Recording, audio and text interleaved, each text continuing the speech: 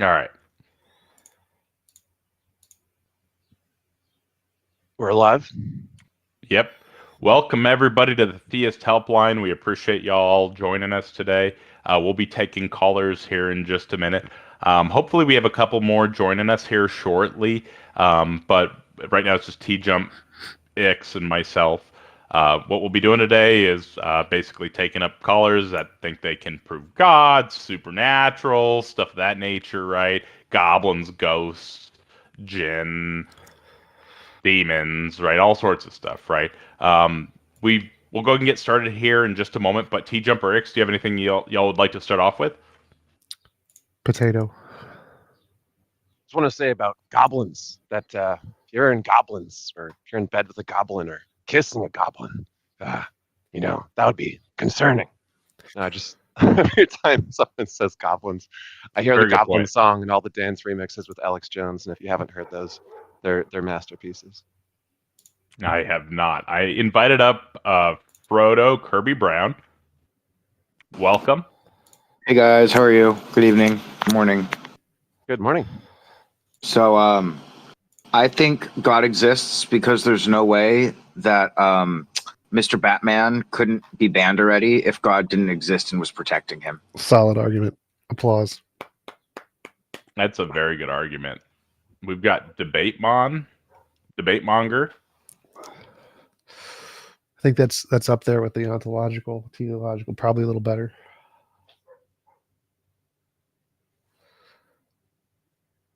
What's going on, Debate Monger? You got an argument or a question, or how can we help you out today? Obamacare not working.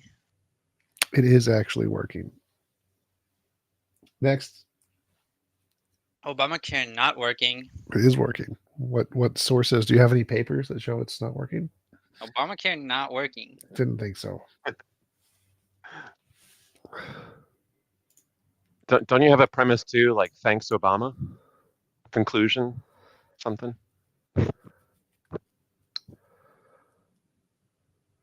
Obamacare not working. That's a great argument.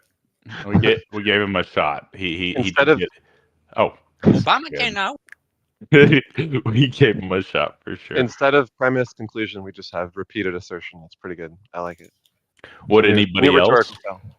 Yeah, so if anybody else has any arguments for God or goblins or supernatural, we'd love to have you up here. Otherwise, I guess we could just talk about good or bad arguments for theism or whatever y'all want to talk about here until we get a guest.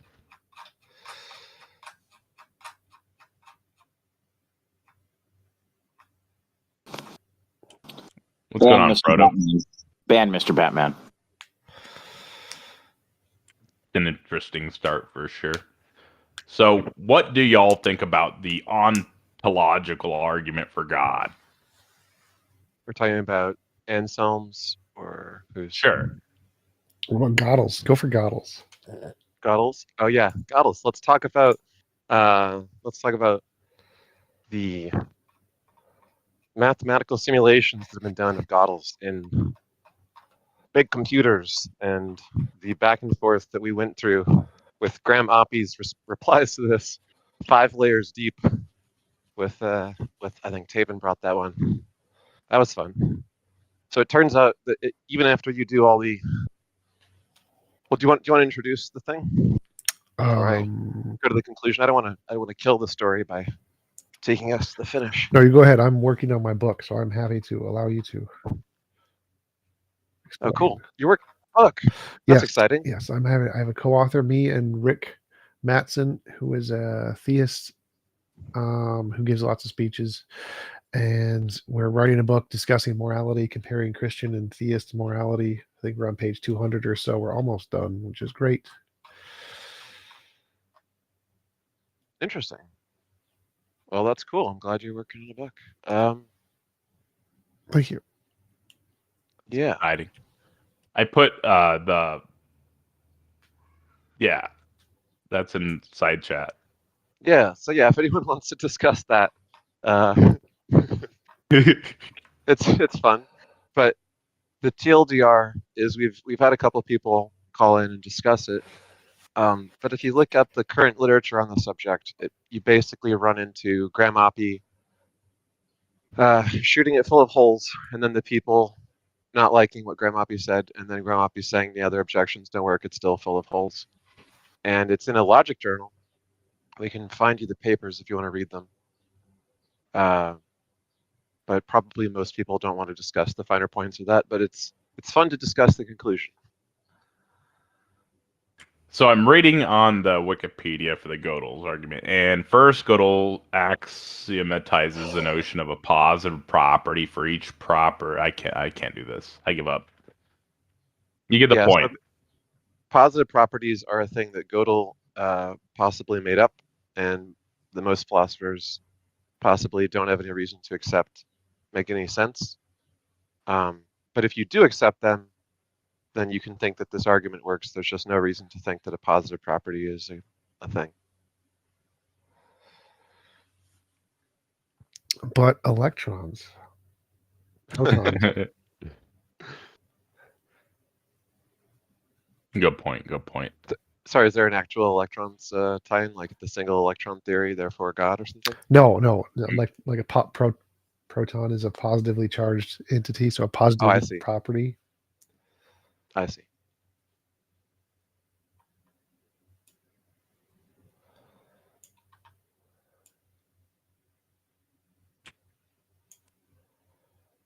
I'm gonna do another post. Hang on for a second.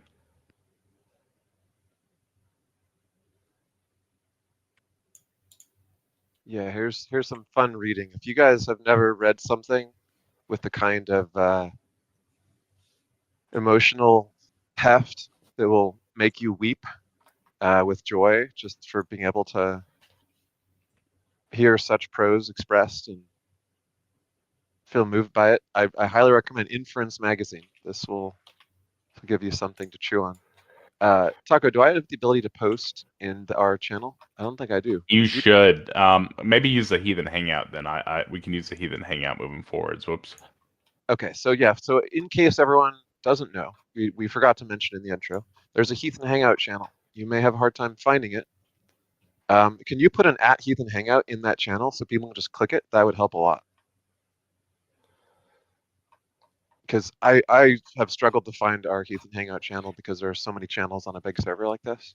You may have to go to the Browse Channels feature to find it. But if you click that Heathen Hangout button, through the magic of Discord links, it will take you directly to Oppy's article, replying to Thomas Metcalfe's article, replying to Graham Oppy's article, several layers deep.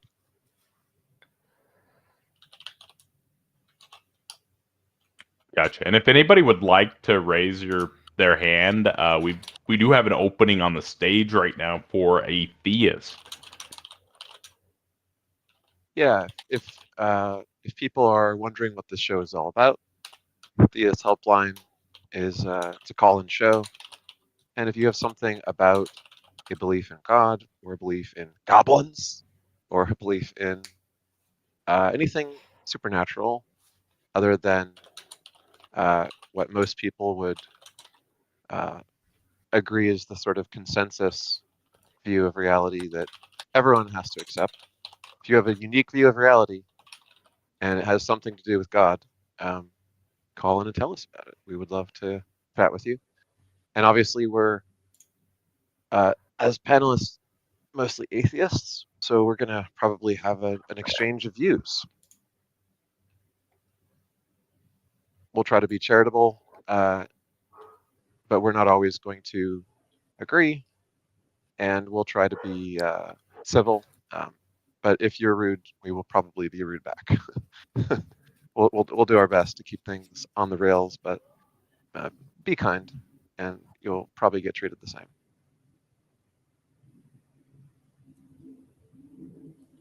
Interesting. I think we've defeated all the theists on the server.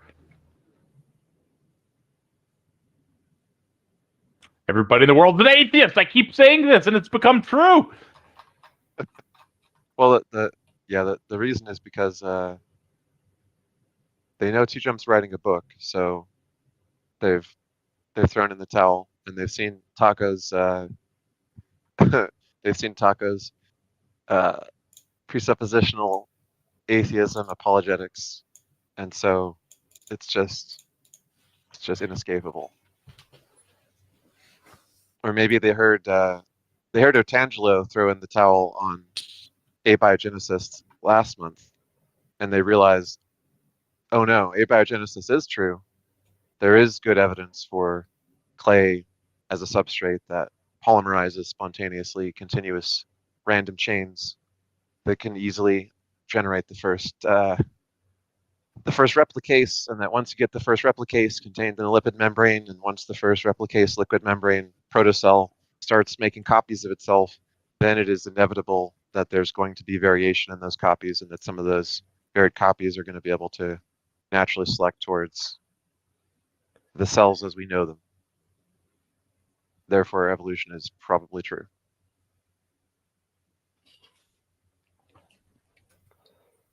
I just don't get how people can like look at a scientific theory like evolution and have some type of understanding of the scientific method and what a scientific theory and what a scientific hypothesis is, and then just say that it's just a theory, or what other people do, like they try to combat science by doing the problem of induction. It's like, bro, if you're gonna just throw the problem of induction out, it applies to everybody equally, right? And the problem of induction, sure, that's a thought experiment, right, about how we can tell what we know is true, right? But I mean, if you're gonna do that, everybody might as well just be a solipsist at that point, right? Yeah, no, but they have certainty because foundationalism. So dumb. Yeah. Are there any The- foundationalists here? Yeah, we could talk about something. If you don't have a strong God belief, let's talk about philosophy, or talk about Well, I'm a ethics. foundationalist, so Yeah, but you don't come to the crazy conclusions that some people want to, because they say their foundationalism means that other people's epistemology can't explain anything. I don't think Darth Dawkins' epistemology can explain anything. I agree. We have an ethicist here. He's writing a book on ethics, comparative ethics. Anyone want to talk about ethics?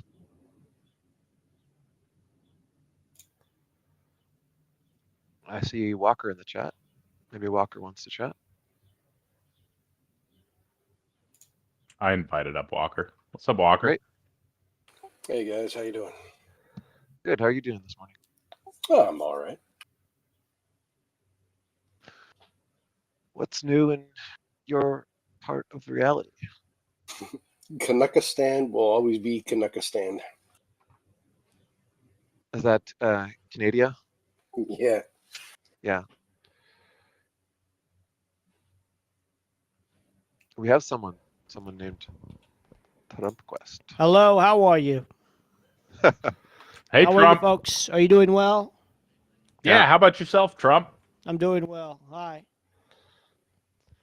You know, I just got indicted on Minecraft. I got banned for 180 days for something incredibly stupid, just walking, okay?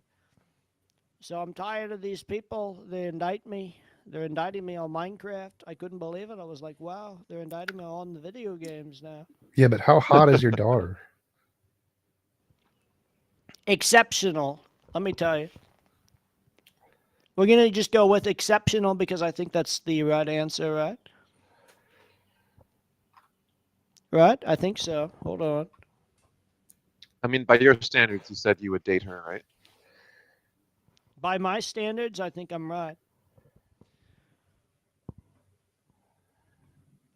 So do you have a devout religious conviction? We know that you have a family that's. What's your favorite quote from the largely- Bible? My favorite quote from the Bible.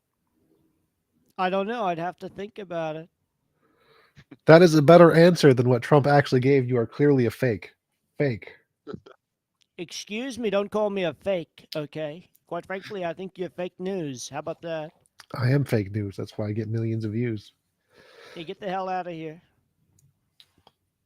Get him out. Get him out. He's a fake news reporter. He's worse than CNN and MSNBC. I'm sorry, Trump, but that's not exactly how this stage works. He's not a MAGA Republican like me. It's terrible. So I Trump looked at Quest, him. do I you was have like, wow. a belief in a higher power? A belief in a higher power? You know, I Yeah. do have a belief in a higher power. I believe in Jesus Christ, okay? And I believe that God bless America and God bless the USA. You know what? Because patriots like you make up this fine country, and we have to take it back from the radicals, the devils, okay? We call them the devils because they don't know what the hell they're talking about. And they're sending us to war. It's a terrible thing. We have to stop this whole thing. Otherwise, it's going to get out of hand, and we're going to end up in World War III. We got to stop it quickly, okay? What did Jesus say about what we should do with our money? You know what? You know what? I think we should just put that tag on it, make sure it never comes off. We got to put it in writing. We got to put it in our Constitution. In God we trust. We need to do that.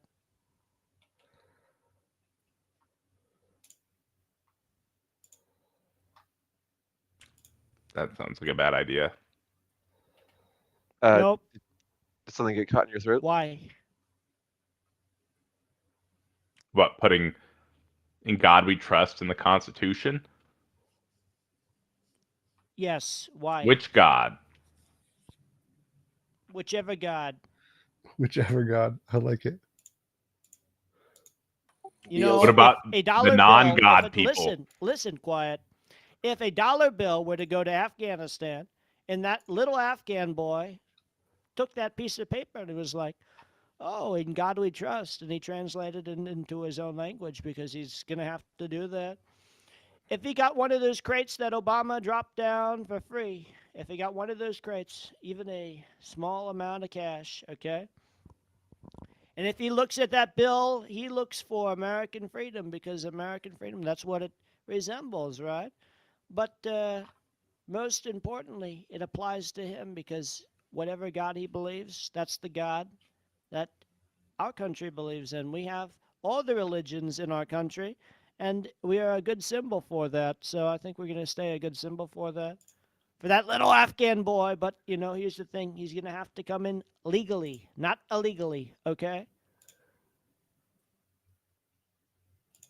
Do you think it's sad that a lot of translators that helped U.S. forces during the war haven't been able to get into the United States and have been trapped in Afghanistan, even though they're persecuted?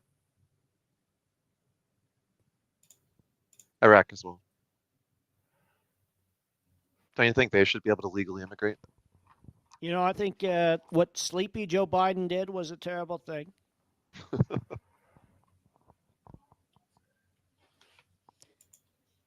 Through a process, okay? You know, what did he do? I mean, withdrawing. Sure, why not? He did something bad. You're just not sure what it was in specific. He Okay. pulled out. He pulled out. He should have stayed in. Yeah. Do you always pull out, or do Should you do always that. stay in? You know, he did something bad, kind of like Hunter Biden. He just stayed in. He stayed in way too long with the cocaine and everything. Okay, so we're still looking for like a specific God belief. All you said was that Jesus exists and God blesses America. What In the denomination are you? Constitution. He wants non-religious God in the Constitution for some He reason. said non-religious God in the Constitution. What? What's your specific creed? Do you have a specific denomination or creed?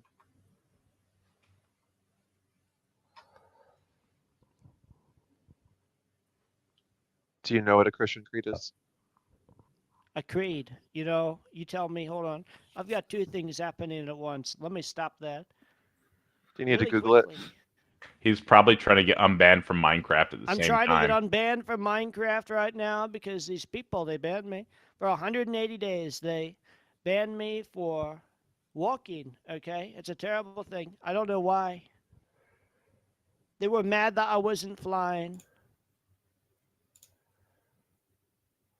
Anyway, what is a creed? You tell me, since you know so much about a creed.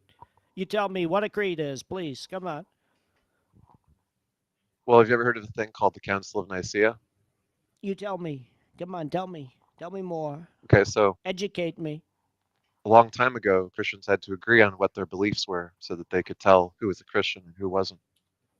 There were a lot of different people who called themselves Christians, and so they had a thing called a creed, which is supposed to represent the core beliefs they could all agree on.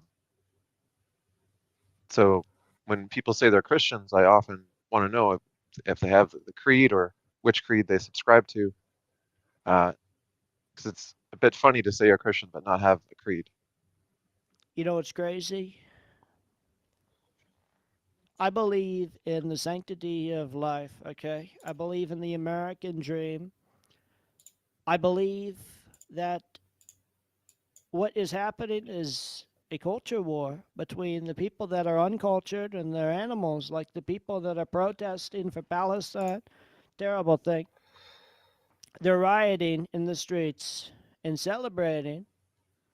You remember 2001 when they were celebrating in the streets during the World Trade Center attack?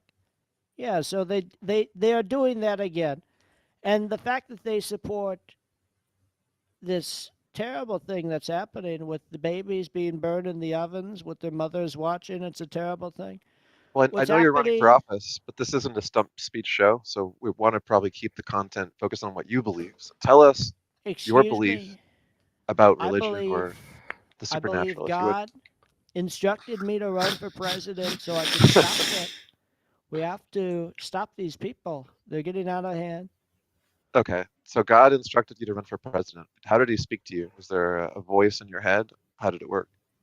He spoke to me through Hillary Clinton's emails. Which one? Can you cite a specific email? Which email was it that The addressed you? 49,000 we never found. So he spoke to you through one we never found. So we never Yes, found the this one that we email, never found. But but that you one know is the one what? that spoke to It you. came to me in a dream, right?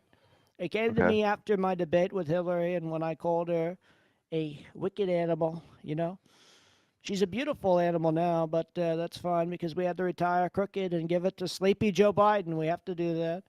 But here's the thing. We are going to change the way of life for all Americans, and we're going to make sure that the uncultured become cultured with religion as a kind of a friend, okay? Well, can I you tell think us more that, about God speaking to you? listen, I think that the people need more religion in their lives. Otherwise, it's all hell going to break loose. All hell. Okay. So if people are going to have more religion in their lives, what creed should they have? What do you hold to be the core beliefs of Christianity? I can't say because if I say, then they'll indict me, okay? We can't do that again.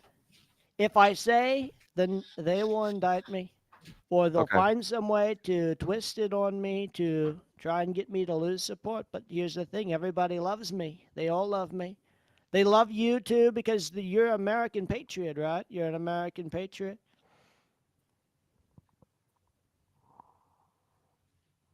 I would assume so, right? IX, you're an American patriot. T Jump, you're an Sure. American patriot.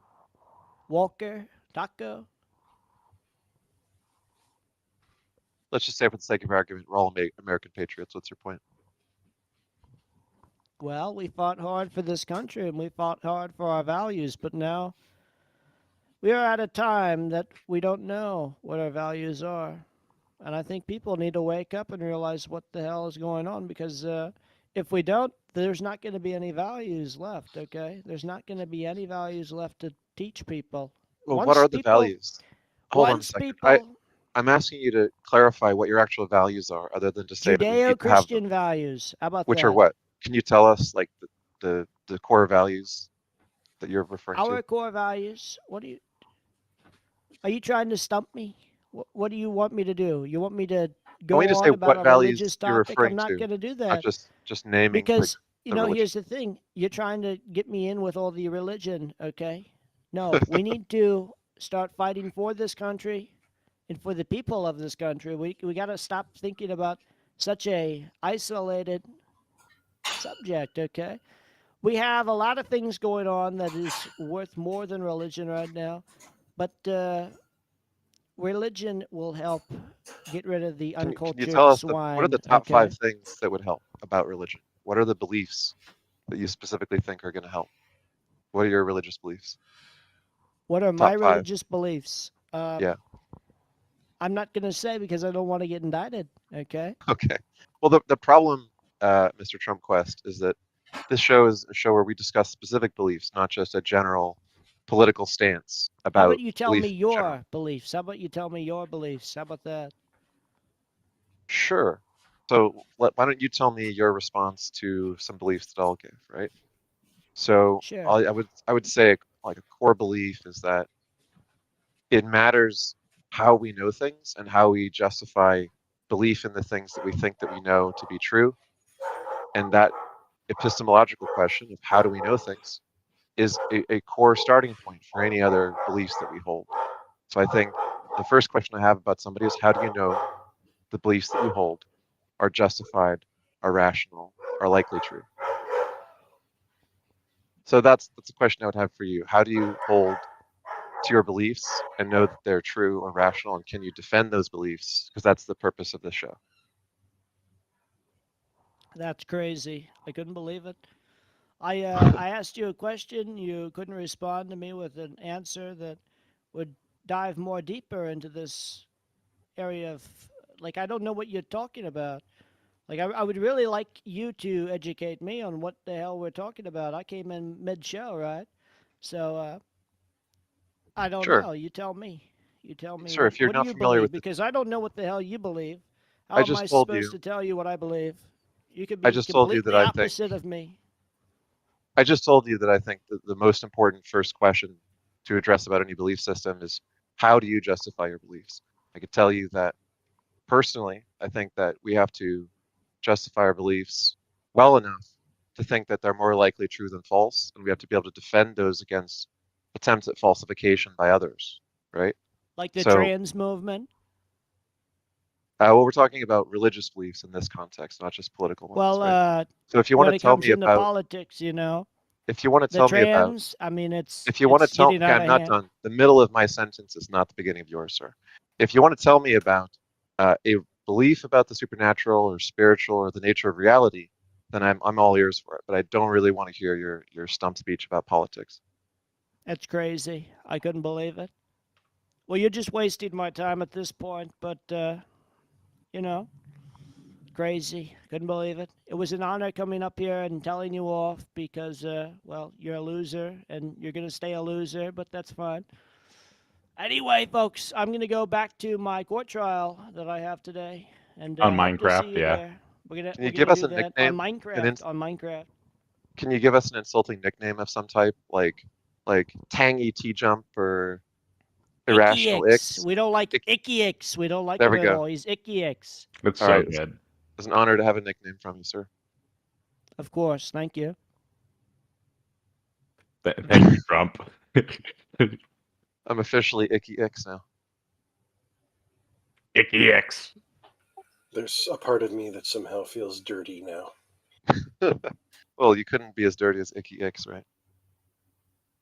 Yeah, so if any theists would like to come up and chat with us, feel free to raise your hand. We'd love to have you up. We also have Darth Dawkins Debunked in the audience, and Darth Dawkins Debunked has a YouTube channel and has done a lot of very interesting content, assuming it's the same person that has the Yeah, it's channel. him. Yeah, it'd be fun to hear from him. Sure. Maybe if he says Darth Dawkins 3 times in the mirror, Darth will appear and actually come on the show. I doubt it. Darth is Hey, scared Darth. of T-Jump. Hey, Debunked, how are you doing?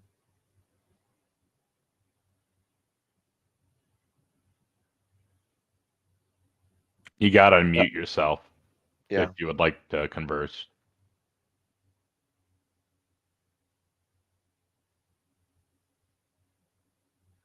Okay. Can you hear me now? Yeah, welcome. Okay, so, well, I heard that you wanted me to make some comments, or what, did you want me to answer some type of a question, or what do you want to speak about? Sure. Well, I mean, I don't remember exactly what your specific beliefs are, but I know you've done a lot of content criticizing Darth Dawkins' beliefs and kind of dismantling some of his arguments and things like that. Um, do you want to talk about a personal belief, or do you want to talk about some of the funny things that Darth says, or what would you like to say? Oh, okay.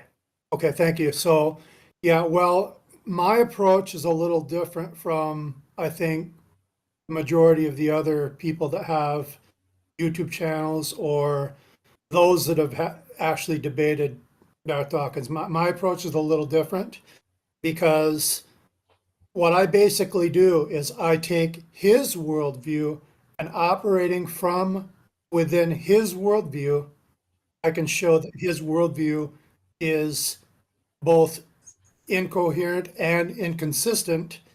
And according to Greg Bonson, PhD Greg Bonson, which is one of Darth's philosophical icons, Bonson said that's what we need to look for in order to show whether or not a worldview is actually would be considered a valid worldview.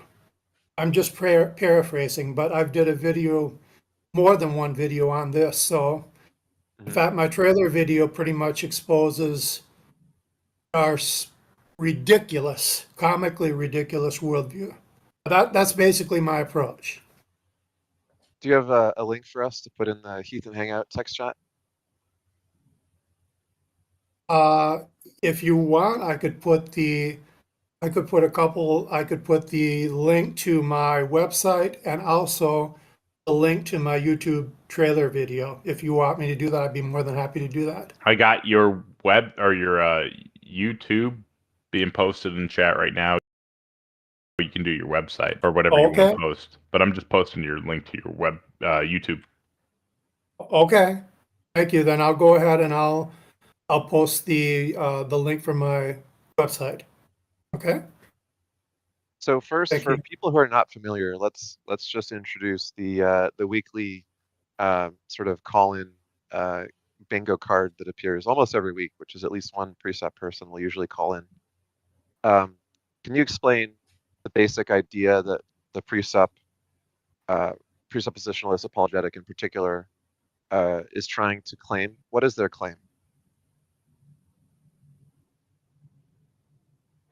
Are you speaking with me right now? Yeah, like just 'cause there's a lot of people who don't know the whole Darth shtick and who Okay. are not familiar with this. So first, Oh, okay. what is the question that they ask or the argument that they usually bring? Their And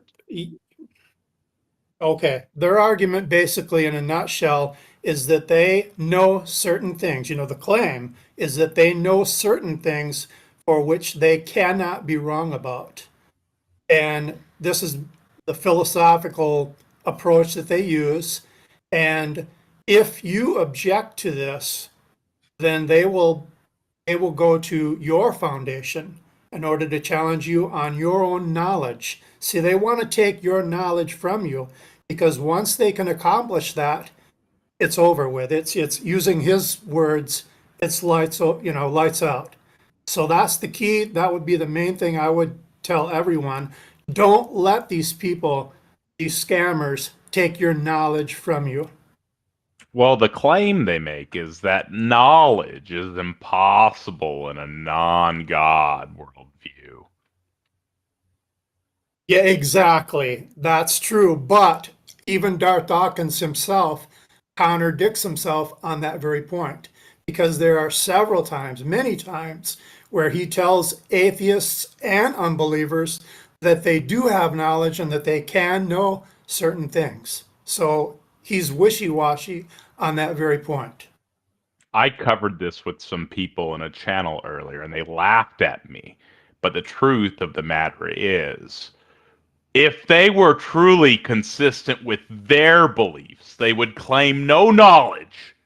In fact, they would say nothing about knowledge because when you do this worldview comparison with them, they will understand they have no knowledge and they have no claim to knowledge. Because what we truly see in their worldview is absolute incoherence. That yesterday will not be like tomorrow, and that will not be like a week from now, right? You just rewind in time into the things that they claim are true in the Bible, and you see miracles. You see a flood where there was no heat problem. I mean, I could point to bears being spawned out of the woods to eat people. I mean, I could point to tons of breaks in the fabric of reality, right? And so, if these people were truly consistent, they would not claim the uniformity of nature. In fact, they would claim no knowledge. Yeah, but the people who were mauled by the bears were mocking baldness, and they were children. So that was justifiable. I It was makes total pointing to sense. the break in reality, Ix. Well, baldness is a serious thing, and mocking it seems like it justifies God sending bears to maul you to death, doesn't it? They just borrow from our worldview because they know they can't justify knowledge in their worldview. And so they make these unjustified presuppositions that aren't supported by anything, and they place them in front to better ground their position. But it's nonsense because it's a glass foundation that's easily shattered with one rock. You just point out that knowledge is justified true belief, and they're an idiot. And then you do that worldview comparison and show them how they're just borrowing from our worldview because they have no knowledge in their worldview. Right there, that's all you have to do to disprove precept, well, Christian precept. Bam, you heard it here first, people. Well, you provide that, like, justification for knowledge, how you arrive at that, right? But you get what I'm saying. Yeah. I have to go. I'm still going to put the link in, but the bottom Oh, yeah. line, when you bring these preceptors to their foundation is this God. That's the most fundamental they can get, is this fundamentalist God, which if you really examine, if you take a look at the claims that they are making about this fundamentalist God, it is philosophically an impossibility. And I covered it on that last trailer video I did. Darth is he is contradiction personified. Preceptors are contradictions personified. So that would be the thing that I would say about this stupid, ridiculous fundamentalist God. And with that, now, sorry, I have to go, but thank you for letting me. I have to go out right now, but thank Thanks you for for coming on. letting me speak. I really appreciate it. Thanks for coming on. Thanks for coming up. And we're hoping maybe a preceptor will want to address this, or maybe a different kind of Christian who agrees that precept is bad, because most Christian theologians hate precept. You try to publish an article even against precept. I met a guy on here who wrote an entire book on it, and he couldn't get it published because even Christian publications will not publish something attacking precept because they consider it so low that it's not a seriously taken academic subject. But Ask anyway, a Christian is actually a Christian presuppositional apologist. I'm sure he has something to say on the topic, but I don't know if he wants to come up. maybe he has to walk his dog or something. Warzone X, we've spoken to Warzone before. Warzone has some interesting beliefs. You want to come up and chat with us, Warzone?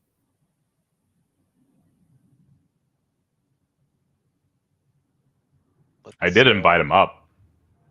Yep. Okay, but he has to be available. Sometimes people are listening and they're busy doing something else, and we're background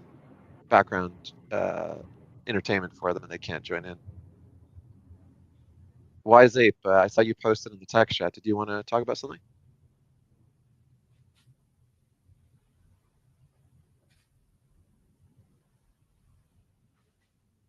I invited you up, Wise Ape. You got to click the green hand icon.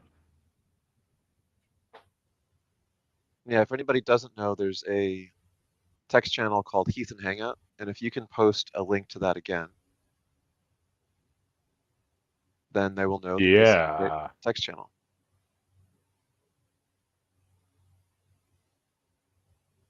I linked it in the side chat, so you guys can click to there if you want. What's Yep. up, Wise Ape?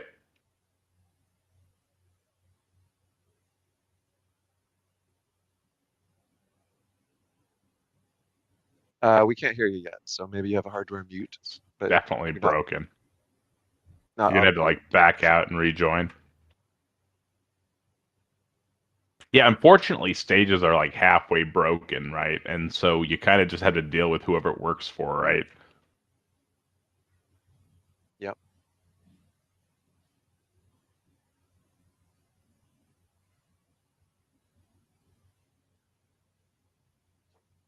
Yeah, they've Yeah, been. sorry, I was trying to.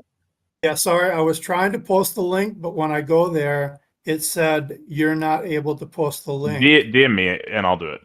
There's the Heath and Hangout channel. Oh, You okay. Oh yeah, should the be able Heathen Hangout. Heath and Hangout channel. There's a link to it in the chat. So maybe instead of just posting the link, say Heath and Hangout is the text chat for this channel post there. So everyone assumes it's this thing. Ask a Christian, welcome. Yep. Welcome. Hello, Good to have you up.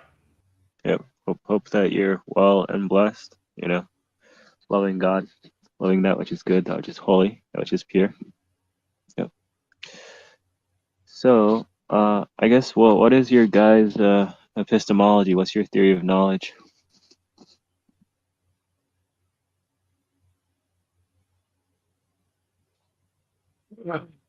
X. Yeah. Yeah. So what you said fallibilism? Yeah, you're familiar with basic scientific epistemology. We have theories, which are the best explanations for all the available data based on the hypotheses that survive all attempts at falsification, which explain all previous data, all presently observable and reproducible phenomena, and predict all future data. And that's what we call theories. Those are our strongest and best evidenced beliefs. Things like standard model are the best explanation for all the observables we currently have. And those are the beliefs that we are the most warranted in believing. Hmm. So like fallibilism would be like knowledge is uncertain, right? I feel like, yeah, knowledge is about that which is best evidenced versus worst evidenced, rather than the claim that there's some absolute foundational starting point for it. Now, you could have a foundational starting point for it. I don't object to that. But what's going to evidence the continued viability of your foundational claim is going to be its ability to predict and retroactively explain all the observables that we have. Mm-hmm. So on what basis would you say that infallible knowledge or certain knowledge is like incoherent or not correct? Contradicts his worldview, right? Well, I guess we're all probably fallibles, but it would be contradictory, right? I just don't think a claim to like pure JTB in some absolute knowledge sense is required to understand anything or to explain anything. So you can hold to it. I just don't think that it works as well as the model that we actually use to understand and predict the way the world works. Well, it's like the position though that there's like no absolute justification for any position, which is fair because you try to provide as much evidence against a position as possible. I cannot speak as possible and see what sticks. And you have to resort to what Popper said, which is basically falsificationism, right? You're not going to be able to give some absolute proof of anything about the empirical world, given the fact that the problem of induction is a real problem. No worldview is immune to that. Precepts have the same problem as everybody else. But what you can do is you can try to find the maximal exposure to falsification attempts. You can try to get people to reproduce to show that your idea works for other people, that it stands independent. If your beliefs are not stance independent, in other words, if they only work when believers say them and believe them and claim them, and they don't work for anybody who doesn't already start out believing them, they're probably not very good beliefs. Mm-hmm. Are there any philosophers like that like speak about ontology, like ground of all being and things like that? I like the way Heidegger talks about it. Yes. Yeah, I think we can also find Kant was trying to do stuff like that with transcendentals, and that's where Precept got the idea, was from Kant, right? But I don't think it's necessary. to claim transcendentals to understand the world. I think you can arrive at the same beliefs without asserting that they're transcendentals or making transcendental arguments about them.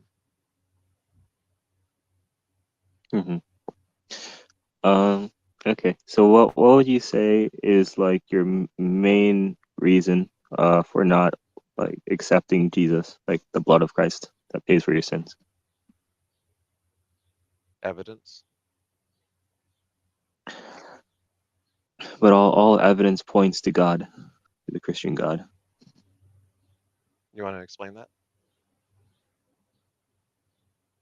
Yeah. Without the Christian God, like all facts would not have any meaning, and they also would not be like intelligible.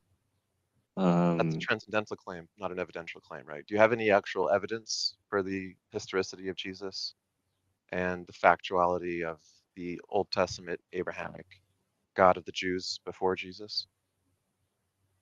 Well, like You said all evidence. evidence. Mhm. So give us like one piece of evidence, like a good piece, a strong piece, a piece that's not easily doubted. Yeah. So like understanding evidence can only be spoken of within the Christian worldview, like with God as the ontology, or the ground of all Does being. forensics exist only in the Christian worldview? Forensics? Yes, the actual study of evidence. Does that only exist in the Christian worldview? It's only sound within the Christian worldview. Sound, as in Yeah. soundness, meaning it comports with reality. It's true. Yes. So you're saying your religion comports to reality. Yeah, like the word of God and the being of God comports to reality, the actual state of affairs. So what you're saying is that you're rejecting the self-evident truth of our shared naturalistic, atheistic reality that's been revealed to you through both natural and special revelation? Yes. Under what justification? What is the ground of all being?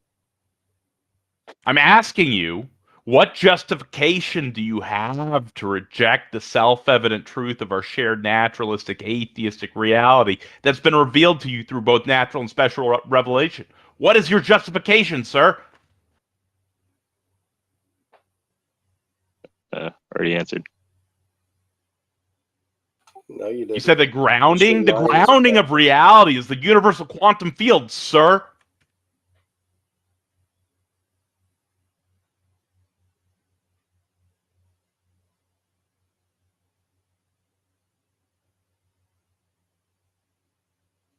Do you know what he's referring to? The quantum fields?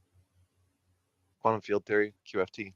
The grounding of our naturalistic, atheistic reality that you're rejecting in your unrighteousness. So we got to make sure Ask Christian knows what you're talking about. Do you know what QFT is, Ask a Christian? Do you even know what you're rejecting? Well, quantum field theory is not ontology. What? I think QFT, quantum field theory, is not ontology. Are you saying it doesn't exist? No, but I'm saying that we're not referencing. Well, what is it that holds all things into existence? So, for example, ontology is being, right? And so would you be like a physicalist or like a dualist? Well, most physicists are physicalists, naturally speaking, because it is, if it's the case, QFT is the most fundamental theory that explains all other theories and observables, then it is the ontological grounding for everything else. All right. So is the quantum field, is it a mind?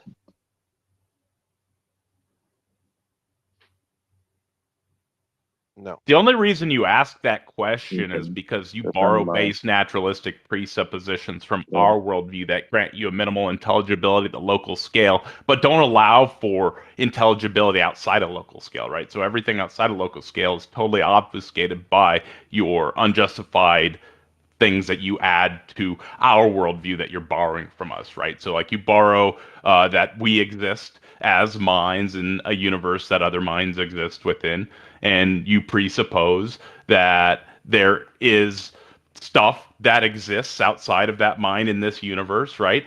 And then you also add another totally unnecessary presupposition that's easily axed by Occam's razor that a God exists, and then you claim that somehow that thing comes before the other presuppositions and is the grounding for everything that exists when it's totally unjustified, right? And this is like putting on a pair of rose-tinted glasses. Now, you move further down, right? And you claim things like the uniformity of nature, which, if you were truly consistent with your worldview, you would not claim, because there is no uniformity in your worldview, but you borrow like space-time, you borrow gravity, you borrow all sorts of justified stuff from our worldview. And then you add on stuff like miracles and God doing this flood, this great flood with no heat problem. There's no heat problem. Are you insane? Do you know how hot that would have made the planet? God stopped it? You're telling me you have a uniformity of nature, ask a Christian? Are you telling me that yesterday will be like tomorrow? Are you insane? Hey, Taco, let him reply. Ask Christian. Go ahead. I mean, that's something else, but with regards to the uniformity of nature, everything is in accordance with the sovereign will of God. Right? Everything is ultimately for the glory of God. And so, given that God is I just all axed powerful, that with Occam's razor, sir. all knowing. Yeah, well, Occam's razor is not a truth maker. Right? Occam's razor doesn't Neither is your determine God, sir. I just demonstrated how Occam's you're razor borrowing base not naturalistic presuppositions from our uh, worldview and then obfuscating everything outside of local scale to you.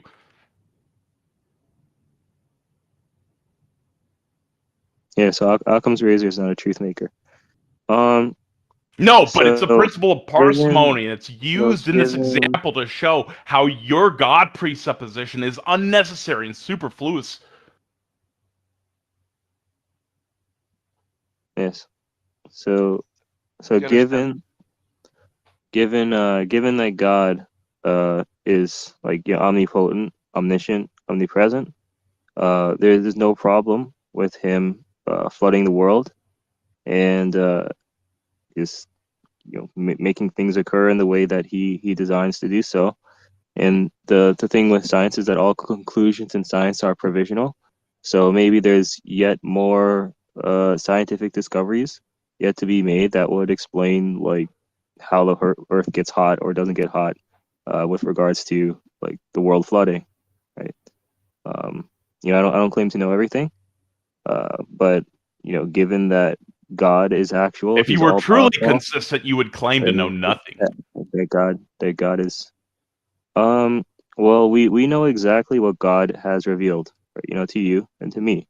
So, namely, I already that He addressed this. has I revealed challenged your uniformity of nature, and you went He off has topic. revealed. I was explaining the uniform nature, but jumping back and forth. Right, you jump to So saying you that I would know have to nothing. demonstrate that there's going to be another great It's flood kind of tomorrow to tiring. claim uniformity of nature in your worldview. You would also have to address the fact. Oh, he left. I think presuppositional rhetoric is a little much sometimes for the more mild-mannered guests. It's a little too much aggression. What's up, Bart? What's up? What do you guys got? Anything new? Well, that's usually the question for the guests. What's new with you? Yeah, Nothing. Bart. Just living my life, living the best life, as You're as I know Grandmaster it now? to be. Says Grandmaster Barthology. Have you attained a new ranking? I'm barely over 700 right now, but I mean I'll get there eventually. Is that in chess? Yeah, I'm just joking. Okay. Yeah, I'm Grandmaster Debater. not masturbator, debater. Okay. Well, we're open to master debaters and No, well, this is the thing, right? So I have this new argument Okay. For atheism, and it's actually the only argument I could think of for the atheist Discord person. So now, if somebody wants to write this down, it's a syllogism. If you want to write this down, so if you do not want to be mod abused, you become an atheist. All right, I got it. If you defend theists, you will be mod abused by an atheist. The evidence for atheism on Discord, it equals mod abuse. If you do not want to be mod abused, you become an atheist. Therefore, mod abuse is the only evidence for atheism. That's it. Because you think about it, right? You all are just a bunch of bullies that if anyone, you need mods to be in a room.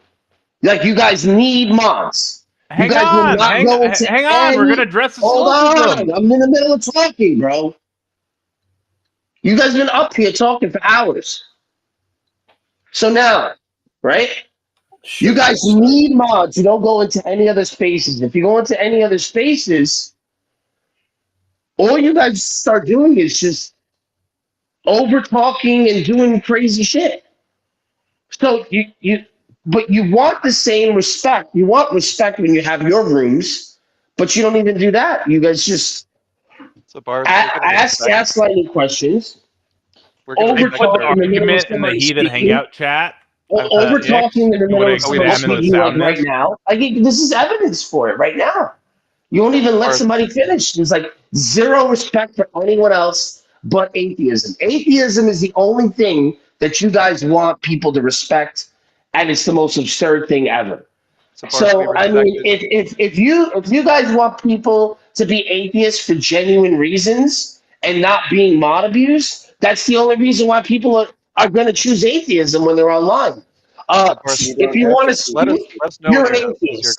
If you want to speak, we'll just listen you for have the to be an atheist. If you don't want to be mod abused, be an atheist. Like, you think about it. Like, half of the people that are atheists are probably not even atheists. They just want to be. They just want to be able to speak online. Okay, can we So I mean, your definition of mod abuse? only twisting people's arms to pick your position is meaningless and baseless. If you don't stop talking ever, then eventually people are going to start replying to you. Are you ready to hear a reply? Because if you're only thinking about a response instead of actually hearing somebody out, and you want to make noise while someone else is speaking, then yeah, do that, and then just mod use them. I mean, what's the point of having a conversation? Makes any sense is if I mean, what is the point of having a conversation with somebody if you only want to hear yourself talk? Right? You only want to hear yourself talk. You're not even letting me finish. You guys have been up here for hours. You've talked for like over 2 or 3 minutes uninterrupted. Yeah, dude, that's not even that long. Well, I guess you can just mod abuse me, right? I mean, if you don't like it, then just that's it. Force me to atheism, You right? need to stop talking to have a conversation. So all right, go ahead. Well, now it's your turn. If you didn't listen to anything I said, I'd love to hear your response. We wrote it down. So I was writing it down as you spoke. Taco was writing it. We were both listening attentively and writing it down. And we posted in the Heath and Hangout text chat. We posted your argument. I think Taco maybe formatted it better. He said, if you do not want to be a mod abused, you become an atheist. If you defend theists, you will be mod abused by an atheist. The evidence for atheism on Discord is mod abuse. If you do not want to be mod abused, you become an atheist. Therefore, mod abuse is the only evidence for atheism. Is that what you said, or did we get it wrong? Yeah, I'm sure I can modify that and make it better. But yes, that is the only evidence for atheism on Discord. Correct? So does that show that we were listening to what you were saying, Bart? This is now meta. Let's stick to the argument now. So, do you guys agree with the argument?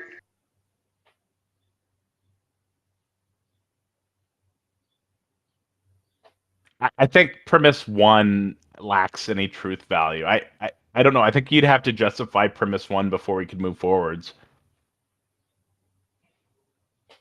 If you do not want to be mod abused, you become an atheist. I think you'd have to justify that. Okay, I can easily justify that. Let's just Let's just go over any logs. Let's go over the ban lists. Let's go over the amount of people that go into Christian spaces versus atheist spaces. Let's look at the people that are not allowed to talk in certain rooms, so on and so forth. So, I mean, we if you can't have a people who conversation, can talk, but unfortunately, we don't really get that. well, yeah, because So I've got an it's example, forced. Bart. Can I provide an example? I've got two examples, actually. So when was the last time you were in any of the atheist rooms on the server? Rarely. Have you ever had a barrier to entry stopping you from seeing the channel? Yes. Which All the channel? time. Every single one of them. If I walk into And does an atheist room, does it go away in a couple days, and then you're able to pop back in and try again? Sometimes. So, guess how long I've been banned from Darth's channel for and been unable to see the room for? That's if you guys had a history together, but that never prevented me and you from talking, correct? How long have I been I'm banned asking you, from your room did it for? ever affect you and I from speaking? Bart, the point of this So you're missing the point now. that you are not being mod abused. Even if I don't even know if you are or not, but even if you were being mod abused, it's nothing in comparison to what your room has done to people like me. You remove us from the ability to see your channel. That wasn't. You got to realize something. That wasn't to my liking. That was to the settings that were given to Darth by the staff. I don't have that power to give Darth those abilities. Only the founders can. So you need to take this argument to the founders and say, why do you guys cater to Darth this way? And it has absolutely nothing to do with me. But But you don't want to. No, but you don't want to actually do that. You'd rather blame me and cut me off in the middle of a sentence, right? This is a red herring, Bart. Because what you're saying is more important. Truth value. You don't want to listen to my response. That's it. Just want to hear yourself talk. Red herring. Go ahead, talk. Yeah, we were addressing the truth value of premise one. First of all, what this is the thing with you guys. What Darth did in that room with the power that he was given by the founders, what does that have to do with me? What Just answer that question. The consistency of the first claim is that in the atheist rooms, people are muted temporarily and allowed to come back. But in Darth's room, he mutes people permanently and bans them from even seeing his channel exist. So that's an inconsistency between the behavior of theists and atheists on this server. But you don't understand. That's his proprietary. Those are his proprietary powers that are given to him by the people who own the server. Is that your by room, people Bart? who own the room? Do you say that's I your own room? the room. Listen, I own How many the room. times do you say that's but your as room? far you guys don't want to let me speak, bro. So I'm just gonna let you talk, bro. Just go ahead. Well, you were asked a question. We wanted to hear your reply. Taco asked you. I don't know when I could reply because in the middle of my replying, you guys decide to talk, and then you guys say I'm over talking. So I'm just gonna sit here and wait till you guys are done. The question Do you Taco believe asked that you you was, should be allowed to ask clarifying questions to something that someone is saying?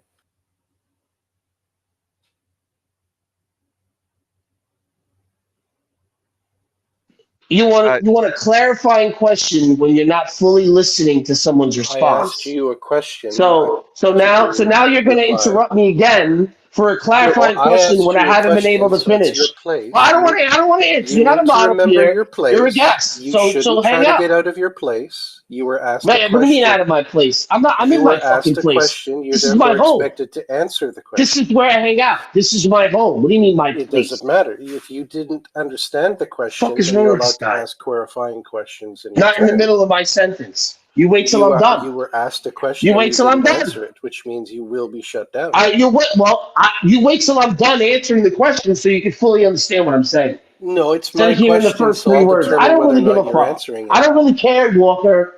I don't care about you. If Just you be didn't quiet for now. truly Thank care, you. you wouldn't actually So answer Taco, at what were you all. asking You would be me? completely ambivalent and What were say you nothing. asking me, Taco? So What you're is it that being you want to hear? inconsistent just in that alone. This guy just keeps fucking The talking. original question was very simple. Are you the owner of the room where I am Taco the was banned? owner.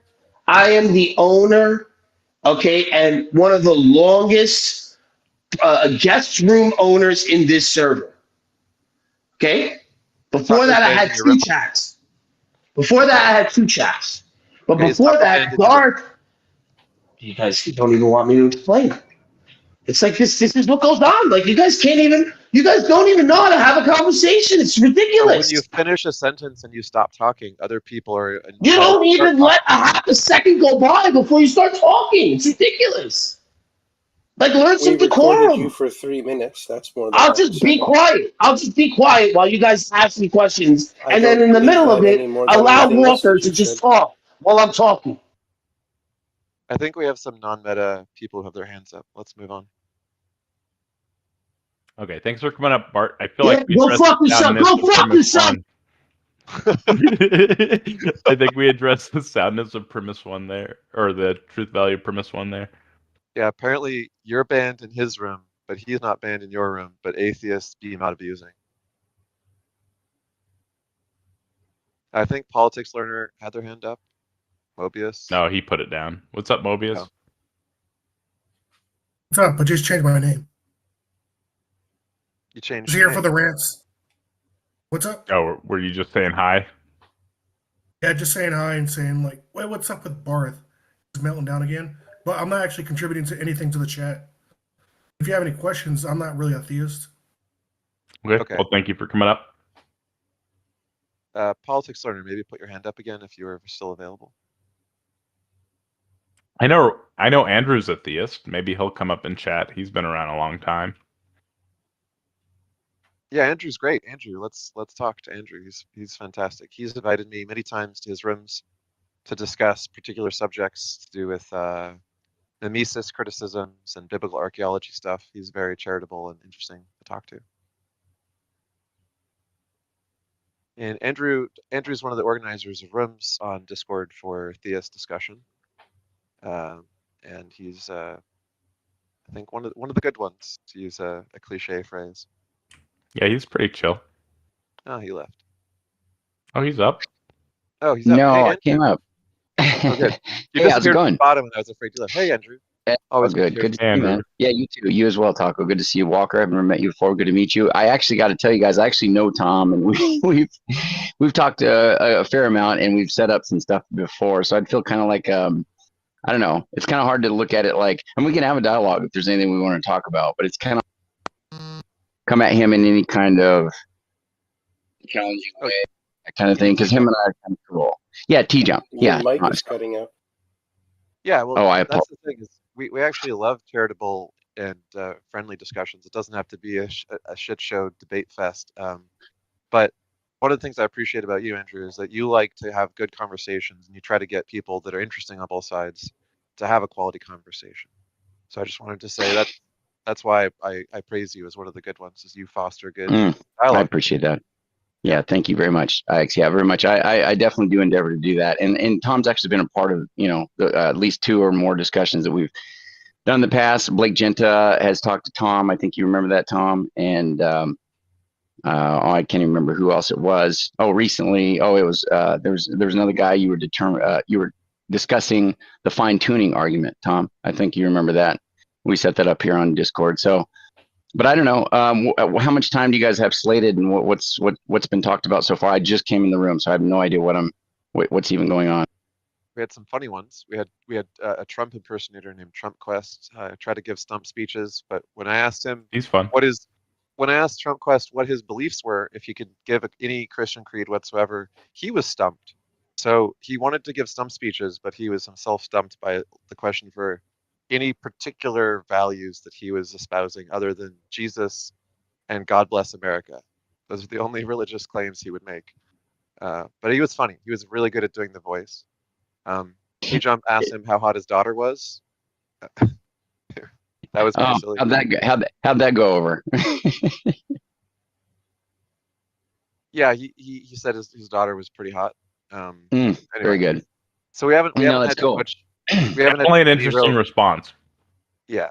Yeah. Are you is this like an AMA, or are you guys just kind of, is this just an, I just have no idea. I've never been in this kind of The setting with format- Tom before. So Okay, so the format is open-ended, where people can call in and talk about a belief. It doesn't have to just be a God belief. It could be a supernatural belief or something else that's maybe interesting and touches on ideas about what's real and what's not real. But your own beliefs are interesting, even if you like to mostly foster discussions for others. What are your Yeah. personal beliefs? Well, I have a few. I mean, I have some stuff I can run by Tom if he's game. Well, it's all of us. It's a panel, so it's not just Tom. Oh, okay. Oh, it's everyone. Oh, okay. Cool. Yeah, you can talk to anybody. Yeah, I got you. I'm sorry. Yeah, and I am cutting in and out. I apologize. That's too frustrating. We can You just there, kind of move on. T-Jump? No, we can hear you fine. Okay. Very good. T-Jump's working on a book right now. Oh, yeah. Yep, that's right. Okay. Fair enough. Fair enough. So I guess I wanted to check with Taco IX. I guess Walker as well. And yeah, again, nice to meet you, Walker. Do you guys want there to be a God? Would you be happy if you found out there was a God? Originally, definitely. I was very enthusiastic theist. I don't believe it could be an emotional thing for myself. I thought there was a God when I was like growing up, all the way up to like probably 18 or so, right? 19. And then I was more like pantheist, where like there's maybe, or deistic almost, where they're deistic into like pantheistic into actual, because that's kind of the transition I went. But I mean, I'd be indifferent, right? It's just, why would you just not want to know what's most likely true, right? Yeah, no, for sure. I mean, the import that would have on your life, if it is true, it seems like it'd be pretty enormous, like the various Christian Not claims. necessarily. Oh, it would depend okay. on the nature of the God in question. The mere existence of it wouldn't be sufficient. Yeah, no, I agree. It does. It depends on what you tie it to. I guess I should be, forthright. Obviously, I'm a Christian, so, I do take it to be that there's going to be some sort of judgment, some sort of standing before God. So, I do take that conception to be something that needs to be contended with, I mean, it makes sense to figure out if you think that it's more probably the case or not. Do you have an argument for it? Conception needs to be challenged. Yeah, I mean, if there's something if it has that much bearing over your life, considering like claims inside the Bible that Christ made, if those things are true, so yes. I think it's voluntary. Yeah, I mean, I'm not like. So if I have not voluntarily allowed it to have that much meaning, then how can you convince me that it has meaning if it doesn't already have meaning? Oh, I see. No, I mean, I think the meaning is inherent within like the claims. I thought you meant voluntary. I don't believe there's such a thing as inherent meaning. I don't think that exists. What I mean by inherent there is, I mean, like if Christ says something like, if you accept me, then you're free, but if you're not, then you're condemned already. That kind of thing. If that is the case, that seems to have pretty big. I mean, that seems to be a pretty serious issue. Don't you think, or no? I don't think that's a coherent concept. I'm not sure how to even address it. So, like, I can't offer any feeling about it. I can't offer any rebuttal. It doesn't have any coherency to me. Do you think God himself is, or, whatever the conception of God, do you think theism is incoherent? Is that what you're... Most definitions of God are completely incoherent. Yeah. Do you think the Orthodox Christian conception of God is incoherent? Well, it wouldn't be relevant. Anything that is Abrahamic would be incoherent by definition. Why would that be? Could you kind of parse that out? I've never... Do you understand the idea that the major religions of the world are all of the Abrahamic persuasion? Yeah. So on some level, they're all making appeals to the same sort of description of a god, often known as the god of classical theism. Sure. Yeah, I agree. Sure. And so any of the arguments that go against the God of classical theism would also apply to any other religions that claim to be Abrahamic? I mean, there's certain characteristics that are conceived of a bit differently, depending on what version of the Abrahamic religion you have, what flavor, Sure. so to speak. That's the Yeah. flavor of the ice cream. I'm talking about the existence of the ice cream. Yeah, well, I mean, I don't think, I mean, conceptually, I don't think that we're actually referring to the same. I think the referent is different between like Muslims and Christians. So I don't think that we're even referring to the same being, although there's that discussion. But I take it to be that the Trinity is different than a Unitarian conception of God. Do you hold that the God of Abraham did the things that are claimed of the God of Abraham in both Scripture? I mean, Yeah.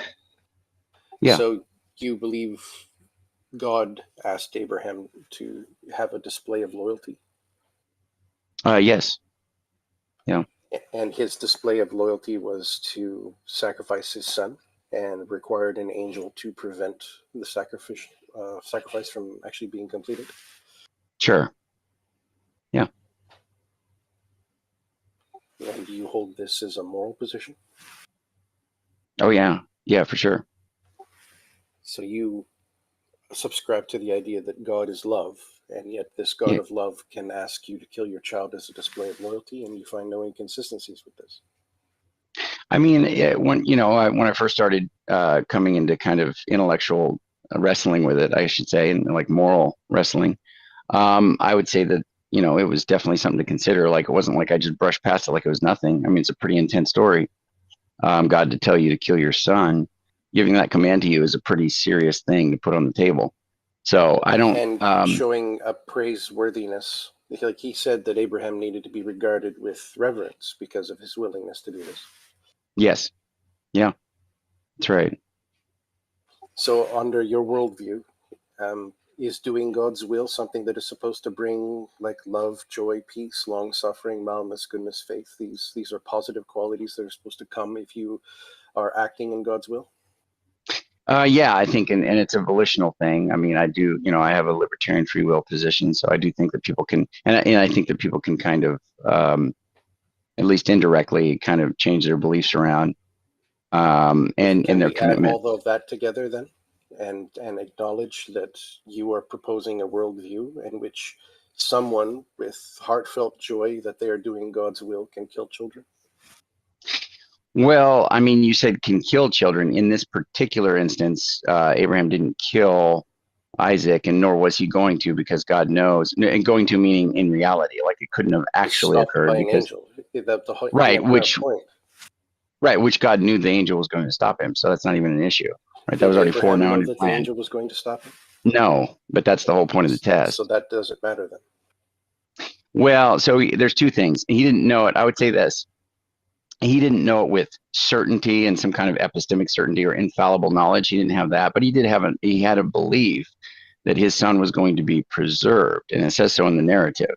So that's not a stretch. He tells one of the guards, at least one, maybe two guards at the base of the mountain, "Look, we will be back. We are going up on the mountain, but we will be back." He says that about him and Isaac. And when Isaac asks where the offering is, Abraham says, "Hey, look, God's going to provide." And sure enough, God did provide in the story. So I do think Abraham had some understanding that God was going to make it right, whatever the case may be, and did. And so since God knew that, and his intention was never for him to kill Isaac, and Abraham never went through with it and had this understanding that God was going to provide a way out, no, I don't think that there's anything about killing kids there. I think there was the commitment to do so, but I think God knew that he wouldn't actually go through with it. It was a good thing. It was a test of his faith. It's a story for all of us. It's a type of Christ. So it has theological import. I think it's a very important story. Yes. Do you think he was insincere? Like Abraham knew that he wasn't really going to get sacrificed? You think who is insincere? Sorry, you think that he didn't really intend to sacrifice Isaac because he thought that God wouldn't allow it? No, I think he would go all the way up to and actually do it. And I think when he put the knife to his son and the angel stopped him, I think that was all God needed to see, but of course God knew it. So this isn't anthropomorphic. It's not like God actually needed to see this, but it was good. It's not good. It's not like it's some kind of blessing towards God. It's a blessing. It's a test for Abraham, and it encourages his faith. It's a walk by faith by Abraham, and it instills. Go ahead. It instills what?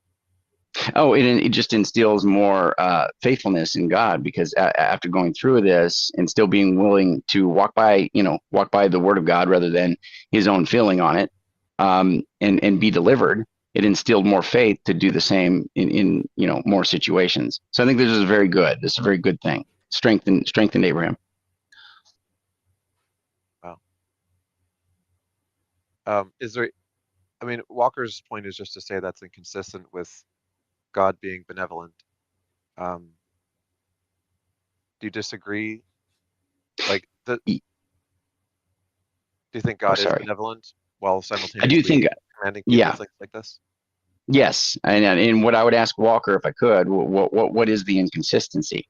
I'm not saying that I'm oblivious to some moral the intuition that there's some sort of conflict here between love and maybe some kind of thing like equality or justice, and then this idea that he's telling him to do something that is pretty egregious as far as like killing an innocent child, or at least not guilty of anything worthy of being killed at this time. It's just God saying, hey, do it. Yeah, I can see how that could conflict with some of the kind of the way it strikes you intuitively. I see that. But what I would say though is, if you press that and really peel the surface back, what exactly is occurring that what exactly is occurring that would make you say that this detracts from the portrait of God being a God of love and perfect? Like, what exactly is being said here? Well, it seems like it's there's an an immoral. equivocation in the fact that none of us define love in that fashion. Well, I think God necessarily is in a league of his own, so to speak. I think you'd grant that if he is the way that the Bible puts him forward, then he is. I'm aware you can special plead as such, but that doesn't really answer the question. When you say special plead, so if I acknowledge that there's a different category here between man and God, you're saying that that's special pleading? I'm saying that we only have one datum set, and that if you're trying to say that God shouldn't be included in the data set that we all have, then yes, you are engaging in special pleading. Well, wait, we don't put animals in the same kind of moral arena that we put humans. Would you agree with that? No. You don't agree with that? No. I would say that when we're talking about animals, we have numerous examples of the same base empathy that is behind all of what we would call ethics. Okay, but do we ever intervene when we see like an animal forcibly copulate with another animal, or rip apart another animal? Do we ever want to, hold a trial and intervene, or do a Nuremberg? People do that all the time. People will often rescue people or rescue animals from dangerous situations, from being attacked. We would protect them. It's part of the husbandry of our civilization, how we realized that we can become caretakers of animals and domesticate them for our own purposes, and we would have a symbiotic relationship with them in that regard. So when a lion kills a zebra, and this is being filmed by, Nat Geo or something like that, why is it the case that they just film it and then they don't say, wow, we have caught this egregious crime on tape and we're going to prosecute this animal? We're going to make sure They wouldn't be able to call it a crime because that's a legal term, but they would be able to call it, they would be able to say, the horrors of nature, metal, how hardcore and metal nature might be, rough and abrasive and rude and vicious and violent and crude. And you can use all of these different terms. You're just talking about natural evils, right? I think Andrew's just saying that we don't hold everyone to the exact same standards, but that's correct. The original claim you made, Andrew, that I think was the one that Walker disagreed with, is the idea that there's no moral consideration for animals. There is at least some, it's just not identical, right? And we would say that there's some, but not identical moral consideration to different people, right? There are some people who've done bad enough things that we treat them in a rougher manner than other people, like criminals, for instance, right? where there's things done with criminals that are not done with non-criminals. And so it's fair to say that you can be worthy of some moral consideration, but not everyone is equally treated at all times for different reasons. Yeah, I understand that, but what I'm saying is, generally speaking, we have an application of the law, and it should be applied. It's supposed to be applied justly and without like prejudice, but we don't seem to apply that law in anywhere near the same fashion for animals. And I think this is just it's self-evident. I don't think I need to really argue this point. But the only thing I'm trying to get a concession on is that we have an ontological difference here between, what we conceive of as human beings, regardless of your view of how we came to be human beings, or, if we've always been them or whatever. But we have a different conception, like a different application of this legal system. Are you trying to say between that God sees us as like a different class, so God does things differently and is immune to any moral concerns that we might have? Is that the point you're trying to make? Yeah, one of the things is that I'm not convinced that God issues oughts or commands to himself. I don't think God issues commands to himself. So I don't think he has an authority that is. Go ahead. I didn't mean to interrupt. Sometimes No, you're fine. You're fine, brother. If he doesn't complete your point, though, if he doesn't issue authority or oughts to himself, what does that mean? Yeah. Just basically that he is not beholden to any kind of standard in which he needs to answer for anything that he does. He doesn't have anything to answer to. His own nature is going to be consistent with itself. So when he acts, he's just going to act in accordance with his nature, which, classically conceived of as being like, that he's omnipresent, omnibenevolent, omnipotent, omniscient, those kind of things. And part of omnibenevolence is the idea that he's going to be doing something that's loving. And then you have all these characteristics, these qualities, like he's just, merciful, long-suffering. So he's employing all of these, is all I'm saying. I'm saying that he employs all of these in accordance with his nature, but it's not as though he has to deliberate, and it's not as though he has the ability to do something evil. Yeah. Okay. So, and I don't want to derail if Walker wants to to circle back, then I'll keep this brief so he can continue. But the question I have about this is that it seems like, even if, let's just say my theology is that God isn't held to any standard, nothing God does can be judged.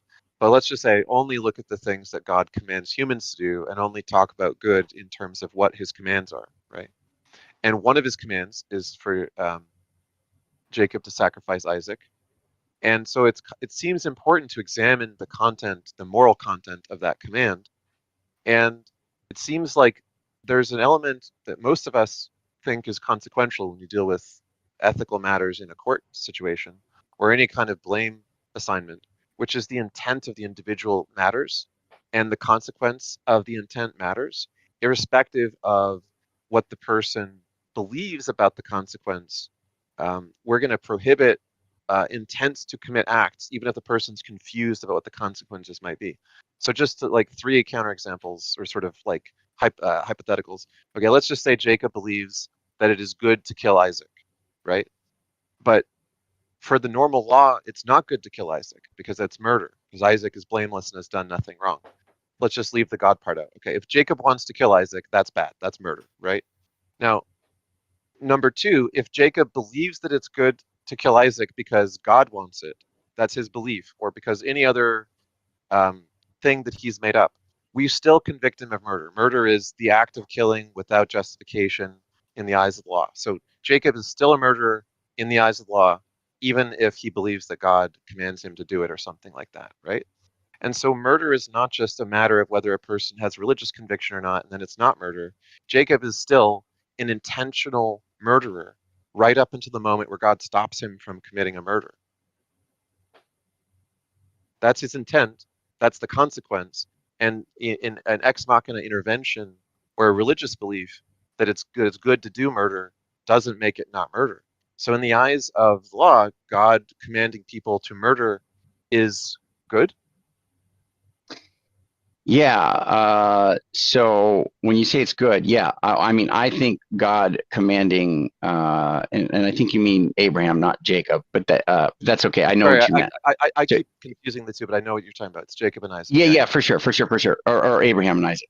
Yeah. So Abraham is Sorry. he is yeah. It's all good. So Abraham is learning to do something that is by faith. It is something that is going to affect him tremendously well in the long run. And we could talk about that, and that's why I think it can be loving. But what I wanted to say is this: it wouldn't be murder because murder is the unjustified taking of a human life. Now, if it is murder, if you want to say that it is, I want to know why is it unjustified in this case? Like if you were to take him to court, in what way is it unjustified? Because obviously, if somebody kills somebody in self-defense, that's not murder. If you stop somebody from like killing your family, that's not murder. If you're in war, that's not murder. I mean, it can be, a war crime, but depending on the context, it's justified. So these are some examples. Police stopping people from doing certain things. This can be not murder, right? So if God does it, what is it about what He's doing that makes it unjustified? Because you would have to litigate it We're not even and talking about God. make sense of that. I just granted the Yeah. beginning. I just granted. Let's just say you let God off the hook. God could literally commit everyone to a 10 million years of like brutal rule by the Nazis or something, and then that would be okay.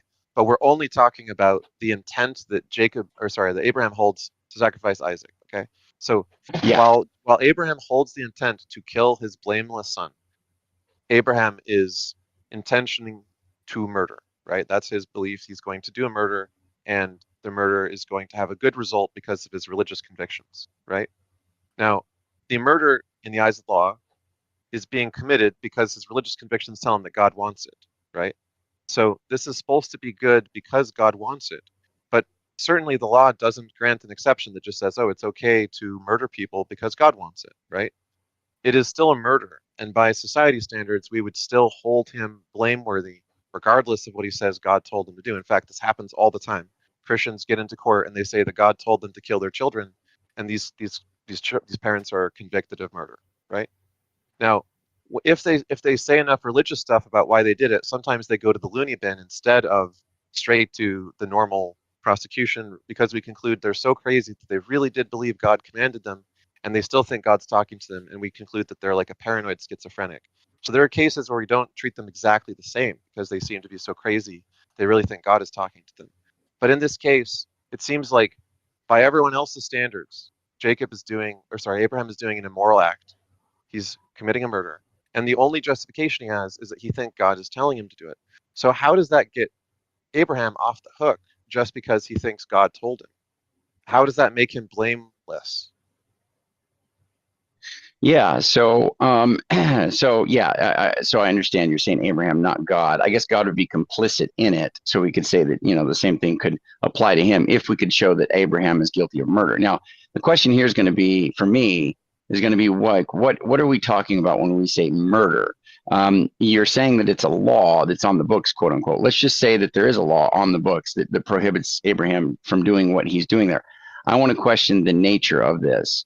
If you're going to say that this law is somehow objective and not some convention, which that's where I need to kind of get you to parse that out for me, because if you're saying that it is a law that's what's that? You've already conceded this, so we don't really need to go over it again, because you did mention about the fact that you understood that the law, if it's to be just, is to apply to everyone equally, correct? You've already discussed this. Oh, I think that so when we talked about the just applying or the law applying equally, I do think that there should be law that is applied justly. Yes, and it should be consistent if it's done by a perfect judge, certainly. But when we're talking about because he talked about the legal code, when he's talking about the legal didn't code, really mean what you said before then. No, I did. The law I didn't. Everyone. No, I didn't. I did mean what I said. We got to understand something though. We're talking about the law of man versus the law of God. No, I think there's if a mother kills her child. If a mother kills her child and says that God told them to do it, do you think the mother should not be convicted of murder? If a woman kills her child and says God told her to do it, and then she did, if she didn't kill the child and God commanded her to do it, then she'd be in violation of disobeying God. If God did command it, then no, she wouldn't be guilty of murder. Now she would be guilty of murder. She'd probably be guilty of murder by our standard natural law. I have a better example. Sure. I'm sorry, I don't mean to jump in, but this No, it's good. Yeah. So on my YouTube, I actually posted a video of this at Real Breakfast Tacos. Feel free to check it out, Andrew. This video is a real video that happened.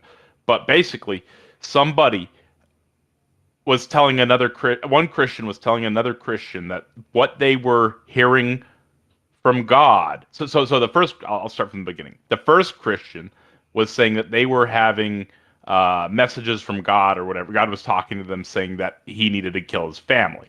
And so the other Christian jumps in and was saying that this is that they should have done it. This is what God was telling them to do. Blah blah blah blah. Right? But he went to a mental institution and got his brain sorted out, and everything's good now. Right?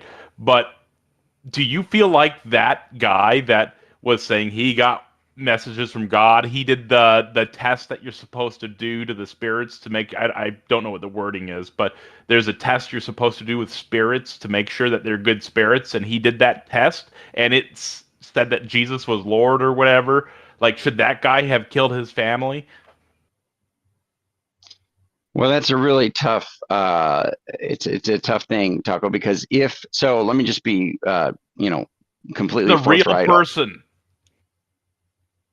Yeah, no, for sure, I got you. So let me put all my cards on the table. If God commands me to do something, I ought to do it. It doesn't matter what it is. And that's just because of the definition of God that I subscribe to. So if he is to say something to me, then I should do it. Now, will I do it? That depends on my psychology and my willingness to obey, and if I'm not tempted away from it or whatever, if I'm not a coward, there's going to be all kinds of things. How do you know it's God? Yeah, I mean, that's going to be kind of an experiential thing. I mean, obviously Christians purport, and I'd be one of them, that we have like a relation with this God, with Christ. And it is something that's going to be as it happens type deal. It would be hard to demarcate like what the litmus test would be and how that would look. Parasocial. It's not difficult at all. Is it a social relationship or a parasocial? Well, the question was, do you feel like that guy should have killed his family or should not have killed his family? What do you think the appropriate course of action would have been? If God commanded him to do it, he should have killed his family. Now, the question is did God tell him? Now, from my perspective, if I heard somebody say that, hey, God told me to do this, I would be concerned, and I would definitely be like, what's the test that you would tell them to tell the spirit to make sure it was a spirit from God? Right. Sure. I mean, I would definitely. He did that. He did that test, and he said that he was convinced it was a spirit from God, and the other Christian was convinced in the conversation that this was a spirit from God. Sure. Yeah. Well, I think people can be deceived, and he very well could have been deceived. But it also could be legitimate. So it's kind of can a demonic spirit praise God and do all that? I typically don't think that Satan heals or does things that are good in that way. So I mean, typically I don't believe so. No, I don't take a super hard stance on that, but I don't think that the devil, and I think that's like a house divided against itself cannot stand. And I don't think that doing works under the name of the devil or something like that could be attributed to God, I don't think that's something that really occurs. But as far as like doing something like a healing or bringing somebody back from the dead, I don't think that they're capable of doing that. That's just my position now. That could change, but that's kind of where I'm at now. So the answer was yes. Yes. Yeah, I mean, it's possible. Do you not see how we view that type of view as abhorrent? Yeah, I do, and I'm not trying to pretend like you wouldn't. I mean, I can see why that might be the case. I mean, I have intuitions too on a lot of this stuff. I mean, like particularly when God tells people to go in and slice open the man, women, children, sucklings, and all the animals. That's not like that sits quite right with me. That it does feel like that's intuitively there's like some kind of moral conflict there. Why? But so I take God to be a just God, And it's very hard. Now, I know there's a lot of things that I don't understand, and I perfectly think that that's going to be, again, another kind of a categorical, it's going to be a category difference. And so it's just kind of understandable. I think it would be expected, given our finitude and lack of awareness like he has, that we won't understand all of the things that he does and why he, what the reasoning.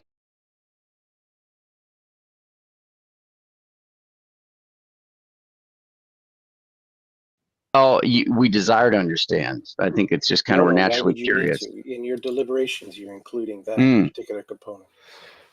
Yeah, I'm saying that when we're talking about something, when you say look at these kind of actions in the Old Testament and why did it bother me? Well, it's because I don't, when God says slice open a suckling, okay, I take it to be, I mean, given my theology, that the babies are not born guilty. They don't inherit guilt. So God is just and does not pass guilt on via Adam and Eve, but that we are guilty for our own sin. But the kids that are, we're talking sucklings, nursing babies, they're not guilty. They didn't do anything morally right or wrong. So I don't take that to be something that makes a lot of sense. Just on the face of it, Well, it does. It doesn't make a lot of. You have to be aware of divine command theory. You were aware of the subject matter, I trust. Yeah. And if you're subscribing to the idea that whatever God asks is good, why would you have a possible problem with it? Because anything he asks will be good. Why would it cause you any moral consternation at all? Yeah, very good. So I take it to be that our intuitions they're useful. They're not impeccable or infallible, but they are good. They're good to have. And the more in tune or the more we acquiesce to the original impressions from them, I think the more we keep our conscience pure and convicting us appropriately. But I think we can distort that and we can start get convicted on things that don't really matter or not get convicted on things that do matter. So I think we can warp our conscience is the point there. And so what I'm saying here is that when I see something like the idea that God tells people to slice open sucklings, that bothers me in the sense that it seems like there's something unjust about that, to slice open an innocent baby. Now, there's that seeming, but I don't think that seeming, is infallible. Again, I think it can have some issues. And because normally, when I see issues with a story and it makes God look a certain way, I usually find something that is soothing to the concern, right? It assuages the concern. But with this particular one, I'm like, something seems unjust about that because you're slicing open a suckling. Now it's going to take some understanding and trying to figure out what the reason is that God gives for even telling these people to do this. I want to analyze all of that because I think it matters that God, that I'm not being deceived and that the representation of God is consistent with what justice actually is, even though I can be wrong on my intuitions. So I don't think I'm so radically off on my intuitions that if I see something like, just say I stumble across a passage in the Bible that I've never read before, and it said, God decapitated 100,000 babies for fun. And then it says, God is good. Well, that would strike me as being something very problematic intuitively. And I would want to find some kind of way to reconcile that. Either say that that's not authentic scripture, it's not literal, some kind of parable, or God's not as good as I think he is. He's not perfect. Maybe he's got some kind of wild side. He does something that's not right at times. There's that, right? Or there's just some information I don't quite understand. If I understood it, if I knew God's moral reasons, then I would understand the justification for him to say something like that.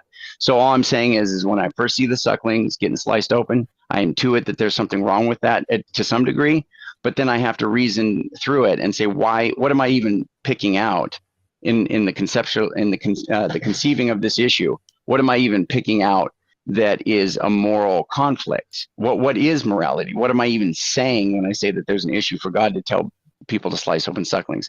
So that's what I'm doing and why I'm doing it. Hopefully that makes some sense. I got a question. How would you establish if it was actually immoral, if God did something that was immoral? Well, yeah, and that's good. So I do think that the intuitions, and it's good to talk to you again, Tom. I mean, yeah, it's always cordial, man. It's good to talk to you. But I mean, I just take it to be like that. I'm kind of like of the Michael Humor type kind of thing. If I have an intuition, a seeming, for me, it's compelling. And I don't know how you feel about that kind of framework, Tom, but for me, it's pretty compelling, right? That if I have like an intuition that seems to be the case, that I'm warranted in just holding to it until I encounter some kind of defeat or some kind of overriding evidence that's going to counter that commitment. And so, like, I have these intuitions about God existing. I have intuitions about Him being a good being, but I know that they're fallible, and I think that's just evident because I can look at other Christians and other people in the moral arena, and we take mutually exclusive views, right? We have mutually exclusive commitments. So it makes me realize that, look, unless I think contradictions can obtain, these moral conflicts are indicative of somebody being wrong. Somebody's intuition is wrong when it comes to like abortion, for example, right? Whether abortion is, you'll hear people say it's murder, right? I'm more like in that camp, or people that'll say, hey, it's a woman's choice and her autonomy should be prized more. I think that, we have different intuitions there, but we both cannot be correct about which one takes priority. Giving autonomy to the woman or saying that the fetus should be protected as a human life. I think those are competing intuitions, and they're mutually exclusive as far as being the number one, so to speak. So I say that to say this, to know that my intuitions are fallible, but they're useful. They can help me approximate something. They are picking out something in reality. So if I see something that God does and it is radically off, that's going to bother me. There's other things that I've intuited as being good, like His sacrifice on the cross, that kind of thing, or just creating us, giving us life. All of these things, I just kind of intuit those things as being good. But when I look at it, when I look at some of the things that He's done as far as judgment, punishment, I can make sense of them. But when I get to certain ones, some of them are kind of like, okay, well, I need to have some kind of explanation, which is the one I was just talking about, slicing the babies open. So that could be something where I might say, yeah, that's immoral. Like I might say that if I couldn't find any reasonable answer, given enough time of wrestling with it. But right now I'm not there yet. Like I haven't committed to saying, yeah, God's immoral. Well, my question was more specific than that. So let's say we got Hitler, Stalin, Mao, Pol Pot. They all killed millions of people. God killed millions of people. And you want to say, you listed a bunch of things that you're looking for to establish maybe there's some good reason God did this or something. So God drowned the world, killed millions of people, including babies. And Hitler killed millions of people, including babies. And any justification you could use for God seems like it could also apply to Hitler. Let's say there's some unknown good reason that like saved even more lives. So God drowned millions of babies because they were all bad, or the world was going to be bad if they were left alive or something, which ended up saving more lives in the future. Let's say we could build a massive supercomputer and predicted that if Hitler won the war, it would turn into some massive utopia where everyone was happy or something. Would that mean that Hitler was moral for doing what he did? I mean, I take it to be the intent, because to me, it's going to be intention is going to be huge. So if someone has the intent to do something that is like dehumanizing or reducing the value of another human, and it's like done in such a way as like Hitler did, I mean, I take that to be inherently, that's what I mean when I'm saying that somebody is being immoral. They're intending on something that would be than what God did.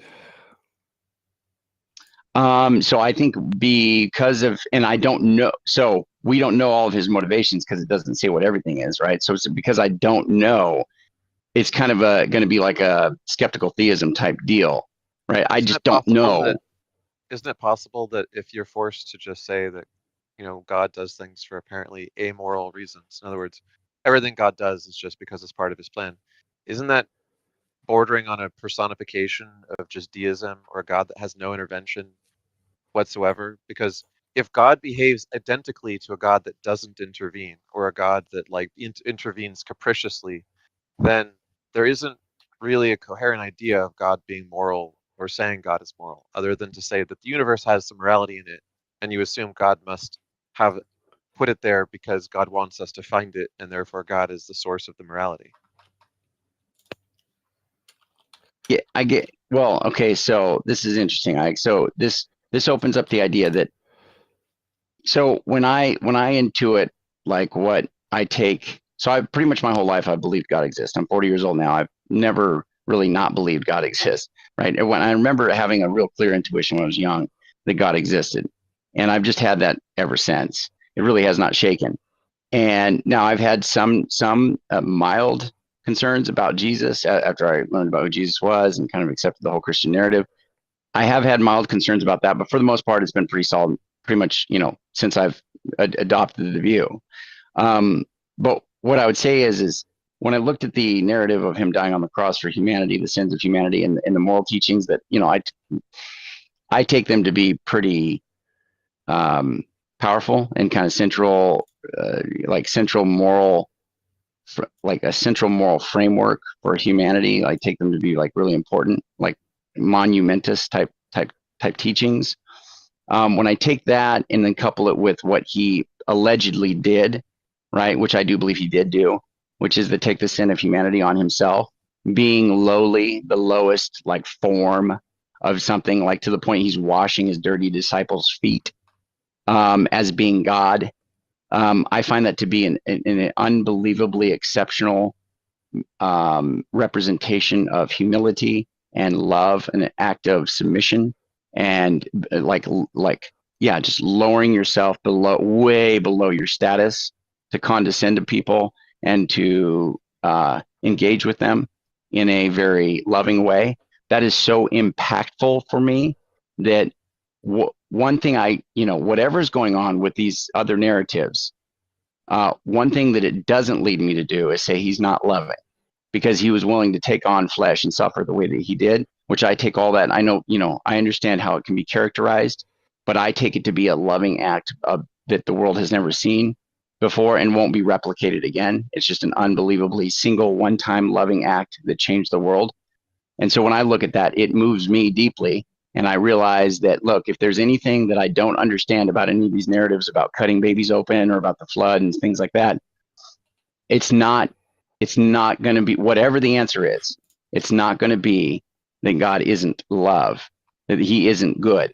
So there's something about that. That's kind of my intuition now. That's where I'm at. And it's a strongly held intuition. But there are things that do bother me, and I have to figure out which bin to put them in. Are they just not historical texts? Is there something I don't understand about the story that would bring more further clarification? It wouldn't look as egregious as it does at first blush or even upon studying it. Is it the case that God is actually less than perfect? He's somewhat of he's got, like I said, he's got a little malevolent streak of something like that. These are the things that I'm kind of contemplating. But again, the loving aspect of God has been so clearly impressioned or blazoned on me that anything contrary to that is really it's hard for me to accept. So what you're saying is that you take it from Jesus' narrative, that if Jesus' narrative is true, then God is loving, because God sending Jesus to suffer is evidence of God being loving. That's your main point. I think so. Yeah. Okay.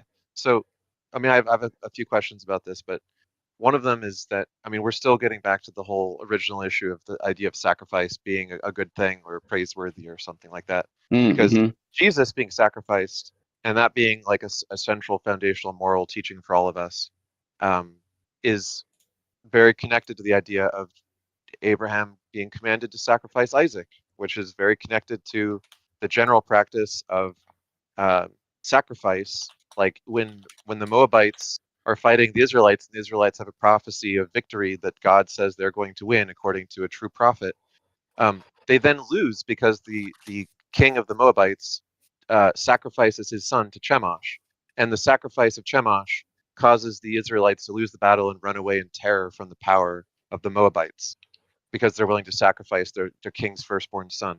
So there's stuff like this all throughout the Bible saying sacrifice is good, it's powerful. It's like, did we lose Andrew? He got disconnected. Oh, yeah, let's get him back up. I think he got disconnected by accident. I invited him back up. Okay. Were you able to? Yeah, sorry about that, guys. I hit the wrong button. Yes, yeah, I did. Okay. I apologize about that. I hit the wrong button. Okay, so all throughout the biblical tradition, both Old Testament and New Testament, we have these stories about sacrifice being a great thing and being a morally profound act of like somehow devotion to your belief and your sincerity and your belief in all this stuff. So much so that it even defeats the Israelites. But the problem is that we're questioning the ethics of that at the base, right? So if our concern is that it seems like being willing to murder a person because you believe God is talking to you is immoral, and that it's irrational and dangerous to believe that you know so surely that it must be God that you're willing to do this thing that everyone else considers to be murder, saying that Jesus is sacrificed is just affirming the sacrifice narrative. You just seem to be a strong believer that sacrifice is like the most profound, most fundamental moral act a person can do or something. We think it's immoral to sacrifice or to command people to sacrifice. But you think it's good to sacrifice and that God demonstrates he's good by sacrificing, and that the reason we should think that him commanding Abraham to kill Isaac is good is because Jesus is evidence that he was willing to sacrifice part of himself, even though that part of himself was still part of himself and was immune to all of the slings and arrows of being a human ultimately, and is just going to go back to being a divine being afterwards. How is that a real sacrifice if God's knowing the whole time where Jesus is going to end up? Whereas Isaac did not know that his father wasn't going to sacrifice him. Abraham did not know that he wasn't going to actually sacrifice his son. They both were actually carrying out the act as though it was good because they believed it was commanded by God. And everyone who reads this book is supposed to believe that sacrifice is good because they're supposed to believe that if God commands it, it's good. You've doubled down and said that you would sacrifice, or you would praise someone for sacrificing their family if God commanded it. And you think the evidence that God is good is that God sacrificed his son. It sounds like everything you believe just bottoms out in the belief that sacrifice is like the most high moral act, which makes Christianity the truest and authoritative source of morality. Yeah, so I mean, I take self-sacrifice to be extremely important, extremely kind of a fundamental representation or an idea or concept notion that is going to be kind of rooted in this expression of concern for others and care for others. So broadly saying it's like an expression of love on a very deep level. Now, I take that to be from a self-sacrificial point of view. Now, if we're talking about sacrificing other people or animals or things like that, that opens up different elements of it, but it's still the same.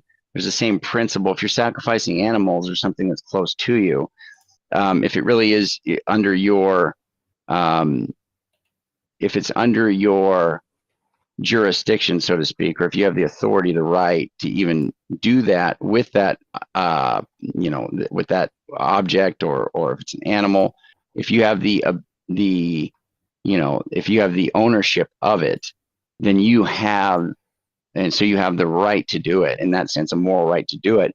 Then, yeah, sacrificing something like that is a sacrifice. You worked for these animals; they cost money, whatever the case may be. You worked for the possessions. Yeah, children are not your animals, right? So it's murder, right? So the original question is like, is it, so like Walker brought up, the coherency of saying that God is good, while God also commands you to murder as long as He orders it, right? And so if sacrifice is just murder ordered by God, and the claim is that because God ordered it, it's good, and the question is, why is this consistent with what we call good for humans, when it appears that there's no justification for other people accepting the claim that God orders it? Seems like God, by human standards, commands immoral things of people, regardless of whether God is moral or amoral or immoral. It doesn't really matter, because he would still be an evil God by our standards if he just commands people to murder each other. By our standards, he is the orderer of evil things. Let's just say God has no morality, but what God orders appears to be evil, right? And the belief that sacrifice is like praiseworthy and profound appears to be an outmoded way of thinking that comes from a lot of old honor-based traditions where honor killings and sacrifice go hand in hand. If we can show evidence, and we talked about mimesis before, that this isn't even the original. You claimed that this was unique, but it's not unique. The original Abrahamite belief in sacrificing your firstborn son and then commanding people to circumcise afterwards to keep a covenant with you, that actually comes from a Phoenician belief, a Canaanite belief that the Greeks recorded and have texts from, which say that El, king of the gods, of the Canaanite pantheon of the gods, sacrificed his firstborn son, and then told the people of the Canaanites to circumcise themselves, to hold a covenant with him. If that is recorded prior to the invention of Christianity or the story of Jacob and Isaac, how is it some unique original idea and not just part of a long outmoded tradition of sacrificial obsession by the Canaanite family of religions, of which Abrahamism is one?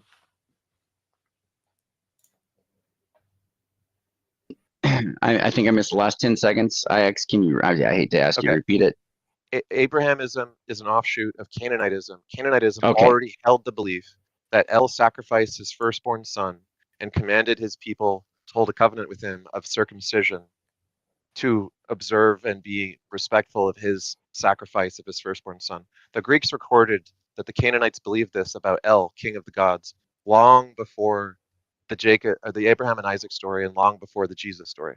So what we have is just a long tradition of irrational and superstitious beliefs that if you sacrifice your son, you will get something good from God because God did the same thing. El did it, therefore we should do it. It's a way of showing our covenant with him. If it's just a part of this long outmoded set of beliefs, what is there to bottom out the origin of your beliefs if you put your faith in the Bible that it actually happened? But there are all these earlier sacrifice beliefs, of which this is just one of a very common string. And we've talked about Mimesis stuff. You know that there are dozens of examples of many of these stories having analogs in Greek, in Canaanite, in Akkadian, and other traditions. There's nothing unique about it, and it's just evidence for it being part of a long tradition of abominable sacrifice worshipping traditions. Well, I mean, as you know, and yeah, you're right, Ix. I mean, we've talked about this stuff before, and I think this is your wheelhouse, and so I very much appreciate like the kind of the depth that you've kind of explored this whole kind of area that you're talking about of these kind of parallels and predating Christian and Judaism, predating them, like any kind of works and activities by others and kind of concepts and stories, all these different things that being drawn on according to some, and and it's the kind of the case that you're putting forward. I mean, I've heard you have some excellent dialogue on that with others, and I've appreciated what you've said. I've looked at it to some degree. I just feel like the parallels to me are missing some of the crucial elements. And let me just back up real quick. When I said the thing about the sacrifice, I said that it's the single greatest act of love that I think the world has ever seen. And that element that's the unique part, the part where it's like he's taking on the sins of humanity. And I think, Jesus mythicism typically is, not accepted among most biblical scholars and whatnot. And I'm not saying that makes it therefore false, but it is the position I hold that he existed.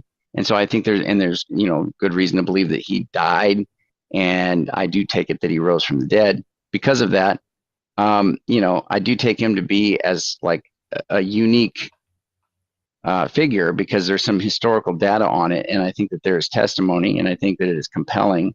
So it's moved me. So I do think that he is a real individual. These things really occurred. He's a historical figure, that the resurrection occurred, all of that. And so I don't take it to be something that's just run of the mill as far as his example of sacrifice. But sacrifice in general, broadly speaking, I do think that has been around prior to even Judaism. I'm sure I haven't done like a deep dive on that, but I have no issue. I would be fine with finding out that there's, mucho sacrifice taking place prior to, the Israelites coming on the scene. Deep dive. Just in case you want to check it out, I sent you a deep dive. So Myth Vision. Okay, please, thank you. Yeah, they've I appreciate that. A dozen or more scholars on the subject. So it'd be interesting to hear your take after you. I would like to. Yeah. I would like to, very much so. Yeah, I mean, and I guess, can I ask you? I'm going to kick it back on you, and I very much appreciate this dialogue, you guys. And I hope we can pursue more. Tom, I'd definitely like to get you to meet a few people. I know you're pretty busy these days, and I think there needs to be some incentive for you to want to participate at times. I get that, but maybe we could set some stuff up. But I just wanted to ask you, T-Jump needs to be paid because he's a professional, and this is his copy. Fair enough. want to have time. Yeah. Like, okay, fair enough. But you should pay wh- T-Jump for sure. Oh, no. I think I've helped facilitate funds towards T Jump, so I'm all, Awesome. I'm not opposed. I think he's contributed some things. One of my favorite interviews, by the way, Tom, that you've ever done is the one with Dr. James Anderson. I just absolutely, I appreciated that very much. There's a lot of depth to that whole dialogue there. It's very fun to watch. Cool. But yeah, you bet, man. Thank you. And I do support that. And I've actually referred a lot of people to your page just to even specifically for that exchange. I think the one you did with Trent Doherty was pretty funny. Obviously, Rasmussen was good. Around Rouser, I think you've cited him as your favorite Christian apologist, or at least one that you found to be a pretty, a formidable interlocutor. And I like Randall Rouser. We're trying to get him to come on sometime soon, but maybe we could have like a group of us on. You come on, Tom. We could have some people. And we could work out like honorariums or whatever financial stuff we have to do. Sure. Maybe to have a big bash, man. That'd be cool. Sure. But yeah, that's awesome, man. But I was just gonna say, what do you take? Yeah. The question for you would be like, what do you take love to be? Like, what would you define love as? Like, how do you understand it?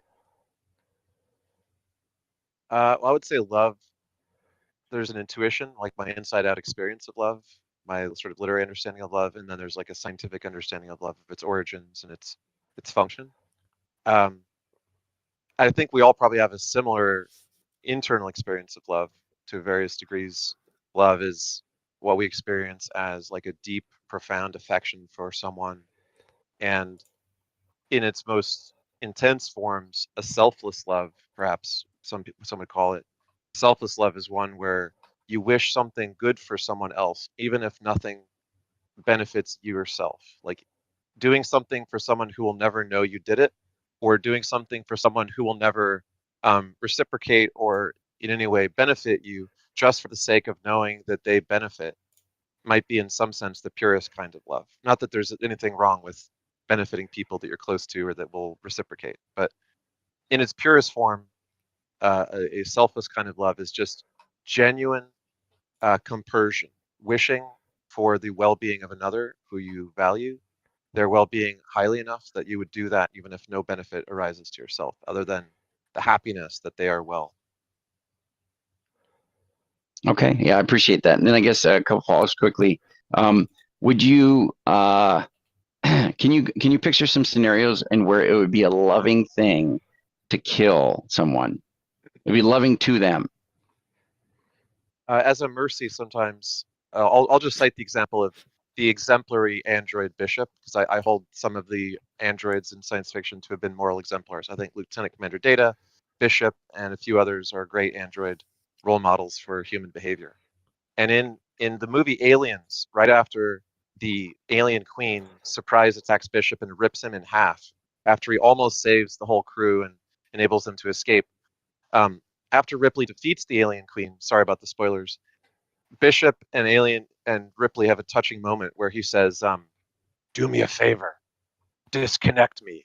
I could be reworked, but I'd never be top of the line again. I'd rather be nothing. And so in Bishop's own words, he's asking for oblivion. He's asking to be killed by his own choice because he feels that the existence where he is not a top of the line android would not be worth living for him. And so if that's his will, then doing him that favor, Ripley kind of owes it to him, right?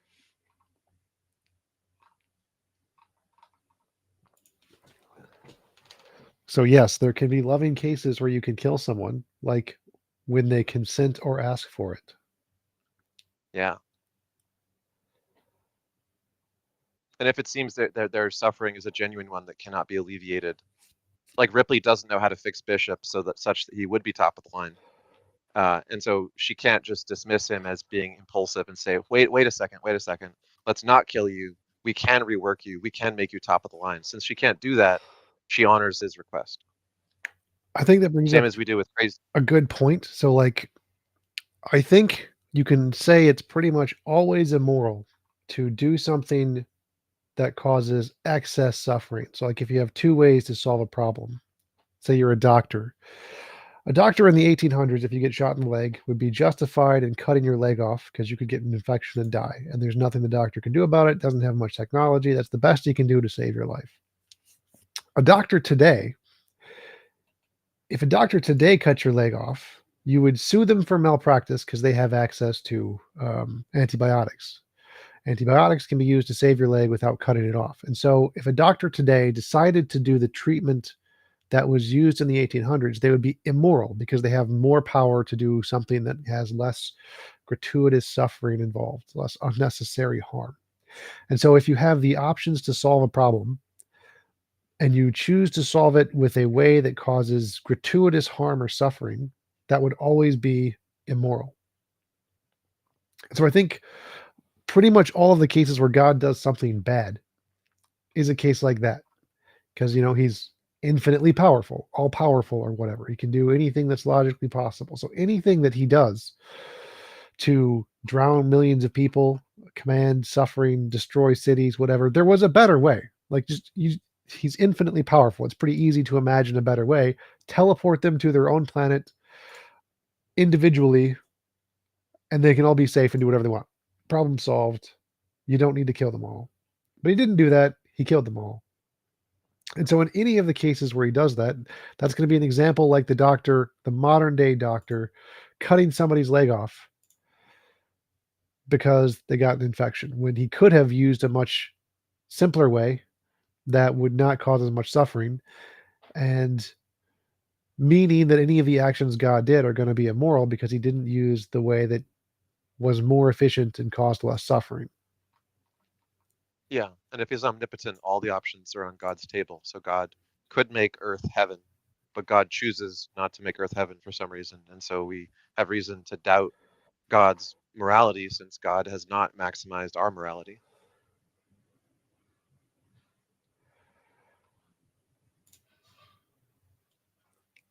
Did Andrew leave? He No. may be muted. I think maybe he's talking. You're still muted, Andrew.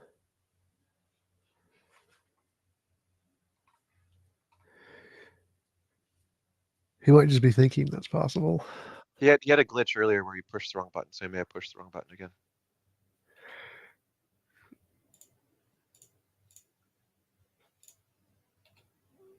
Well, maybe he'll come back. He dropped. Is he back? Well, No. while waiting, we can move on to the next guest. Sure. Let's do it. I think Reverse Camus has been waiting for a yeah. while. Hey, Camus. Yo, what's up? Are we going to reverse ski something? What's reverse Camus got for us today? I don't know, just in general. I was talking with Randolph like a month ago, and he said something very interesting. Mhm. Like, he said his regrets. He wanted to be here today, by the way. But he had another commitment. He'll be back. oh, It's Mother's all right. Day. Oh, that's sweet. But basically, he said that atheism does not necessarily preclude belief in the supernatural. Absolutely. It's just one belief of many, yeah. So actually, there was a poll Yeah. done on atheists. The vast majority of atheists believe in the supernatural.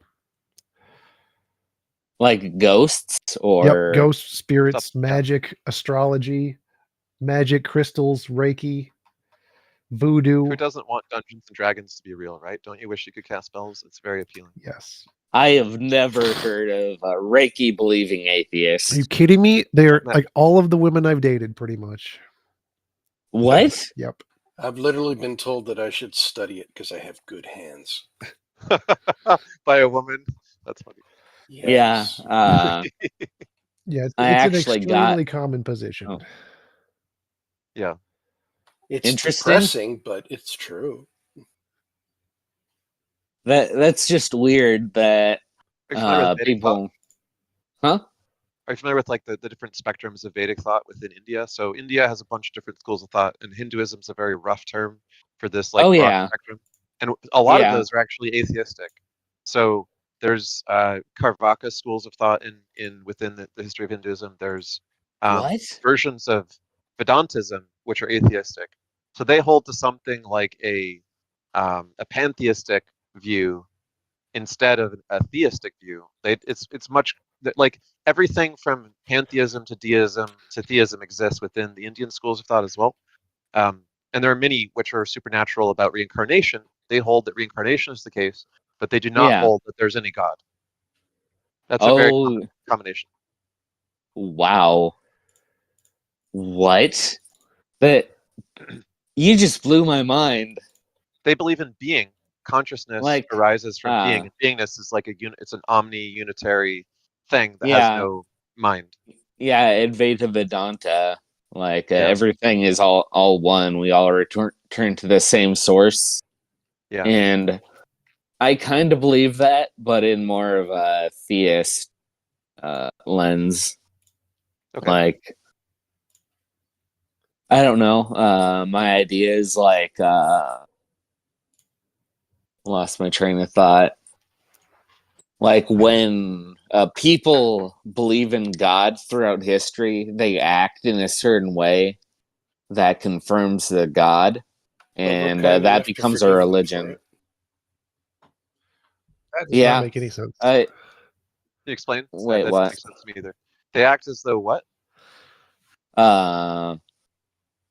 They act as an agent through God throughout history, for the good or the bad.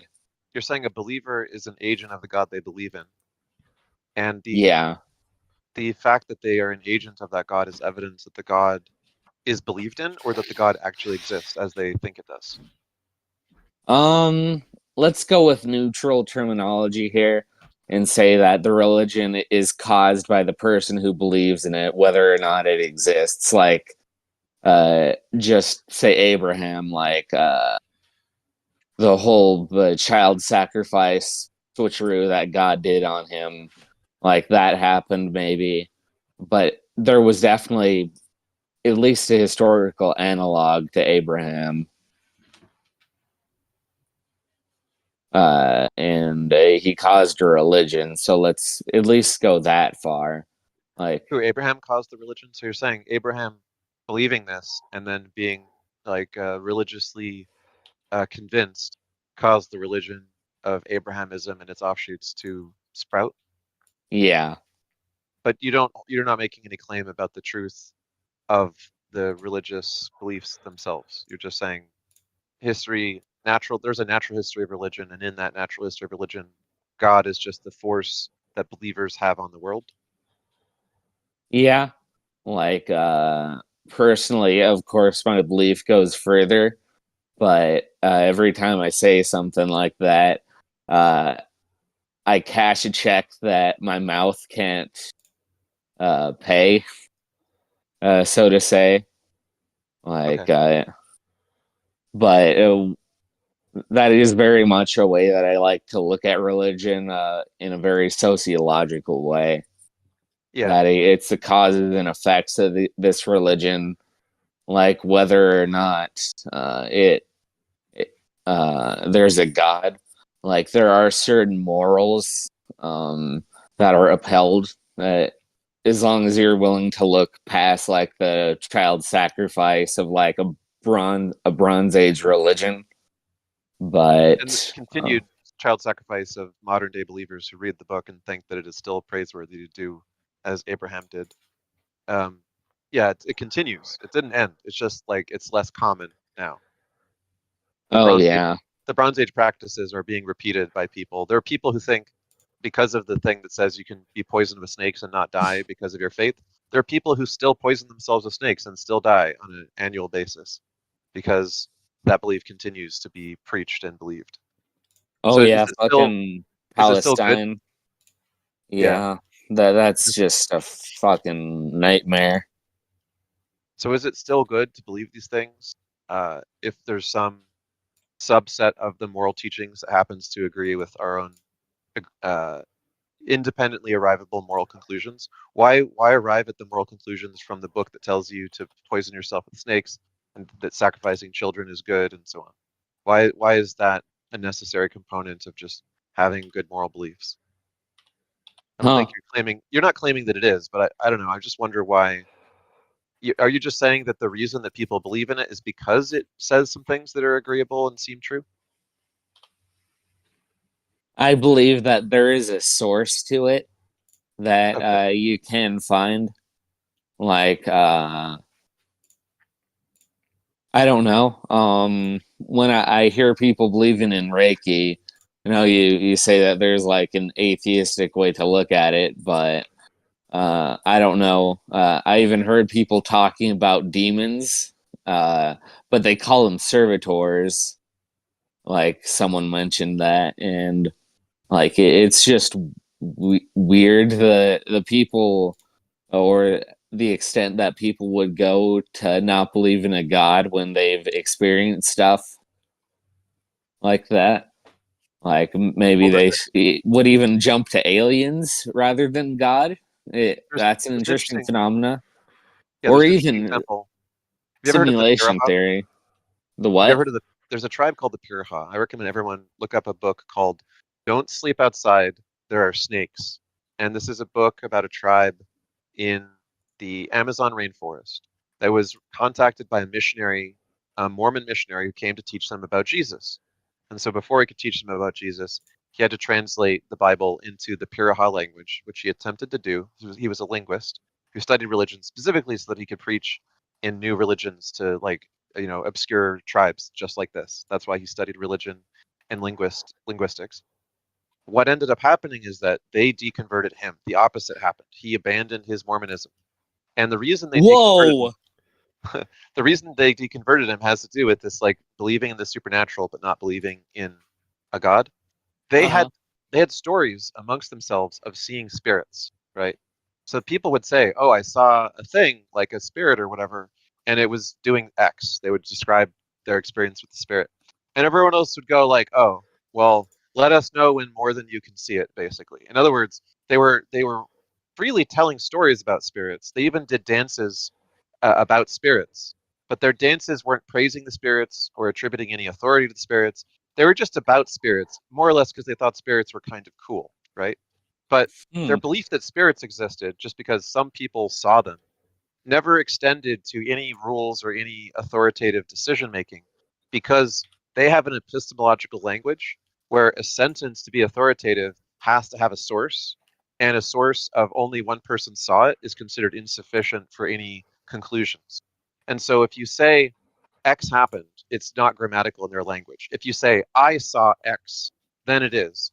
And if you say I and Bob both saw X, then it's authoritative. And if you don't have the more than one source, then you don't have an authoritative claim, essentially. And so in their belief, anyone can tell a story and they'll nod and smile and like thank the person for telling the story. But until there's like an actual um, body of evidence that it's true and attribution to who specifically can attest to it, they just don't believe in it. And so they just Uh-huh. laughed at him and said, "Well, why do you believe in Jesus if you've never met him? And the people that you're attributing this to can't really trace the source of the stories very well." And so then he deconverted instead. Oh, that is the craziest thing I've ever heard. You are really smart. Nine Well, the Piraha are really smart, IX. even though they live in the Amazon. They have a language where making up, false or baseless claims doesn't, like, immediately make you a celebrity and cause thousands of people to follow you and proclaim you to be a prophet. Huh. That is really, really cool. I Yeah. had no clue about that. Like, to me, it just gives credence. Like, I don't know. I guess you may be more sympathetic to Buddhism, but like, I had a friend telling me he's completely an atheist, but he told me stories about how like Zen monks would starve themselves and basically go into a dream state, which I guess would be like the astral realm, and like they'd commune with spirits. Hmm. But like, I was talking to a Buddhist on one of the channels here, and he was like, one of the spirits that they found totally endorsed necromancy. So like they had a whole bunch of necromancers around, I guess, according to him. But then the Christian missionaries came, and he was actually thankful because Christianity Like they were like, no, don't do necromancy, and they were like, oh, you have all these guns. I guess we shouldn't do necromancy, and just an interesting example of like religious syncretism. Like the dude's still a Buddhist, but like I don't know, like shit be strange in this world, even without the Trump stuff, which may be related. Who knows? Did you want to say what your specific belief is? Because that's kind of the heart of this. Is we can talk about other people's beliefs. It's an interesting topic, but what is your core belief about God or the supernatural?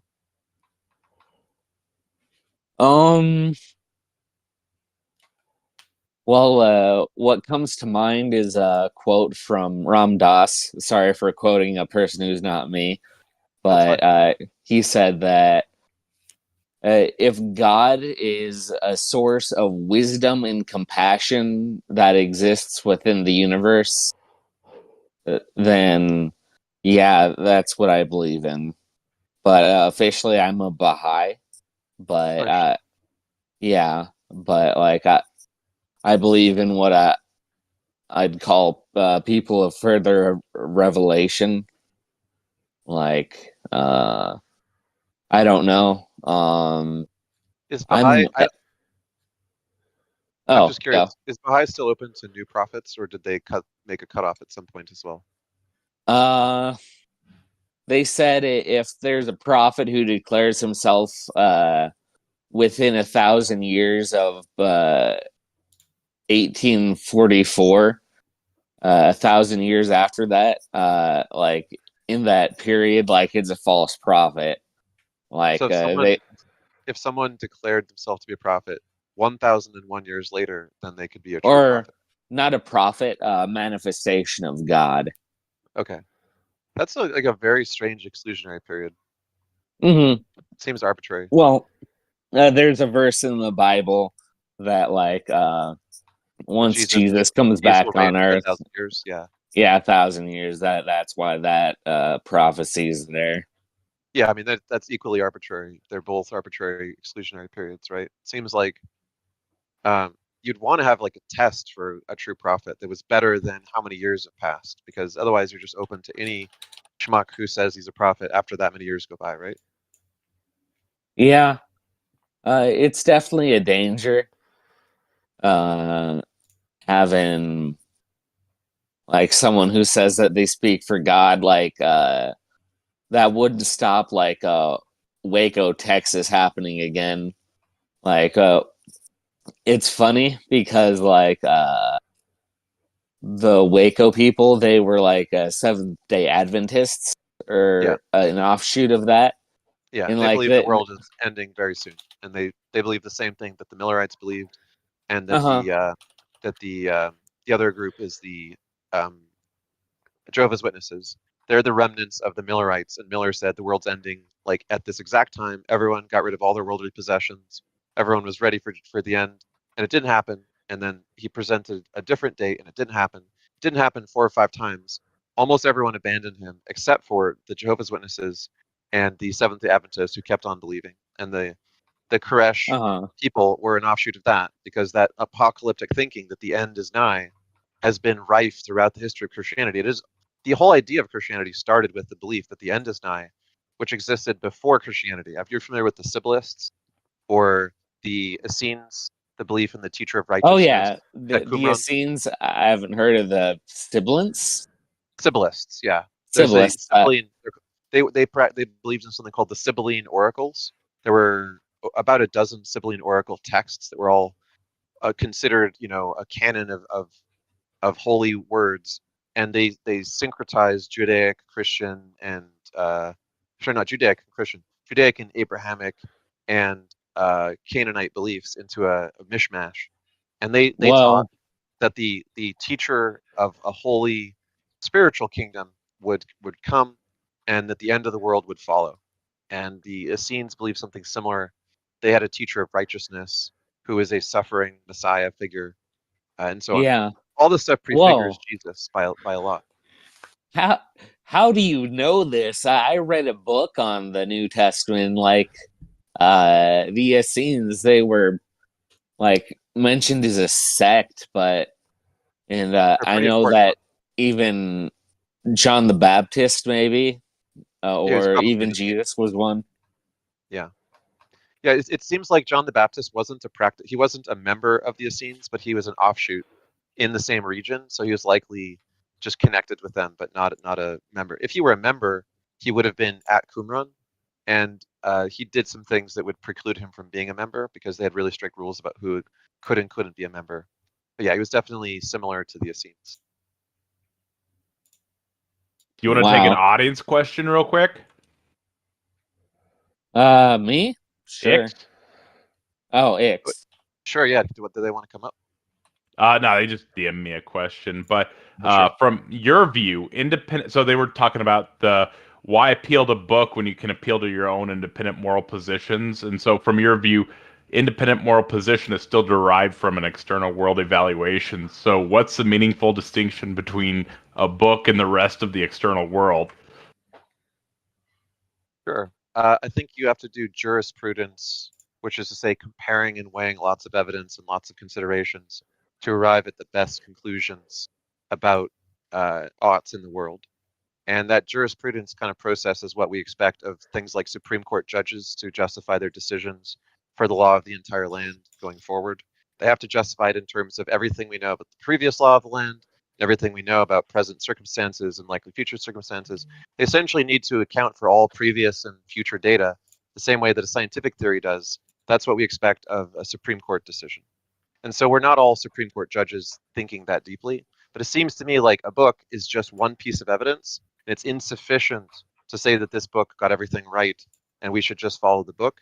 It counts as a type of evidence and it's part of your data set, but there's going to be a lot of new data. There's going to be a lot of data prior to that book about its origins and the motives of its authors and the precedent for the beliefs that it holds and its similarity to other beliefs, and the morality of all those beliefs is up for question.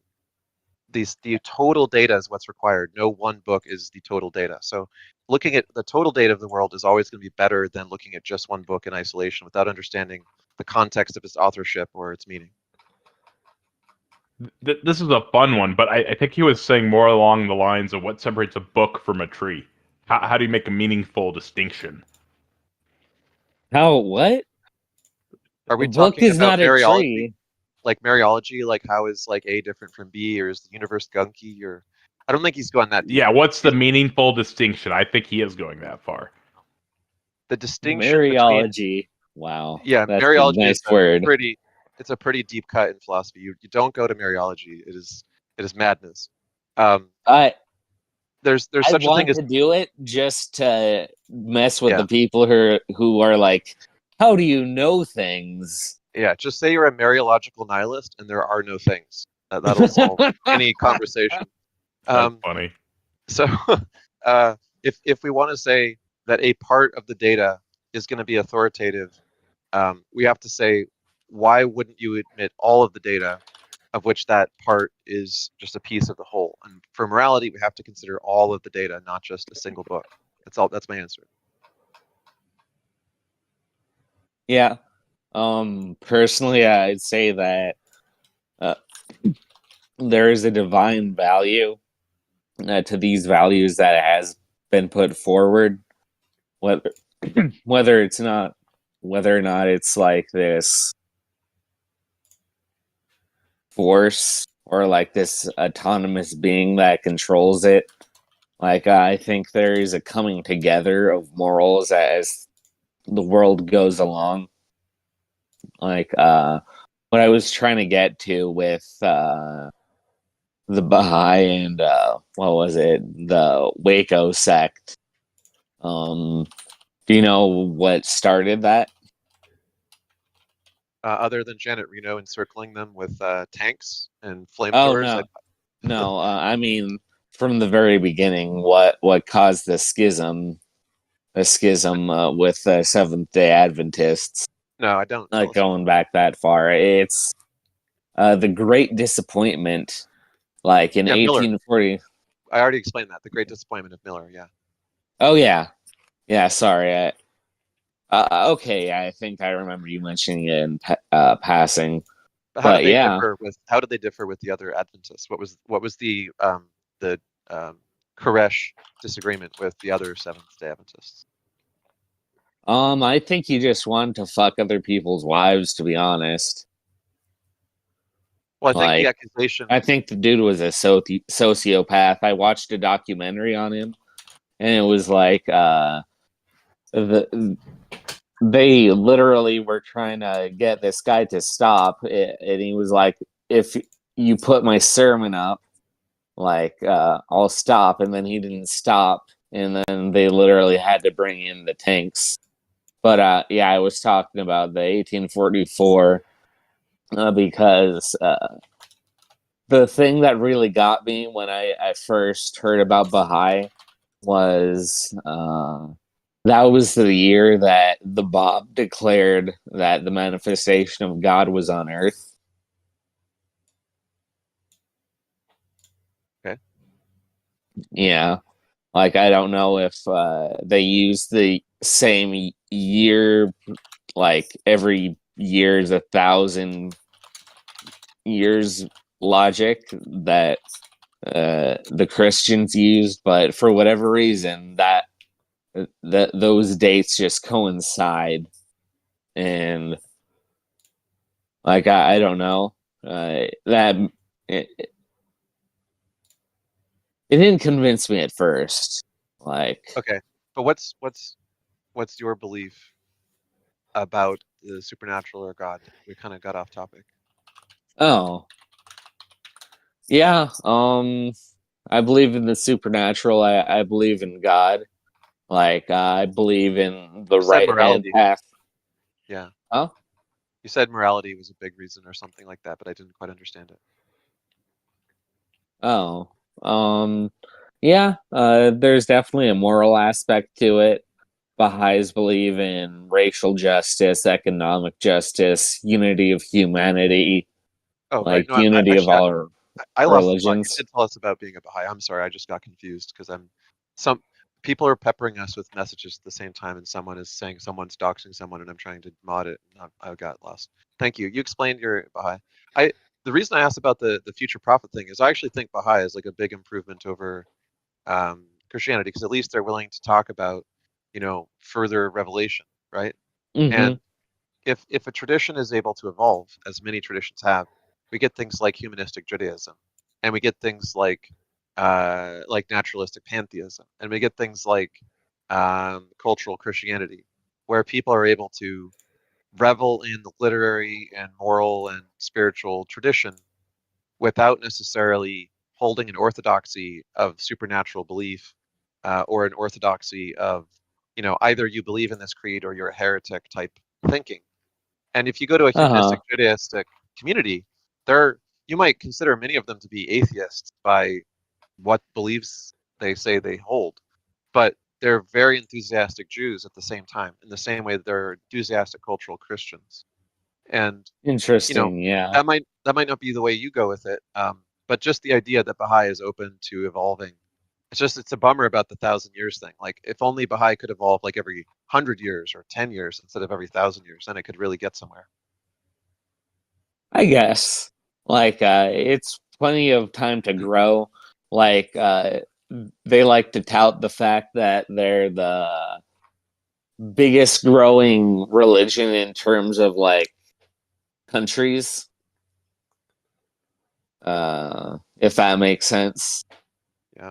Like, they have the most people growing the religion in different countries at the same time. Like, they're actually getting bigger in India than anything. Nice.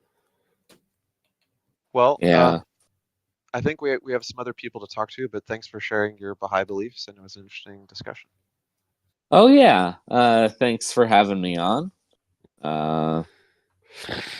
Yeah. Sorry if I didn't answer your question directly. No, it was me who lost the plot because I got distracted. I apologize. You Oh. totally did answer it. Yeah. Oh, Okay. the person who was asking the questions actually raised their hand. So thank you so much for coming up, Reverse. You are awesome as always. We love having you up there and having conversations with you. That was actually made by Jim Bob asking you those questions, Ix. Oh, great. Awesome. I invited him up. He raised his hand there. Cool. He might not want to come up. He might have done that by accident. Oh, hey. Hello. Hello. Oh, hey, thanks for having me up. Yeah, that was an interesting question. I was asking about a single book is a part of the external world in a sense. And so I was asking for this distinction. And without going into mereology, hypothetically speaking, let's say we had a book that gave you very basic prescriptives. Didn't give you explanations about the world at all. It just said, let's take like the golden rule or something like this. And there was another database out the world, but gave no prescriptives. It was all about nature and maybe taxonomy and all of these things. Isn't it hypothetically possible that the book itself could serve as a better tool as far as informing behavior than the whole database about the natural world? Well, the book is part of it. So when I said the whole data, I didn't exclude the book. I never said right. books No, I are off the understand. table. We love books, right? Books are part No, of the tradition of how we I share understand. knowledge. Yeah. I understand. But I'm just saying the hypothetical, is it possible that the book as a singular source could hypothetically be more valuable than the whole if the rest of the whole was only descriptions about nature? Well, if the descriptions about nature are only incompletely known, since we're not talking about omniscient agents, we're talking about limited agents, it's entirely possible that at one particular time, a particular set of beliefs or knowledge about the world could be so insufficient that a particular book, which arbitrarily says some stuff, let's say it was handed down by an advanced civilization of aliens that had 10,000 years to perfect morality and perfect philosophy and all of it. If we found an encyclopedia left by aliens, fragmented as though it were, let's say we only got the morality chapter and all the other chapters that proved that they knew what they were talking about were missing. We could still say that that was enough data that worked well enough that we had tested it, that every time we used it, it was flawless and a perfect text. That was a great book, and we're gonna assume it's right because everything they say checks out, right?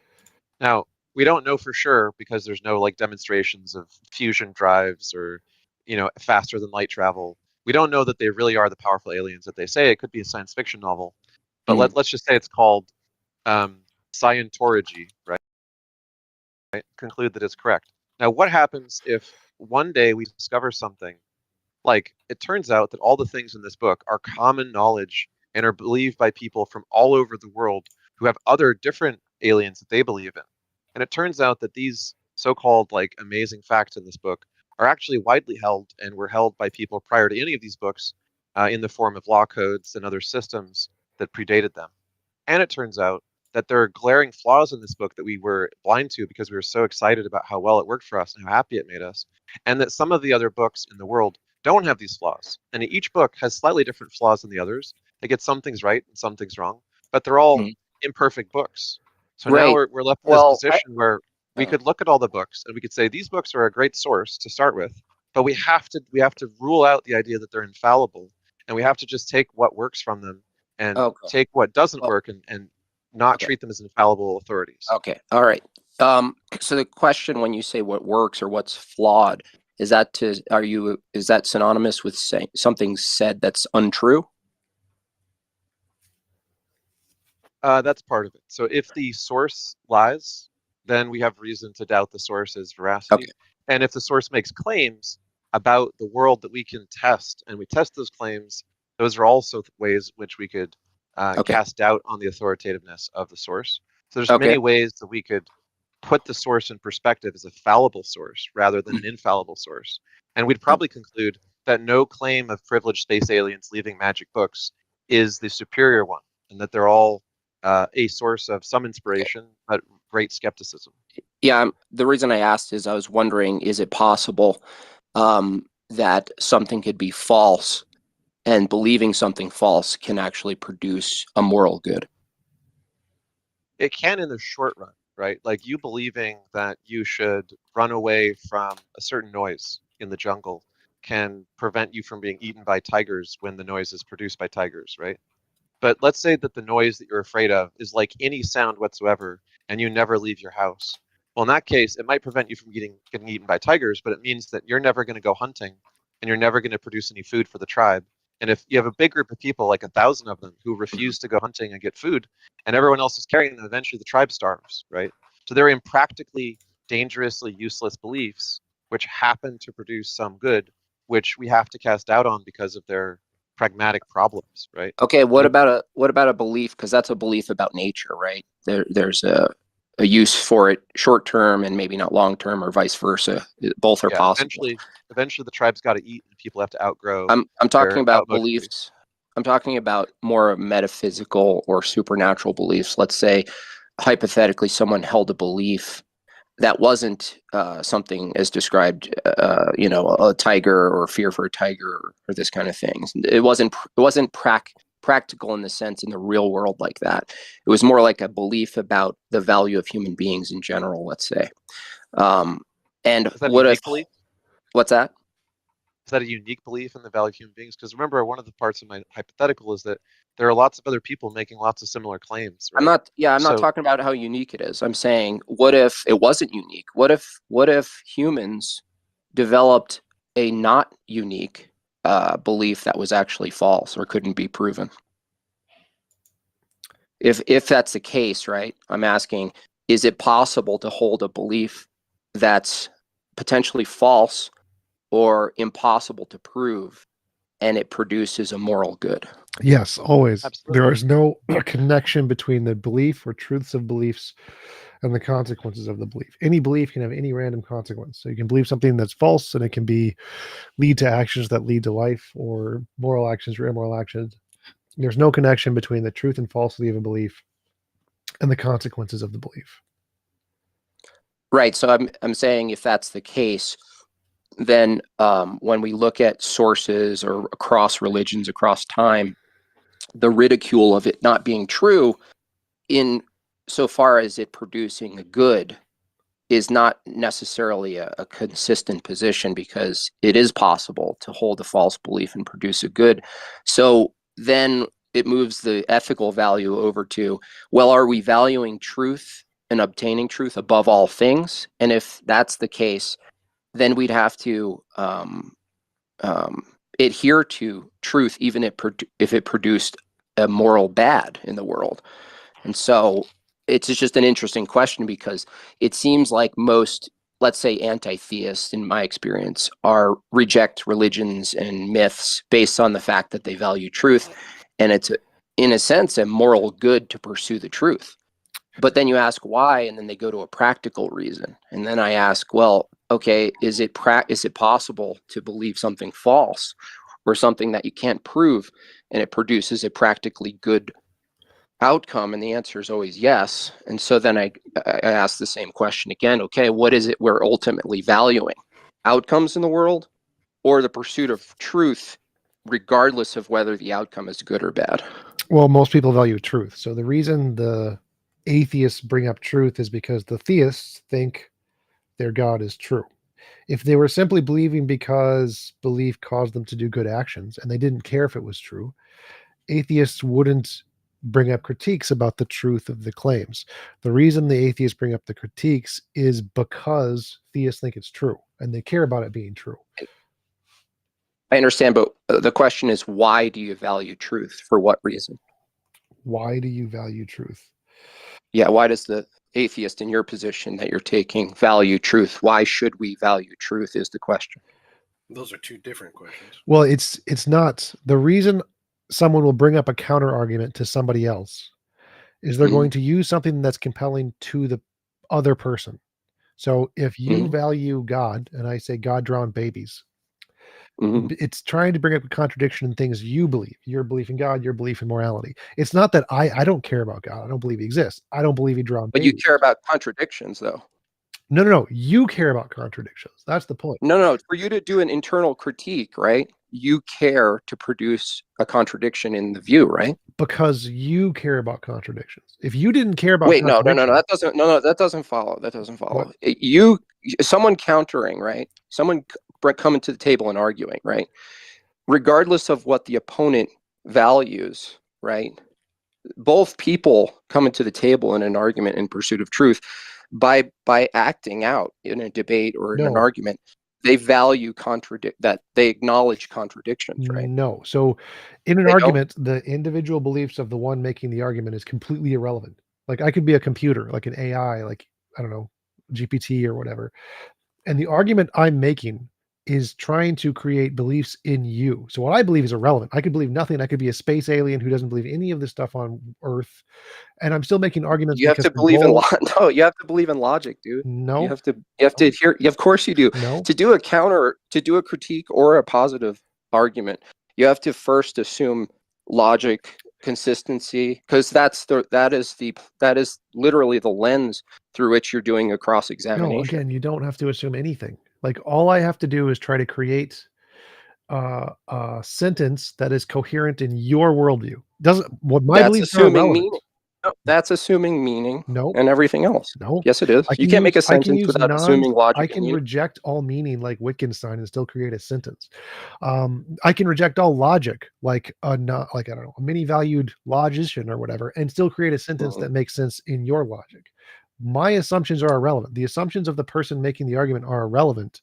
The point of the argument is to convince the hearer, not the person making the argument. Wittgenstein's Yeah, final why? argument. I'm asking a bigger question here, Tom. Why convince the hearer? I'm asking why. Well, that's an emotional appeal. What's the point? I think your beliefs are No, stupid. what's the point? Oh, come on. No, Okay, I was you're out I of was the conversation I was now. answering your question. Why try to convince somebody? Because you don't you think their beliefs are silly. So you want to That's convince it? them. It's an emotional appeal. Okay, so all debates are emotional appeal? Yes, literally. Okay, literally.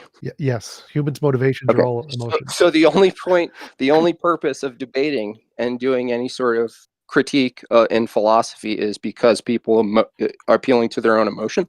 Are motivated by their own emotion, yes. Didn't you say that a machine could do debate? Yes, they don't though. Do machines have emotions? Nope.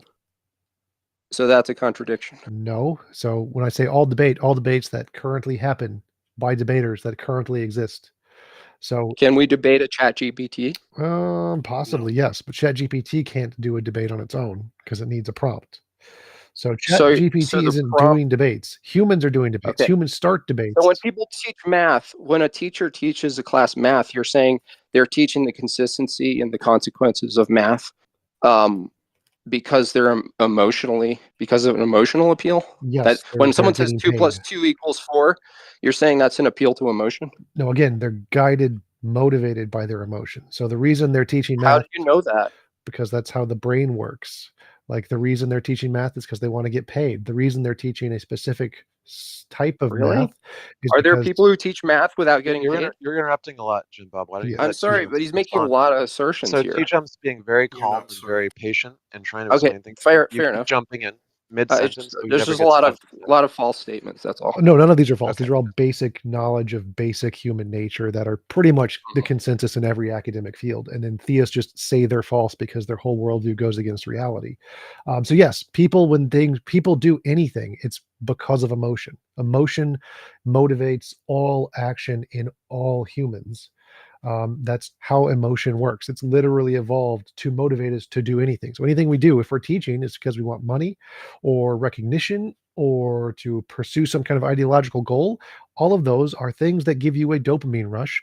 Dopamine gives you an emotion, gratification, happiness, whatever. And that's why you're doing it. For all of the actions you ever do, that's why you do it. Okay, so when someone says, I believe X is true, even if it's mathematical, are you saying that it's only true because they emotionally believe it to be No, how true? could you possibly interpret anything I just said to in any way equivalent to what you just said? Makes no sense. Well, I'm trying to distinguish between two things here, whether I or can not. clarify. So Okay, Jim go Bob, just because you guys are, you're kind of talking past what T-Jump is saying. Sure. You're reading something that he's not saying. When T-Jump says that there's an emotional component that drives every decision we make. He's saying it's a component. He's not saying it's the only part of the process, right? Okay. And then when you respond by, are you saying that you only believe math because of your emotions? And then he says, no, I'm not saying that. Think about what he said and about what you're saying. He never said emotion is all that there is to why people do things. He said that it is what drives and is part of why people do things, right? So if you do something good in math, you feel good about yourself. If you make a mistake in math, you feel bad about your mistake. There's an emotional component, right? Okay.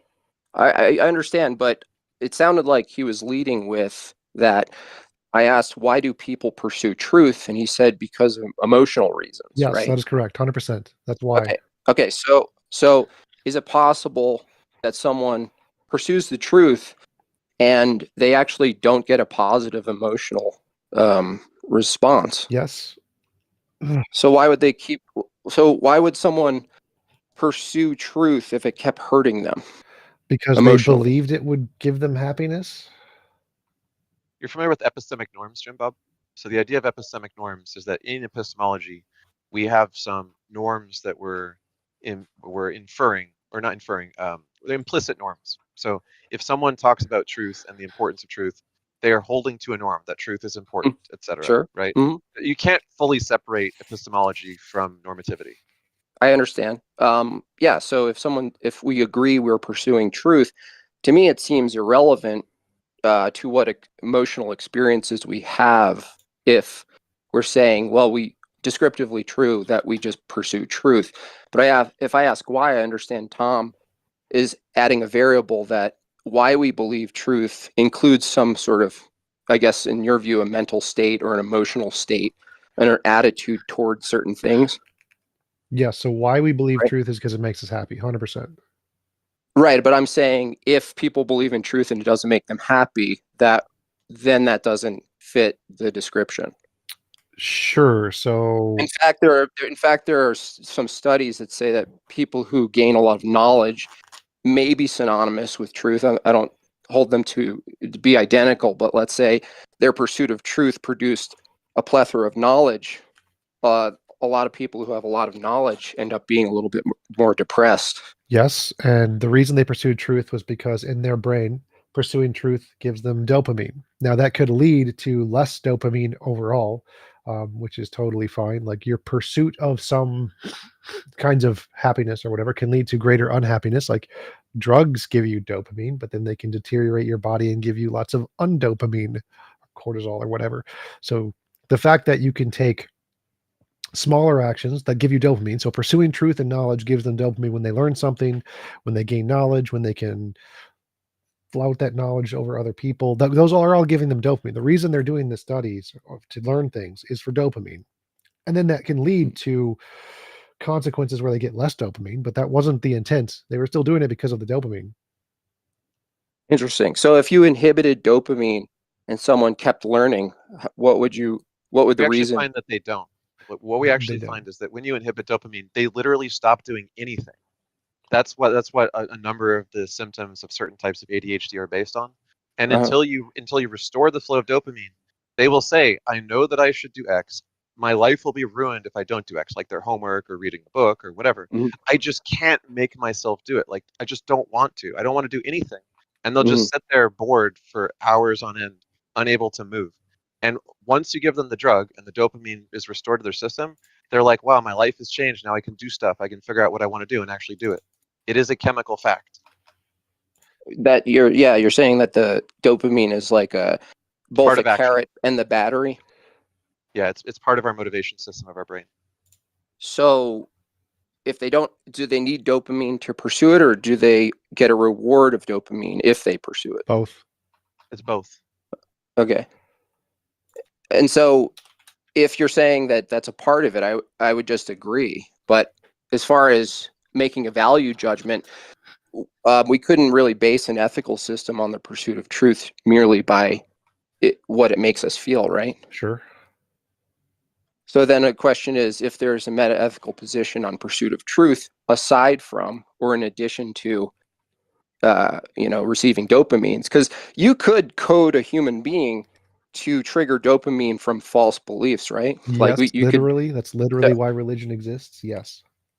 No, I'm saying, well, if that's the value, then there's something that has to be argued beyond feelings as far as why we pursue truth. Otherwise, a religious person who gets dopamines, and if dopamines is more valuable practically, for human beings, and you guys would agree, like we should get people dopamines, then the pursuit of someone believing a false belief, if you believe all religions are false, then should you not argue against theism if it does, in fact, produce more dopamines? I don't understand that question. If it's the case that people who are religious are, let's say, mentally better off, they receive more dopamines by living a life that they, from your view, they're foundationally basing on a false belief.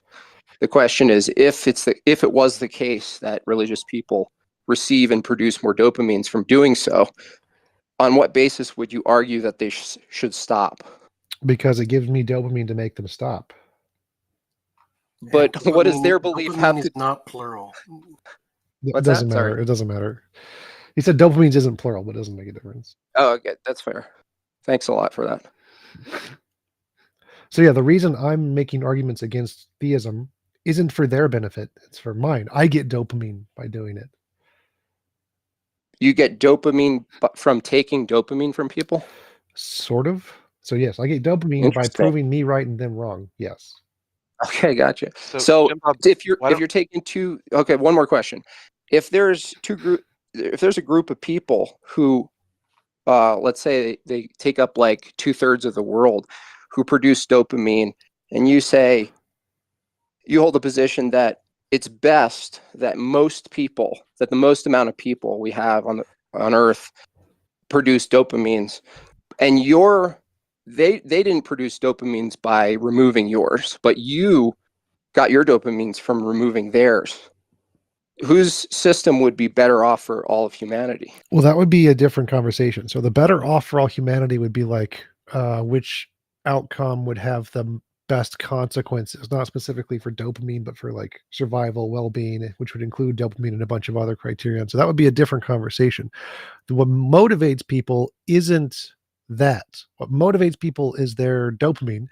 And if their goal or why they get dopamine is trying to better the world or whatever, they're going to have some set of criteria of what bettering the world is, and they're going to try to maximize that criteria. So if their criteria is not believing false beliefs, and they are under the apprehension that believing false beliefs leads to more bad things, then they're going to try to reduce the number of false beliefs in the world, which would then entail reducing the number of religious people.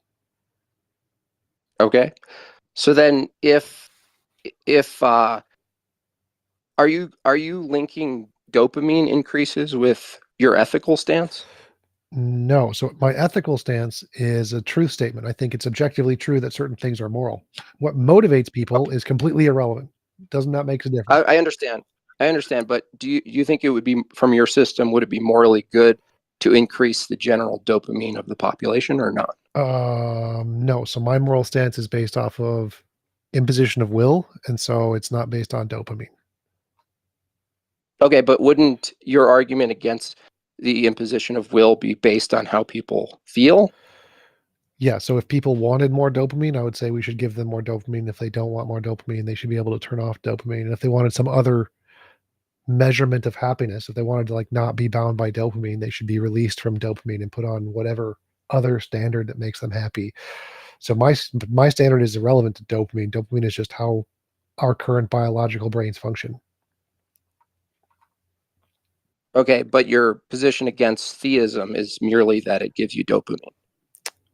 No, the reason I argue against theism is that it gives me dopamine.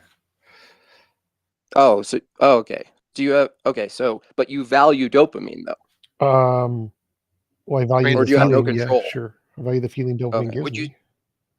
Okay, but would you say you have a will in the matter of pursuing dopamine? I don't know how. I don't understand that question. So if you said, which you did say, you get your dopamine from getting other people away from their dopamine, basically. Sure.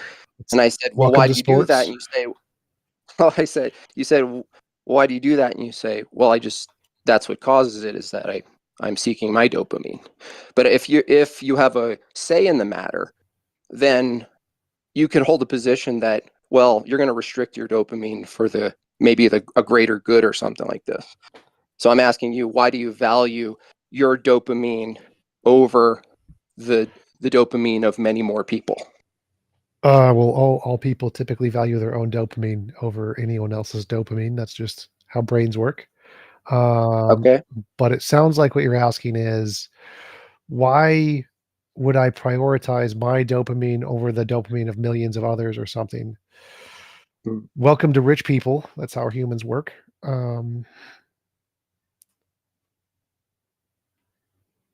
Like Did you say billionaires. rich people? Yeah, like billionaires Oh, okay. prioritize their own dopamine, which they get from wealth, rather than giving their dopamine to their dopamine source, their money, to other people who could drastically increase the rate of dopamine to people who needed food, especially. But they don't, because they like their dopamine. That's just how brains work. Brains prioritize your own dopamine. Well, wouldn't you argue that some people, like a Bill Gates, would get their dopamine from helping other people? Absolutely not. But because his well, then why would they do that if they're led by their dopamine? Why would they do such a thing?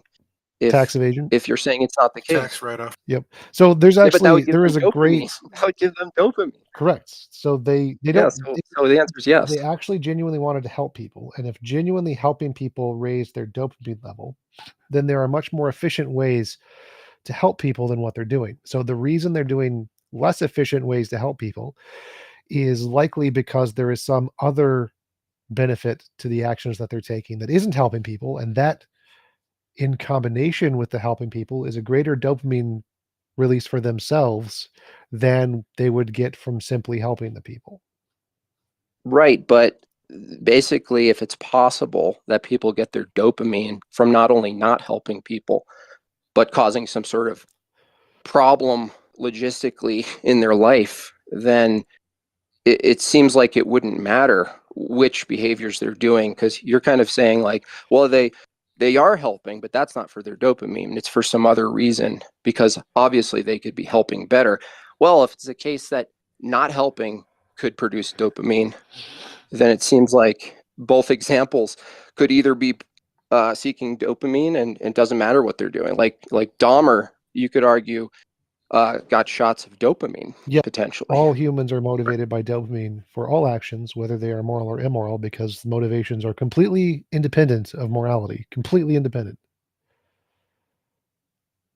Well, it seems like what do you you're mean? Commenting, Jim Bob, like you're attacking a windmill here, because T-Jump is not talking about what's moral or immoral. He's just talking about descriptively how brains work and how motivation works.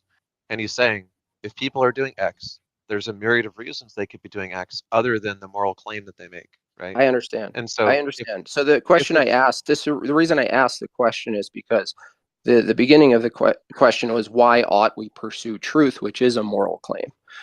So if it's the case that How is that a moral claim? Go back. That we ought to pursue truth? Yeah. So that's not, I wouldn't say that. I don't see how that's a moral claim. I don't get it. You don't get that? That's would you accept it's a meta-ethical position? That's the same thing. I don't understand how it's a meta-ethical position. So like, okay, what if you said it's morally good to pursue truth? Yeah, that part I wouldn't understand. That part makes no sense to me, because I don't think it would be moral or immoral to pursue truth, and I don't think it's moral or immoral to pursue falsity. I don't think there's any moral connection. Isn't that true even in your own system? What? Your moral system, it's true for your moral system. No, in my moral system, it never says it's moral to pursue truth. Well, you would have to pursue and value truth before you came to your secondary descriptions about imposition of will. No, so I just have to have truth would exist. So if truth exists in the universe, then I can write a model of morality. Whether or not I care about truth is irrelevant. Whether or not any of the occupants of the universe care about truth is irrelevant. The definition of what morality is would be an existing thing, independent of what anybody cares about. So whether you care about truth is irrelevant, though you would need truth to write a system caring about truth is a completely different, unrelated topic. Like you need math to write or understand mathematical equations. Doesn't mean you care. Like you can have mathematicians who understand mathematically buying a lottery ticket is a complete waste of money, but they still buy a lottery ticket because they like the dopamine. So caring and motivations are completely separate from logical entailments of things that you would need to build a model. Well, I'm saying that you'd have to value logic and consistency to do math and to engage with other people in doing math and logic. And so if your moral position on the imposition of will is descriptively true, let's say, then if you're going to share it with people, they have to value truth if they're going to value your description. And so, isn't the purpose of your moral position and starting a church and everything is to persuade and talk to other people and get them on board with your description of reality? Sure. So wouldn't it be a precondition that they value truth if we granted your description of reality was true? Sure. Okay, so then people do have to value truth. So if valuing truth is a precondition to your moral system. No. So it's not valuing truth as moral. That statement doesn't exist. In order to accept my model, you would presumably have to accept logic and morality and a bunch of things. But that doesn't mean it's moral to do those things. Like that, it's not moral in the model to accept logic. It's not moral to pursue truth. Do I want people to accept my model? Sure. Does that make it moral for them to do so? No, it isn't moral to accept my model. It's not moral to use logic. Those are just things that would be required to accept my model. So you start your moral system after your use of logic. So you're saying if morality is true in your system, you're assuming it is, right? Well, no, that's the conclusion of the evidence. I'm not assuming it is. But you do hold that your system morality is true, consistent, right? Yeah, it's true. Okay, it's true. Okay, so then I'm just not sure how you get out of it. If you say my morality system is true, which the truth is a part of it, right? How is the truth not a part of the moral system? So all roses are flowers, but not all flowers are roses. So if I say there's some selection of moral facts that is, or some selection of facts that are morally true, that means there can also be lots of other facts that are just not moral. The sky is blue. Is that a moral fact? No. And so logic in math entails a much bigger spectrum of things that have a greater depth than just moral statements. There's lots of many factually true statements that are not moral statements. And so it is not the case that pursuing truth is moral, because not all facts are moral facts. If all facts were moral facts, then it would be true that anytime you're pursuing truth, you would be pursuing morality. But it's not the case, because not all facts are moral. So I see. In your system, the imposition of will, I think if I remember correctly, that there's a moral field. Is that correct? Yes. And that moral field, does it affect everything? No. It doesn't? No, it permeates the universe. It only affects some things? Yeah. So it doesn't affect rocks. Not all fields affect all things. Okay. And then so the moral field acts on some things and not others? Yeah, like consciousness, conscious agents, brains. Okay. And then your statement is your position that immorality is the imposition of will, involuntary? Yep. Okay. So does the moral field influence human consciousness without their voluntary will? No.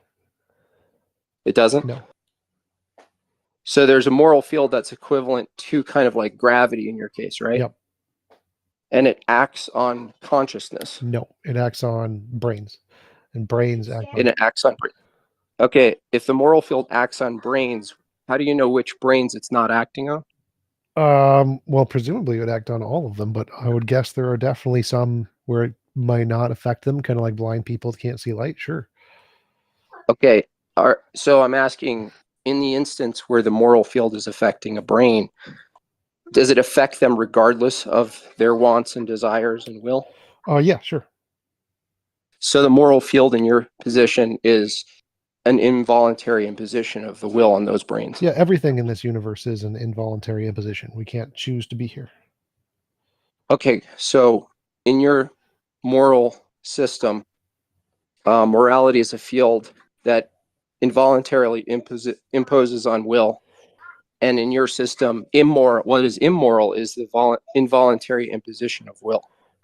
Sort of. So I think what you're getting at is, since we are trapped in this universe, the universe is immoral. Like, yes, that is the case. The universe, us being trapped under gravity and all the forces without our consent, is immoral. Sure. And if the moral force was, if the moral force was the most powerful force and overrode every other force, then you would essentially get your own universe. Then you would not be imposed upon. But it seems to be the case that your definition of morality, the very nature of morality, is immoral. No. So because we're trapped in the universe that's like guided by evolution or whatever, and if evolution or brains are affected by a law and we didn't get to design our own brains, then that operation of the universe is immoral. So I agree, yes, like aging, death, hunger, exactly the same as all those other things. But if that law was maximized, then it would not be imposing on us. There wouldn't be evolution. There wouldn't be the developmental operations of this universe for it to affect us, and so it wouldn't be immoral. So it's not intrinsically immoral. The definition isn't immoral. It is pragmatically affecting us in this universe, which is immoral because the universe is immoral. Okay. Well, if the universe itself and its parts are affected by the moral field, which is an imposition on will, it is not. So like, okay, it's not, but our brains are. Yeah, parts of the universe are affected. Okay, because it sounds like your definition of what you determine to be moral is a field. Yep. That impacts on things. Yep. Right, on certain things and not others. Yep. And if your definition of immoral is the involuntary imposition of will, yep, it sounds like morality, the field itself, is a contradiction to itself because it itself is immoral. No, so the consequences of how the field interacts can be immoral without the field being immoral. So no, the way our universe is immoral. Duh. Like, lots of people die. That's against my morality. Any involuntary imposition of will is immoral. Dying without your consent is immoral. So there's tons of immoral stuff in this universe that we are constrained by, that we have no control over, and that's all immoral. Now, if the law was maximized, this would not happen. None of those would be the case. So wouldn't maximizing it do an involuntary imposition of will on the world? No, it would remove all of them.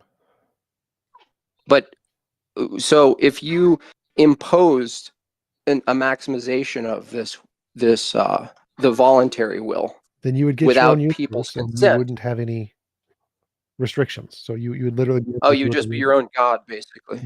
No, again, so that's wrong, because God presumably has control over other agents, and in this universe, no being would ever have any control over any other agent. Oh, okay. So your ideal world is an agent that's not subject to anything in the world. Yeah, it's impossible to force anyone to do anything they don't consent to doing, including being born. They would already exist, so no. Okay. Well, it sounds like if you define someone's actions as immoral by the very fact that they're imposing on someone's will, would you agree with that? That even if I stop someone from deleting themselves, I'm actually doing an immoral act? Yeah, so if someone wants to delete themselves, but you stop them, yes, that would be immoral. As long as they are fully consenting adults with no mental handicaps and they want to end their life, stopping them would be immoral, yes. Okay, and it's immoral because I'm violating or imposing their will, right? Yep. That's the reason why it's immoral. Yeah. Right? Okay. And so if it's immoral because I'm imposing will, I'm still wondering why the moral field itself is not categorized as immoral. Because it wouldn't be imposing on your will. Like, the moral field existing doesn't impose on your will. But you said it did before. If certain No. brains In are affected by our the moral universe, field, with evolution, in this immoral universe, the way the law interacts with the universe, just like every other law, is immoral because we don't have any consent of anything in this universe. But if the law existed on its own, that would not happen. So the law, as it I see. You're applies with the other laws of physics, as we are trapped in this universe, is a lot of immoral stuff. But the law itself Well, I'm doesn't saying do any of this. Okay, so you said the moral field acts on brains, right? Yes, via the interaction with other laws of physics. So if those other laws of physics didn't exist and we weren't limited by those, it would not do that. So what's the distinction between your moral law and the laws of physics then? How do There's you know the moral different field is ones. independent of the laws of physics? Because there's different laws. There's like separate ones. They don't all do the same thing. I asked you, how do you know the moral field is distinct? That's a part of the What method did you use? hypothesis. What's that? It's a part of the hypothesis. So you don't have a method. It's just a Well, hunch, if I had a right? method, I'd have a Nobel Prize for discovering right now. It's literally a hypothesis. So, like, do you have a method for discovering God? No. So then this is a moot point that's kind of silly and hypocritical for theists to bring up. Like, I don't need a method. This is a hypothesis. Well, then I'm asking you from your view, without anything else. What's your best guess from your view? It's what just a distinguishes the different moral field from field. the laws of physics? So each law of physics is a different field. Space and time is a field. It's the gravity curvature space-time field. There are other fields like quantum fields. Those are literally just different fields, and morality could be just a different field. So they would be separate things. I got it. Do you think that there's any fields in your theory that are counter forces to your moral field? No, I don't think so. Okay, because we can counter some fields or laws, right? We can't like upend them, but we could work against like gravity. Through another I've never heard of force. a counter field. I don't know what a counter field would be in physics. Well, I'm trying to distinguish what's in your view. What's this distinction between a field and the laws of physics as far as They're just motion different and fields. force and things? Oh, those aren't laws of physics. Okay.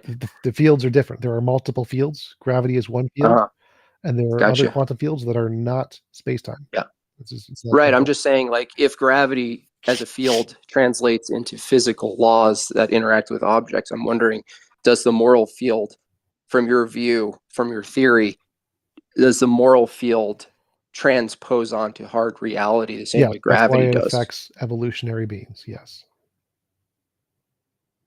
It affects evolutionary beings. Yes, that's why we have the moral progress that we see. Yes. Now, does evolution go against the moral field or go with it?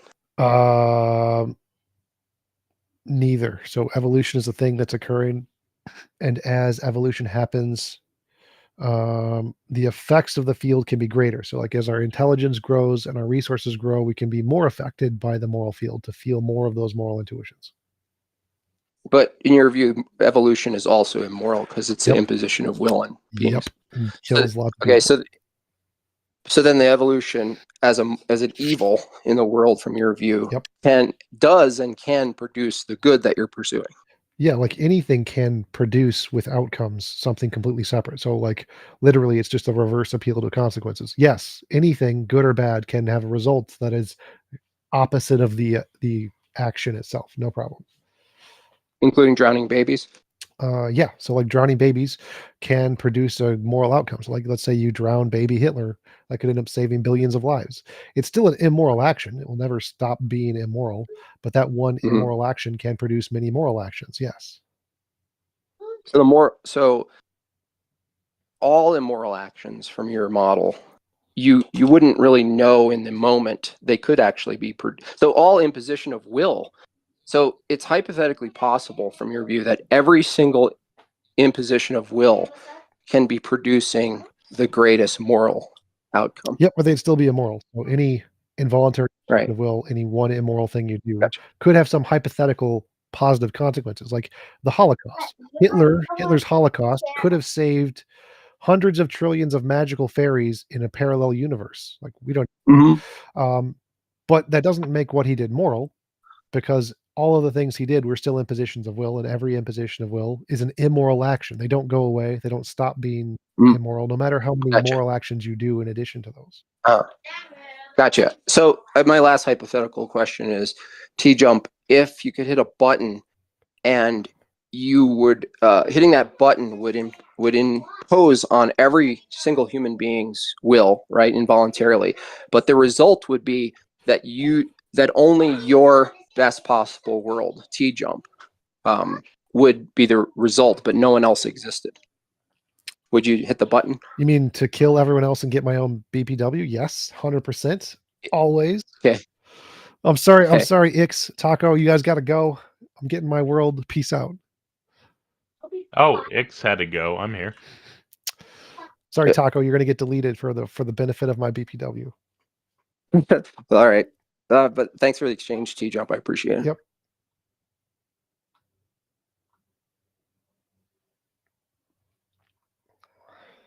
Are you heading out, T-Jump? No, that was a joke in reference to Jim Bob's question. Gotcha. Okay. Sorry, multitasking with the kids, though.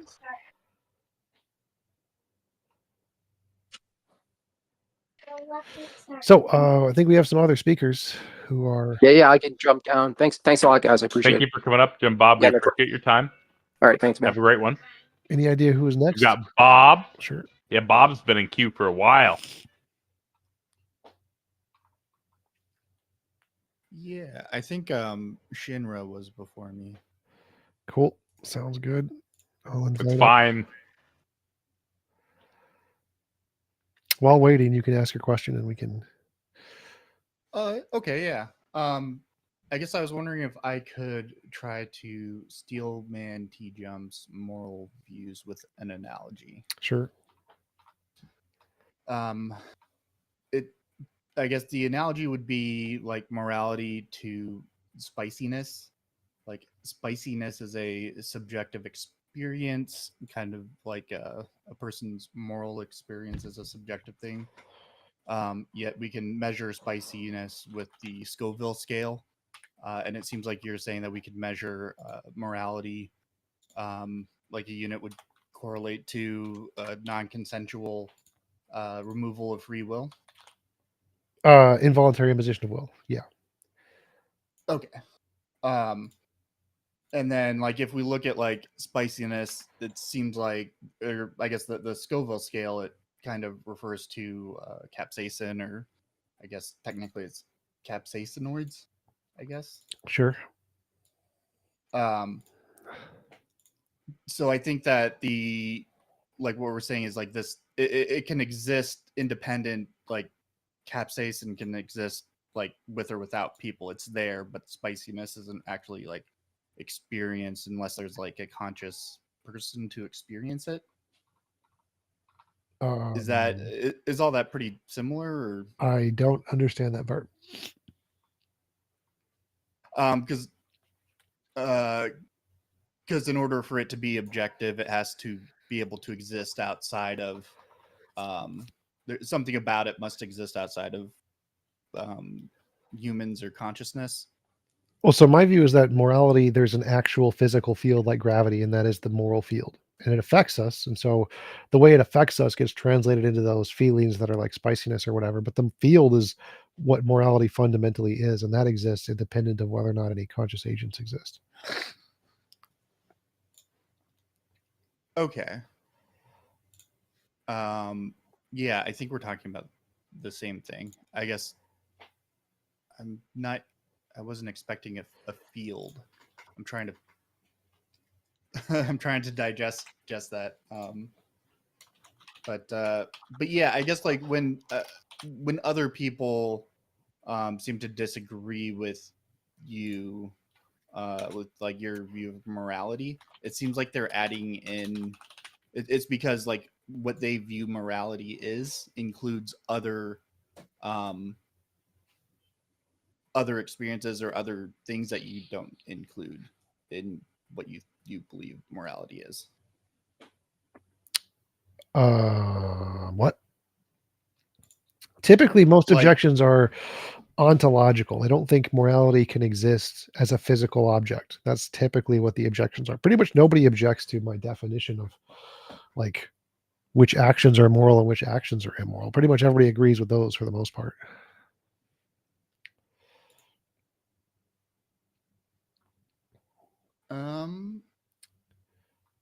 Yeah, I guess. Yeah, I guess for one, it's been really fascinating and interesting to learn. Like, understand it's taken a long time to understand your perspective, but I feel like I'm finally beginning to grasp it. It seems like when someone disagrees with you, it's not so much a disagreement as much as more like a miscommunication, or like you guys are kind of talking past each other, or assigning different meanings to different words. But as far as like the actual disagreement, I guess I'm just trying to wrap my head around that. Sure, yeah. Most people define morality as having oughts and normativity, and that oughtness is like an entailed property in what morality is. I think it's not. I think it's purely descriptive. There's a descriptive facts of what morality is, and then we apply the oughts as like a hypothetical imperative onto what the facts are. And that's where the major disagreement is. People think morality has these oughts as like categorical norms that actually must exist for something to be moral, and I think that's stupid. Okay. And I guess could you say, I know like one thing a lot of people say is the I guess in your view of morality, there's only like moral being like permissible, or immoral being in the negative. But is there any kind of like morally virtuous things within your perspective? How would that be different from moral? Well, one is like a positive good thing, the other one is just a neutral or Amoral? Like passive. there's lots of amoral things, like scratching your nose. It's amoral. Okay. So like moral is any voluntary assistance of will, helping people. Immoral is involuntary impositions of will, preventing people from hurting people or whatever. And everything else is amoral. Yeah. Okay, I see what you're saying. So anything that is moral is just a reduction of the negative. Is moral? Yeah, like if you're saying that's a moral act, all that you're doing is removing the removal of something that's immoral. No. So like I could be in my universe and place artificial constraints where like I'm playing a video game, really hard difficulty. None of that's immoral. It's there are constraints there. And I want friends to play with who can help me beat the video game. It would be moral for you to join my universe and to help me play a video game, but you haven't removed any immoral impositions because I've voluntarily chosen to add those. They're not involuntary. And so you can do moral things without any kind of removal of immoral things. Okay. I guess what would be moral about that, like joining someone to play video games? Voluntary assistance of will. If I would like help in my video game and you voluntarily assist me, that's moral. Oh, okay. Okay, I kind of see that. That makes sense. Because you said just because you can't do something doesn't necessarily mean that you have a restriction of will. Right, yeah, because it are involuntary restrictions. So you can have voluntary restrictions. And with those voluntary restrictions, you can have people who can help you. Like video games. Like I can turn on God mode and just one hit the boss, but I don't want to do that. I want to learn how to beat the combos or whatever. And if somebody teaches me the combos, they're doing something moral. Okay. Yeah, I know that like sometimes you'll point out that like I guess would you view like if my will is to jump really, really high, like gravity like keeps me from doing that, would you describe gravity as being immoral? Yes. Or, that is an involuntary okay. imposition of your will, and that would not be possible in the BPW unless you designed the world that way specifically to make you so you couldn't jump. Okay. and then if someone gave me a pair of moon boots that actually worked, that let me jump really high, that would be considered moral because they're helping me achieve my will. Sure. Okay. I guess couldn't you view that as what they're doing is they're removing this restriction from you? Yes. So that would be an example of the from the first thing? thing you asked about of removing restriction. So if there is a restriction, like you can't do something and somebody helps you, that would be removing an involuntary or removing an immoral thing and doing a moral thing. Sure. But the examples I Okay. gave would not be examples of those. It would be alternative examples. So like if I imposed a voluntary restriction, like playing a video game, and then you helped me, you would not be removing an immoral action. There's no immoral action with me voluntarily limiting my own power.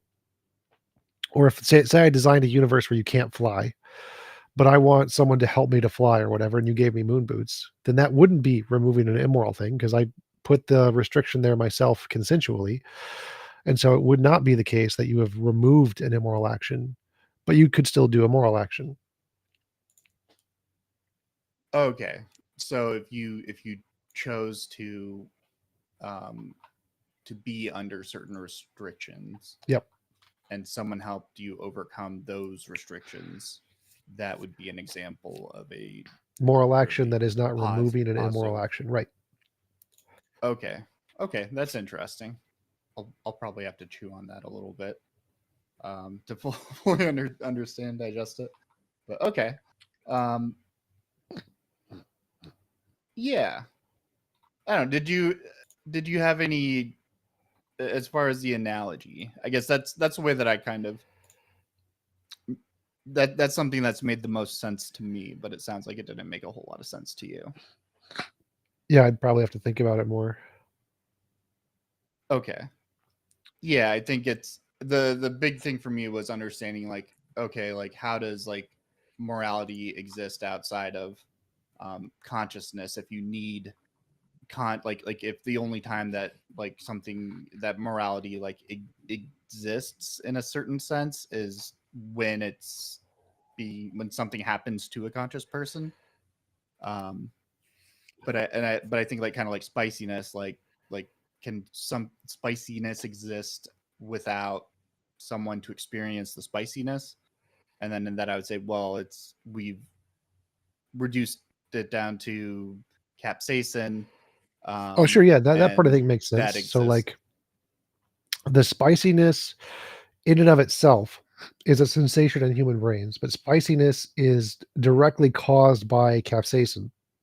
And so ontologically, spiciness is just I don't know, emergent property of capsaicin or something. And so fundamentally, you could say capsaicin is the true spiciness, and the sensation of spiciness is just a subjective inclination from that ontological core. So yeah, that would be similar, sure. Oh, okay, cool. Okay. Yeah, I think that's the main stuff that I had. Cool. Thank you so much for your time. Yep. Thank you for coming up. I'm gonna get some food. Be right back.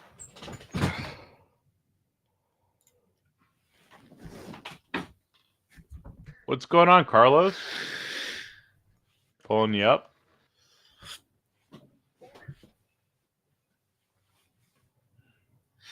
Hey, what's going on? Can you hear me? Yeah, how you doing, man? Yeah. I'm an atheist wanting to ask question about T-Jump's moral theory, but he's gone away. So I don't know if you want to grab a I'll be theist back stuff. soon. Yeah, I'll hang about. That's cool. I don't know if there's a theist or wants to come up and ask a question in the meantime. They're invited up, but I just don't see any hands right now. Cool.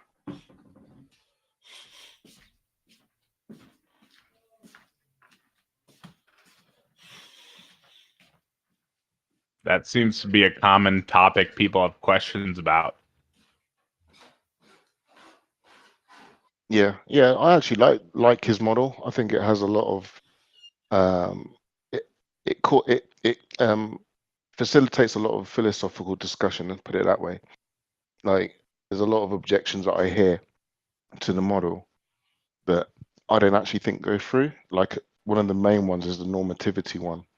But yeah, Tom's responses to them, I think, are adequate. But like, even though I do like the model, I'm a anti-realist when it comes to morals. So I don't think there's any objective morality. I don't think there's any reason to think that there's like objective.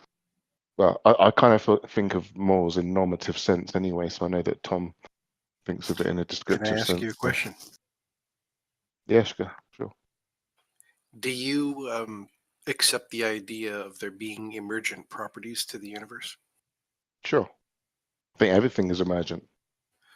Do you accept then that there are, say, first order fundamentals and second order fundamentals, things that are emergent from first orders? Sure. Why not? So if at some point in the universe we realize that energy, being naturally dynamic, collapses into the many forms that we see in our universe, and this is all that we see, just energy in various forms, in ever increasing levels of complexity if you happen to be in the environment that allows for that, like on a planet, then energy is just going to keep doing what it's doing. It's going to keep getting more and more complex. And at some point, minds will develop. Would you then say, or would you be able to say that minds are an emergent property of the universe? Yeah. Yeah, And I'm if a physicalist, so yeah. all right, so would then be able to say that, say, a mind, which is a natural value creation machine, is an emergent property of the universe, and therefore even morality to some extent is an emergent property of the universe because it's what the end result of this energy has done. Yeah, I think well, I'm an anti-realist, so I think that morality is emergent, but I think it's mind dependent. So I think until you get minds, you can't get morality. Like it would be like having an apple before an apple tree. Would you also be able to claim that the mind is energy dependent? The mind is energy dependent. Yeah, sure. I think everything is energy dependent. Same. And I think since energy is fundamental, that you can make the argument that at the very least, morality is an emergent property as well of fundamental properties of the universe. T-Jump, as far as I understand it, thinks it's a primary foundational component, whereas I kind of conceive of it as being something that's a secondary or tertiary point, but it's also an emergent property of the universe. It's still foundational. It's still objective. Right. Oh, you take it to be objective? I take it to be an emergent property. Yeah. Right. It is a thing that energy will do, or can do. You know. And do you take like morality in a normative sense or in a descriptive sense? I think that we all have the same starting point in that discussion, is the fact that if you are a mind, you are engaged in value judgment.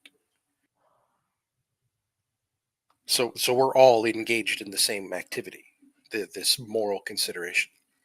Mm-hmm. But I mean, that part is normative. So it's like, I don't know, killing babies is wrong morally. Is that normative or is that descriptive for you?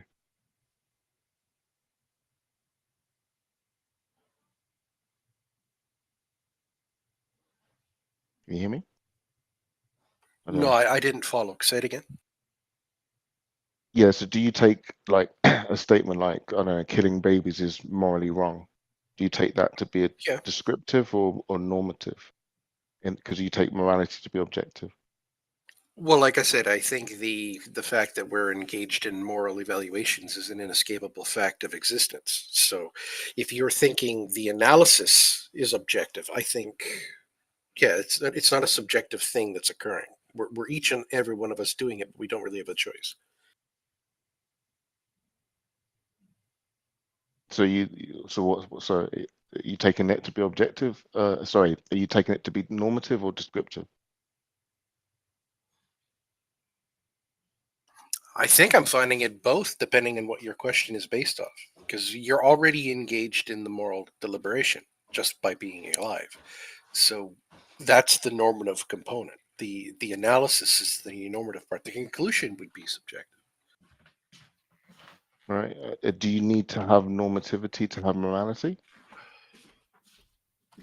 I'm not sure what you mean by needing to have normativity.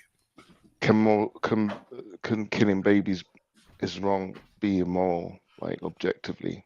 There are numerous moral systems where killing babies, even for fun, is considered moral. Like divine command theory, Abraham was rewarded for his willingness to kill his child, and so this was considered a moral thing. We actually had a theist up here before that was talking in great length about how it was one of the most moral things you could do. Very disheartening. Yeah. Yeah, because I know that Tom takes morality to be descriptive. Normativity is not required. Like, you can apply normativity to his model, but it's not required for, some moral proposition to be true, objectively. But whereas I think that morality is mind dependent, like if there are no I don't minds, think you can separate it, if that's what you're saying. I think because it's to my perception, you're doing moral analysis constantly. So there's always a subjective component to it because you can't remove the person from it. But the second you and I both acknowledge to each other that we're both asking the same question at the same time and coming up with the same answer, then much like chess, we have established that we're both playing the same game. And so there are now a set of rules that apply to the game. That's objective.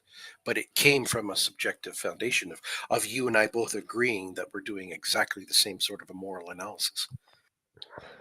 yeah, I suppose it's going to be what's down to it's going to be down to what causes us to feel this way. Like, because obviously we can't escape our subjective perspective.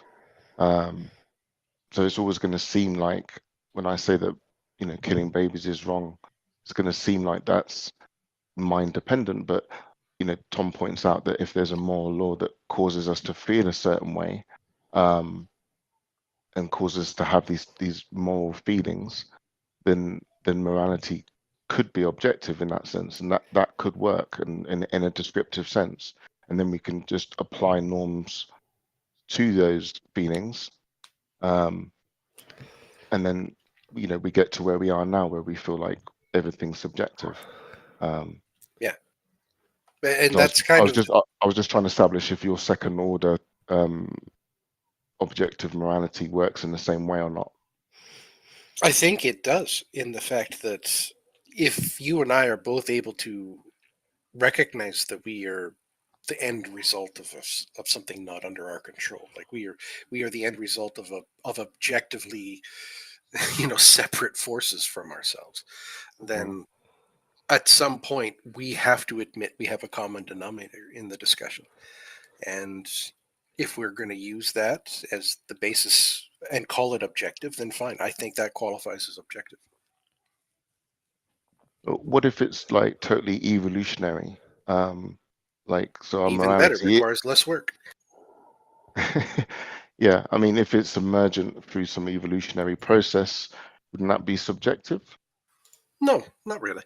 You'd still be dealing with something that you didn't choose, right? It's mind independent. It occurred, and it's sort of being imposed upon you by the universe in a weird way.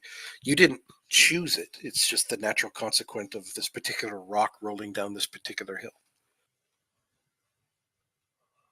Like you were born with empathy circuits. You didn't choose that. You will feel empathy in your life because you don't have a choice in it. You have the hardware that's going to generate those feelings. So you could decide whether or not empathy is objective or not, because you didn't have a choice. It's mind independent. It's there. And it seems to be the same description amongst moral agents, what empathy really is. Like the ability to put yourself in someone else's position, the knowledge of being able to fabricate an understanding from things from someone else's shoes. I'd have to think about it some more. It feels like if morality was caused by just evolutionary process, like in terms of survivability, feels like I don't know. I don't know if that would make morality objective. Feels like it would be Is it subjective. mind independent? Well, evolution is mind independent, sure. And But if what? evolution gave you an empathy circuit that you have no control over, wouldn't that also be mind independent? Probably, yeah. So at some level, there's some subjectivity, and at some level, there's some objectivity, depending on how you view it and at what level you are doing your analysis. Like there are several levels of moral analysis. There was a guy who actually developed a pyramid of higher and higher and higher levels of moral complexity in the argumentation. So at some level, you're talking about something base, and at some level, you're not. You're talking higher order principles of like if you believe that something is right and you have a system by which you can apply this rightness to as much as possible, this ever expanding influence is what you consider good, because you've got this good principle and you're trying to apply it as across a broad spectrum as you can. Mm. Yeah, I'd have to think about that some more. I think, yeah, evolution is obviously mind independent, and if that's what causes us to feel a certain way when we see some moral dilemma happening, like you mentioned, the empathy circuit or whatever, that we don't have any control over, to some extent, that would be mind independent. But does that cause us to say that murdering babies is wrong? Maybe. I'd have to Sure. think about it some more. I mean, if you understand that empathy is about you having at least hopefully some knowledge of what is in your own best interests, or you can't really engage in a discussion about what is good or bad. If you have no idea of what's even good or bad for yourself, you're kind of extracted from the discussion.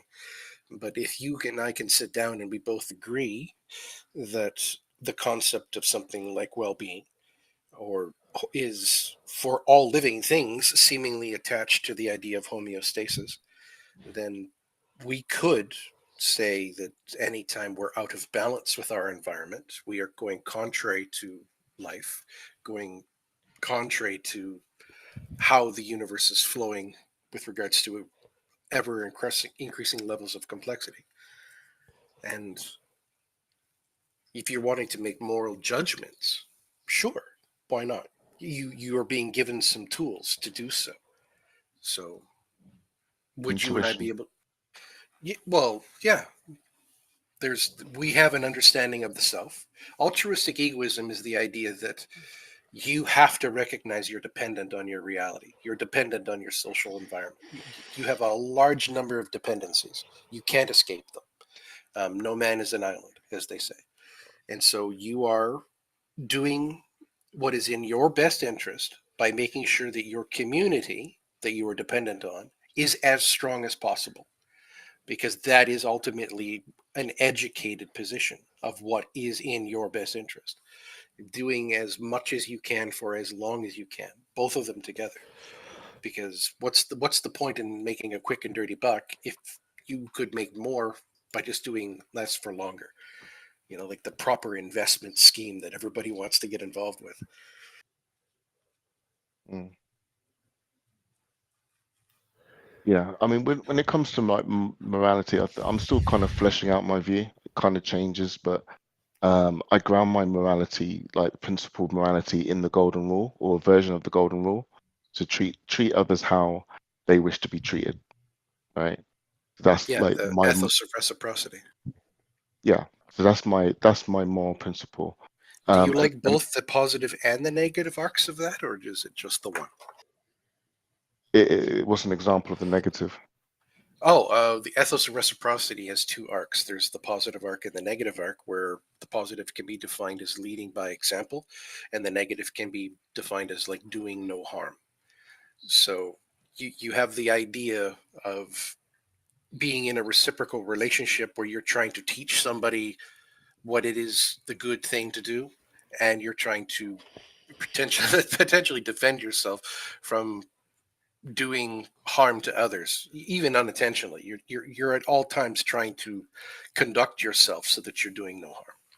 Yeah, I'd have to think about that some more. I mean, to be honest, like it's kind of why I like Tom's model, because my model kind of aligns with Tom's model in the sense that, you know, treating others how they wish to be treated is meaning that they have to give consent, right? If someone consents, Yes.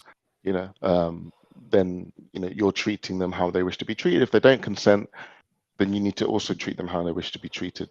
So I think that's why I kind of like Tom's model. But I suppose my only issue with the model is that, like, whilst it applies to consciousness, and obviously will in positions of involuntary in positions of will is only something that applies to conscious beings. Like when I think of conscious beings, I also think of um, like intentions, and emotions, and those are parts of a consciousness too. So I think that those things have moral assessment, but it seems like under Tom's model, because it only deals with will and impositions of will, any kind of like intention won't have any kind of moral assessment in under his model. And that's probably my only issue with it. Because when we talk about intentions, like normally we want to say that if someone has the intention to do something bad, like even if they didn't carry it out, like we have like attempted murder, attempted armed robbery, like you didn't actually impose on anyone's will, but you intended to, you just didn't have the means to carry it out.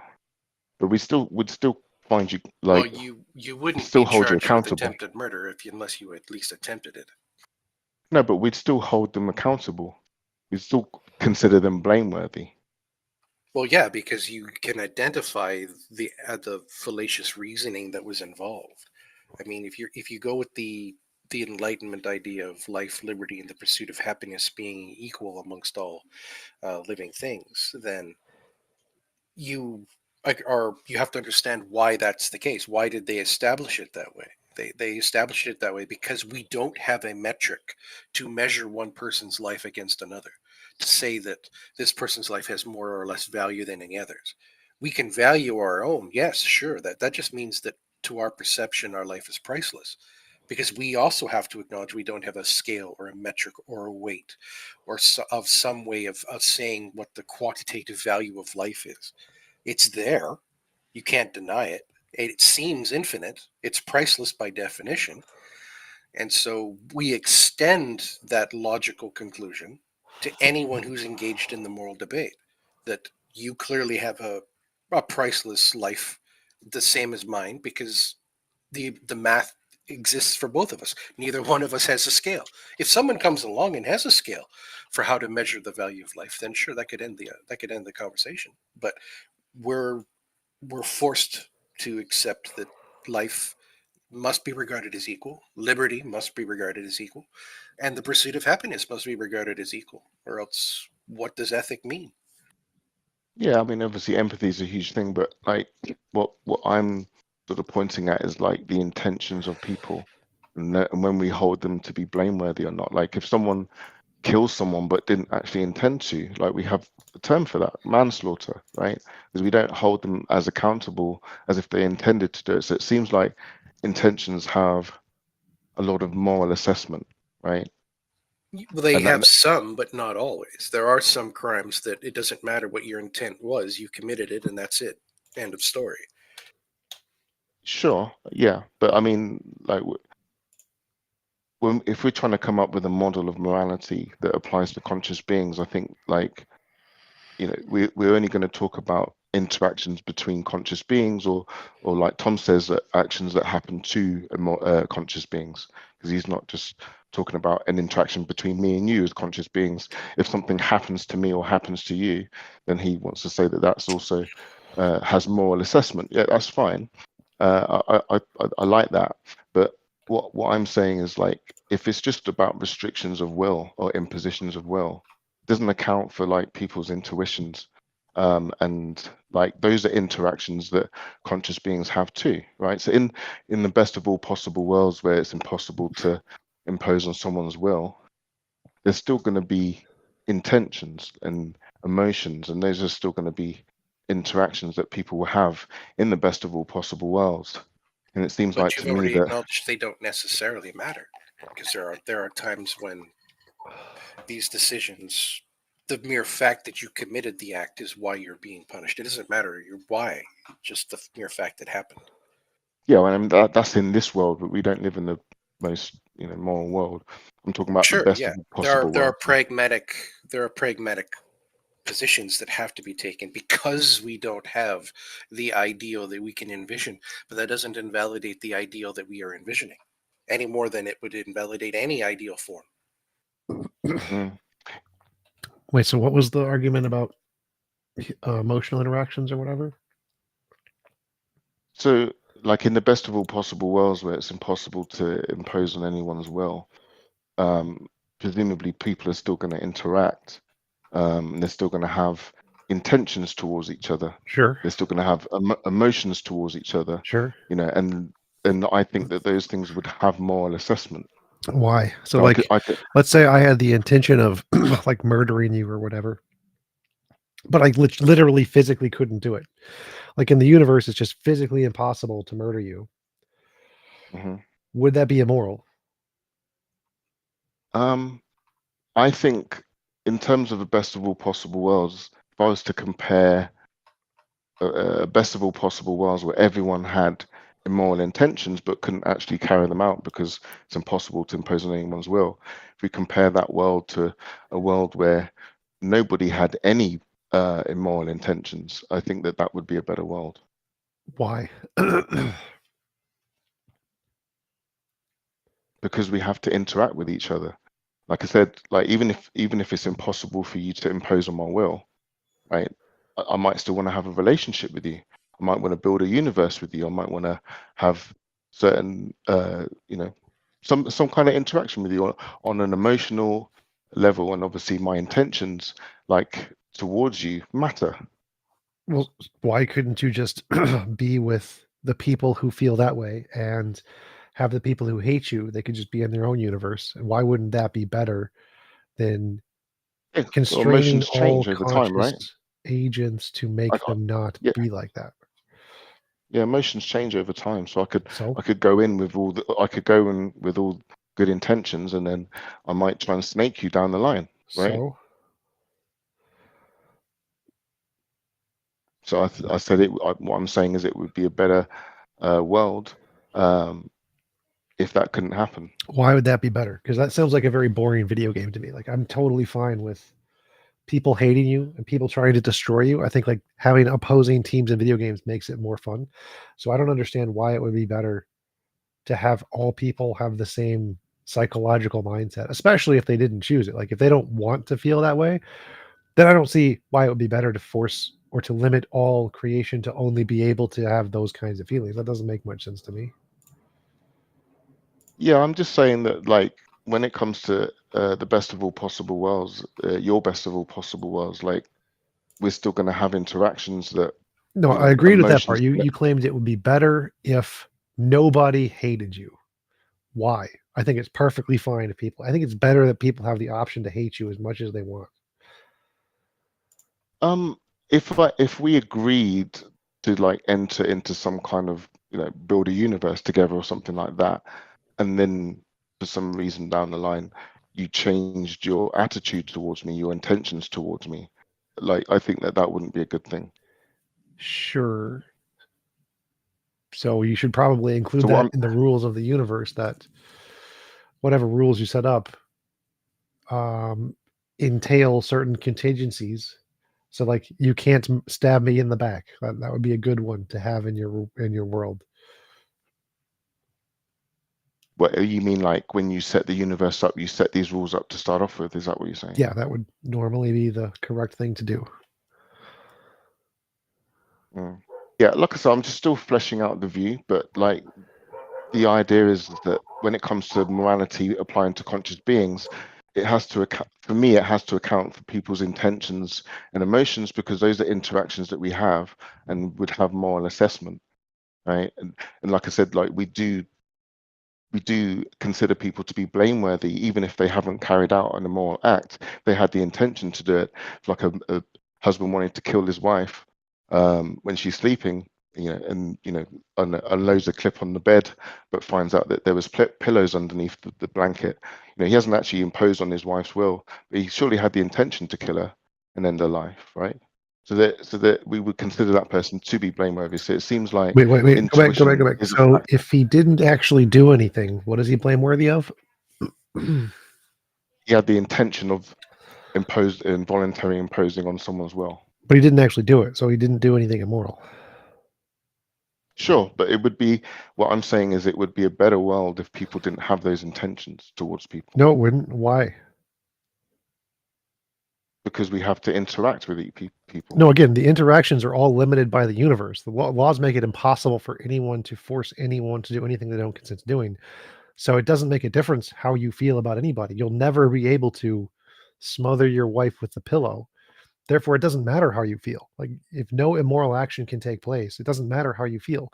The only relevance of why people put in restrictions on how you should feel is because there's pragmatic limitations of your freedoms in the world to harm other people. If it was impossible for you to harm other people, or everybody got their own universe and you couldn't be harmed, it doesn't matter. You think whatever you want. Literally, Hitler could have his own universe and just want to massacre all the Jews, but perfectly fine because he couldn't do it. And it wouldn't be better because just by eliminating Hitler or preventing Hitler from being able to feel those things, or making it impossible for humans to feel what Hitler feels. Like, no, that would be involuntary impositions on the individuals that are unnecessary. I said, like, why would we make it impossible for people to feel that way if they wanted to choose to feel that way? That would seem immoral to me. Yeah, I agree. If we force people to feel a way that they didn't want to, that would be wrong.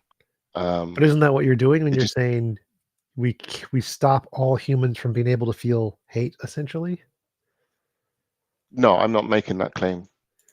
I'm not saying that we stop people from hating each other. What I'm saying is it would be a better world if people didn't feel that way, or didn't. So like they all just voluntarily chose to stop hating or something? No, because my moral principle is based on the golden rule. So treat others how they wish to be treated. So, if we entered into a universe together, my moral principle, I would treat you how you wish to be treated, which is to take into account your emotions, how you would feel about certain things.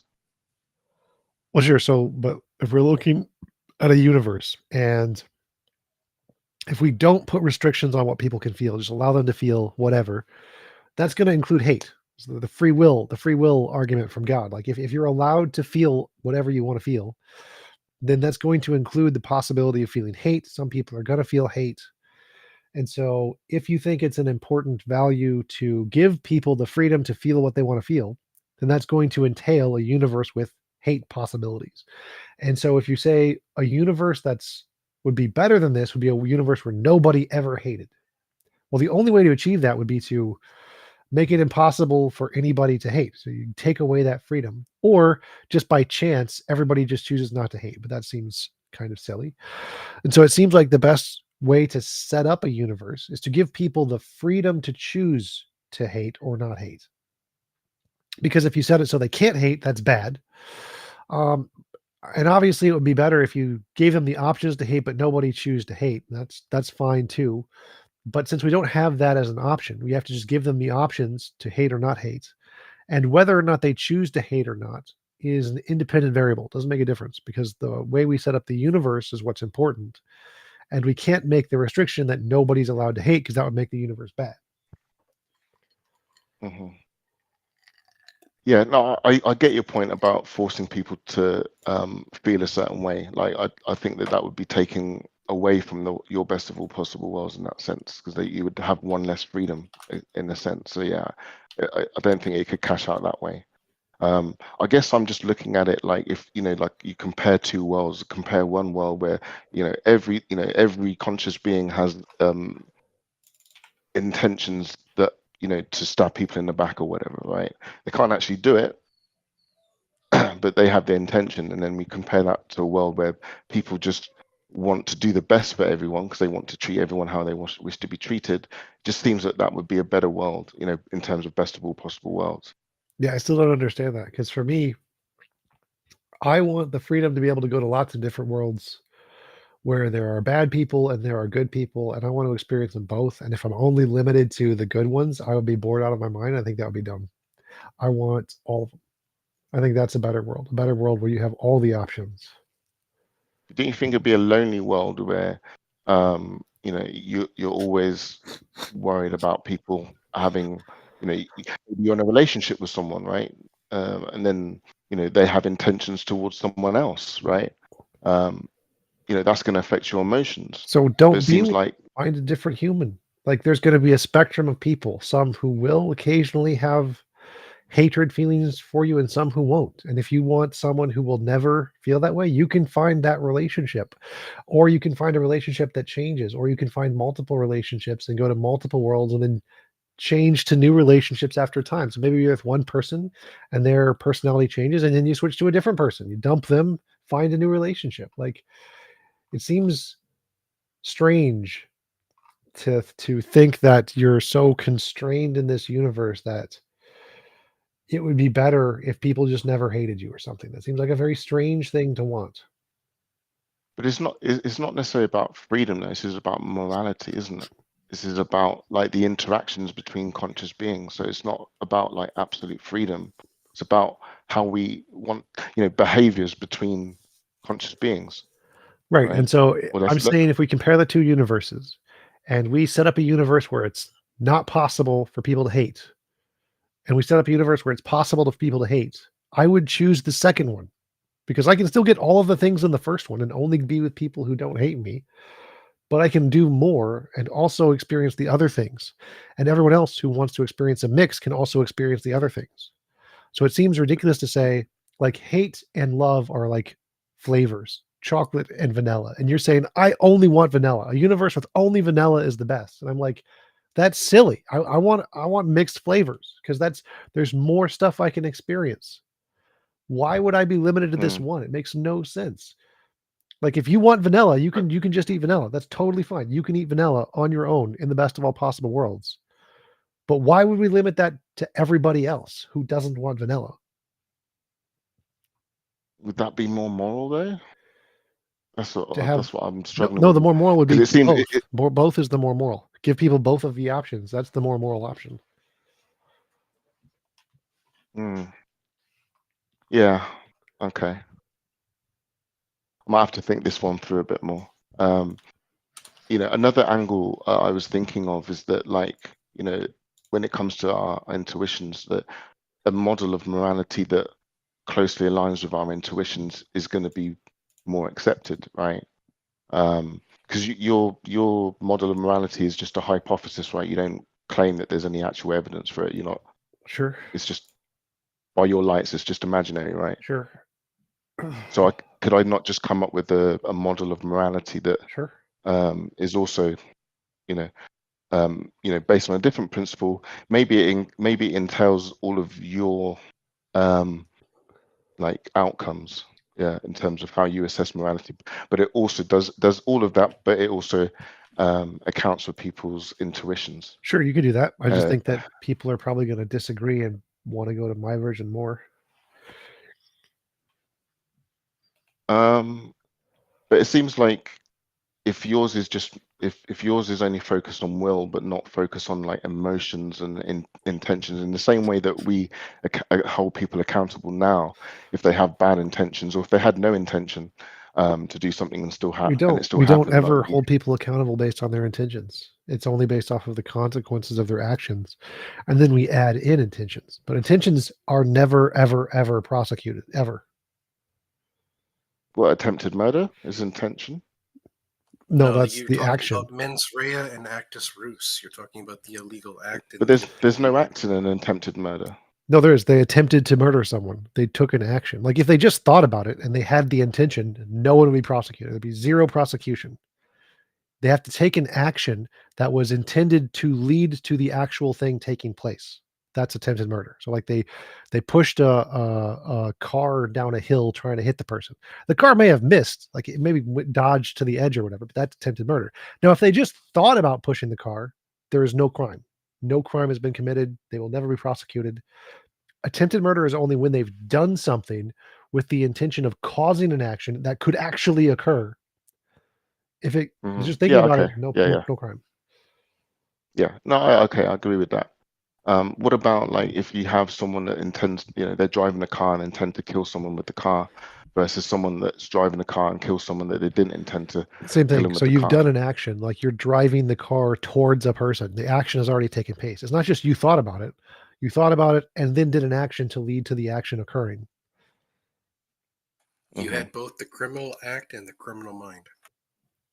Right, but in the unintentional case, there's no crime there, right? No, the action still There's takes no place. mens rea. There's no criminal mind. So if you accidentally run someone over, the car thing took place. Or if you were driving down the road and you didn't intend to hit them and you accidentally swerved and hit like a tree or something and didn't hit them, neither the action took place nor the crime nor the intention took place.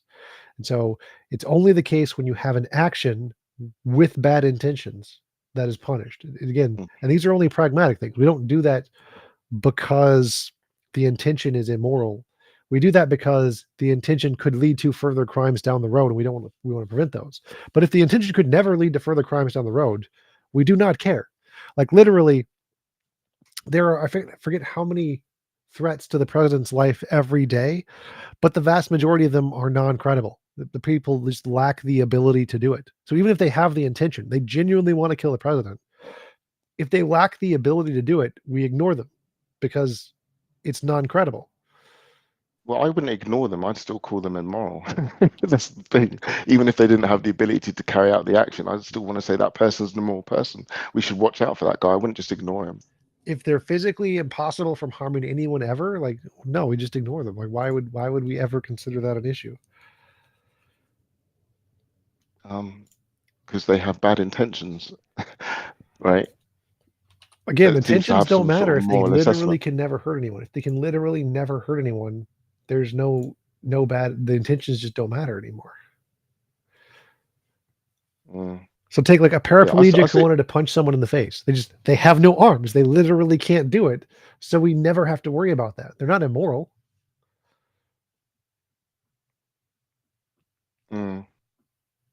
I just feel like if even if I had a paraplegic that wanted to do something like that, right, versus another paraplegic that didn't want to do that thing, even if the person that wanted to do it couldn't carry it out, it just feels like the person that didn't have the intention of doing it is a more moral person just by virtue of them not having the intention. Well, that has moral assessment for me. They may be a better person. That's fine, but we don't care about that when we're designing a universe. Whether the universe is moral is contingent on the abilities that we allow within the universe, the freedoms that the universe allows. Now, whether or not the people who are in the universe choose to act one way or the other isn't something we can legislate. We cannot legislate that. You cannot make restrictions and say it would be better if they were all just forced to do good. So that's off the table. You don't even get to assess that anymore. It's irrelevant. You can just set the rules of the system, and whether or not the people choose to go one way in the system or the other way in the system isn't something you get to dictate. Yeah, no, I concede on the forcing someone to not hate. Yeah, I don't think that doesn't seem intuitively a good thing to do. But you did say that someone that didn't have the intention versus someone that did have the intention, they are a better person. Well, in what way are they better? Are they better morally or in some other way? Well, that would be like a social construction kind of morally. I think like your social perception. Well, I think all morals is social construction. Right. So I'm saying that there's a difference there. There's the objective morality of like setting the universe up. And then there's the subjective morality of what you like best. You like people not to want to murder you. That's your subjective preference. That's what you would want. It's not what I want. It's not what other people want. It's probably not what that person wants. But that's what you like. So you think of that as better. But we don't care. If we want an objective morality, we want something that is accommodating to all of the different individual values equally and not trying to impose your subjective preferences onto them. That's why objectively, if objective morality is true, it would be better to allow that person to hate you.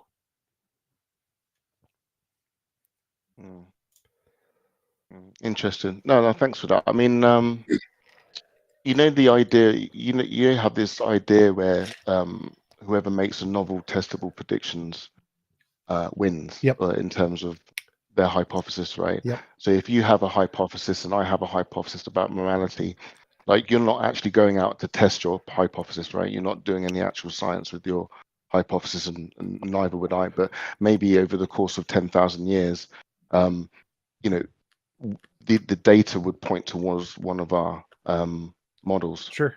Right. And whoever's that points towards would be like The one that has wins, more right? evidence. Yeah, for sure. But if we see like intentionality is something in a, I know you're saying it's one of these contingent types of things that will change in the future in terms of our intuitions, but for now, that's how we see morality. Like we do help hold people accountable depending on their intentions, or we consider them to be better people if they don't have intentions. So that's just how we see things now. If that continues for 10,000 years, and all, because my model of morality is very similar to yours in a sense, but it might be that just because mine takes into account like people's emotions and intuitions, because I want to treat people how they wish to be treated, I'm not just concerned about impositions of will. Then maybe, you know, in 10,000 years, or maybe for 9,999 years, it all points to mine, and maybe in 10,000 years it points to yours, some other data point, right? But you're going to have to concede that my hypothesis wins, right? Yeah. So if you have a prediction that includes this, intuitions are relevant to what objective morality is, and mine entails that it's not relevant to what morality is, then if 10,000 years or whatever passes, or whatever time period, and it doesn't shift towards my model, then that would be evidence against my model. Now you would have to make your own novel prediction. You couldn't just say things will remain the same, because that's not a novel prediction. But if you made your own novel prediction, like maybe they become more important or something, and that happened, then yes, that would be evidence of your model and evidence against my model.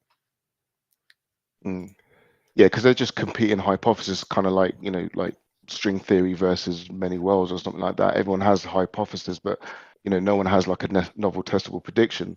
But if mine is just all of what yours does plus something else, like I'm just mirror your argument and just added another property to it. So well, I'm that taking wouldn't into work. account You'd have to be a emotions. counter property. So the first example you used would work. So like if intuitions were a valuable metric for morality, that would be counter to my model, and so that would be evidence against my model. If you just take my model and add a fact or something, that doesn't do anything. So like if I took general and special relativity and added, I don't know, mushrooms, that wouldn't be evidence my model replaces general and special relativity. You'd have to contradict it in some way, and that way would have to be right.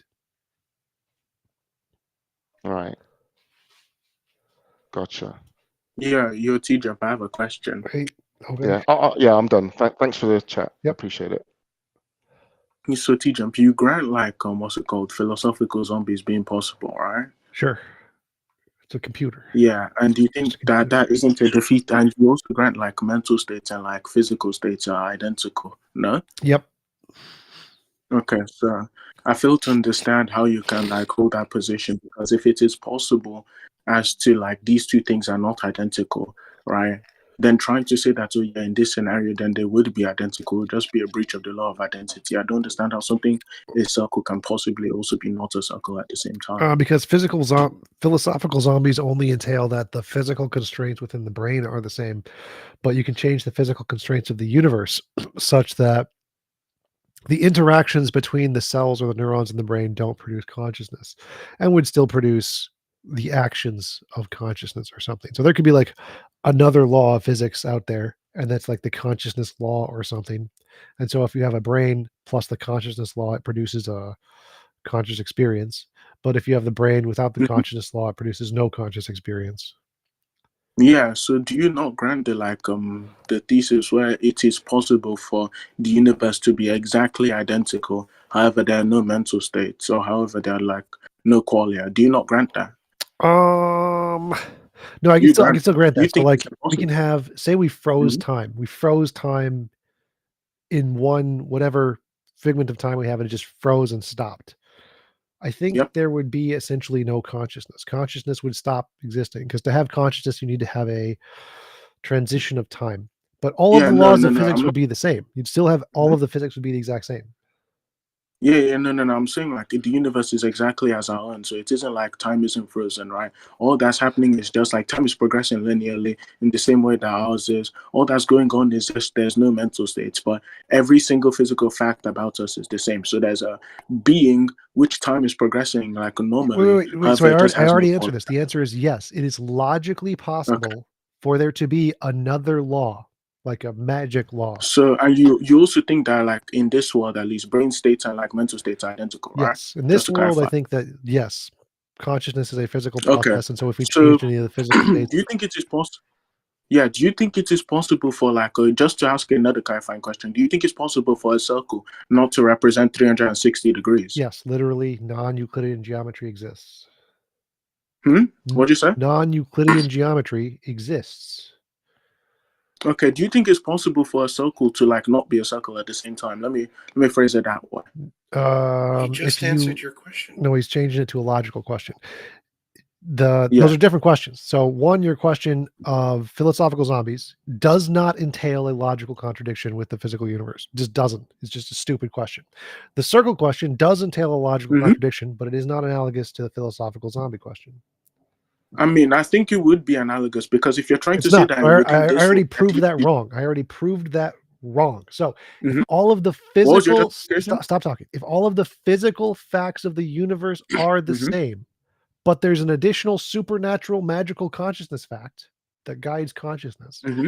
All of the physical facts are exactly the same in both universes, but one has consciousness, one does not. So would the other like thing that is granting us consciousness not be like physical?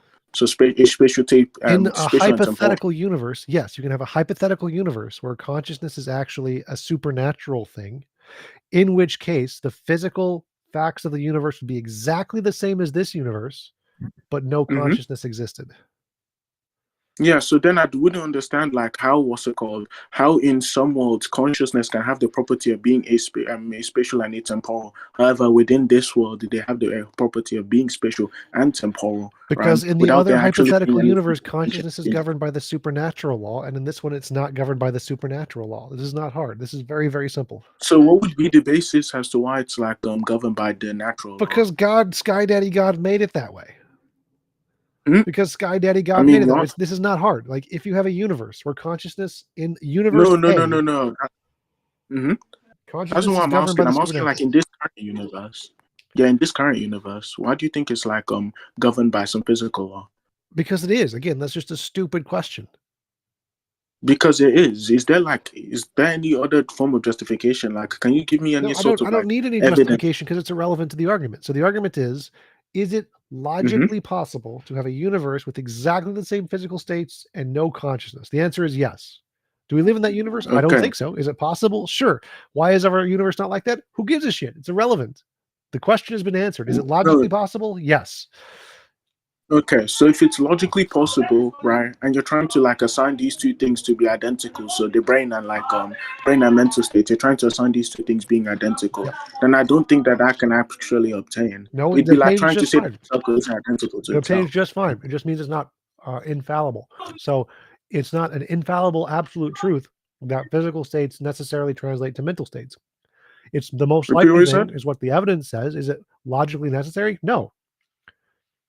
Wait, I'm sorry. Someone was talking in the background. Can you repeat yourself? Yes. So the fact that it's logically possible for there to be a philosophical zombie does not mean the statement physical states and mental states are the same is wrong or has less evidence. It just means it's not infallible knowledge.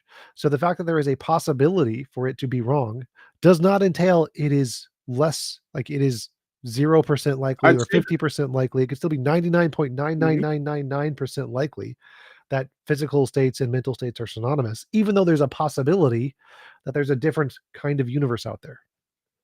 Yeah, so I'd say that that wouldn't really make any sense because you would be like trying to say, oh yeah, it's possible in some world that A does not equal A, but clearly A equals A in No, every I already single debunked possible. that. I already debunked that. So again, You were trying to say that like in the other I world already there'll be debunked that. some. I already debunked that. So hypothetical universe A, there is a physical universe with exactly the same physical states in every way, plus supernatural laws. There's these supernatural laws, and these supernatural laws govern consciousness in this universe. And so they overwrite any consciousness that exists in physical states. They're like, nope, this is gone because the supernatural laws overwrite all that stuff. Mhm.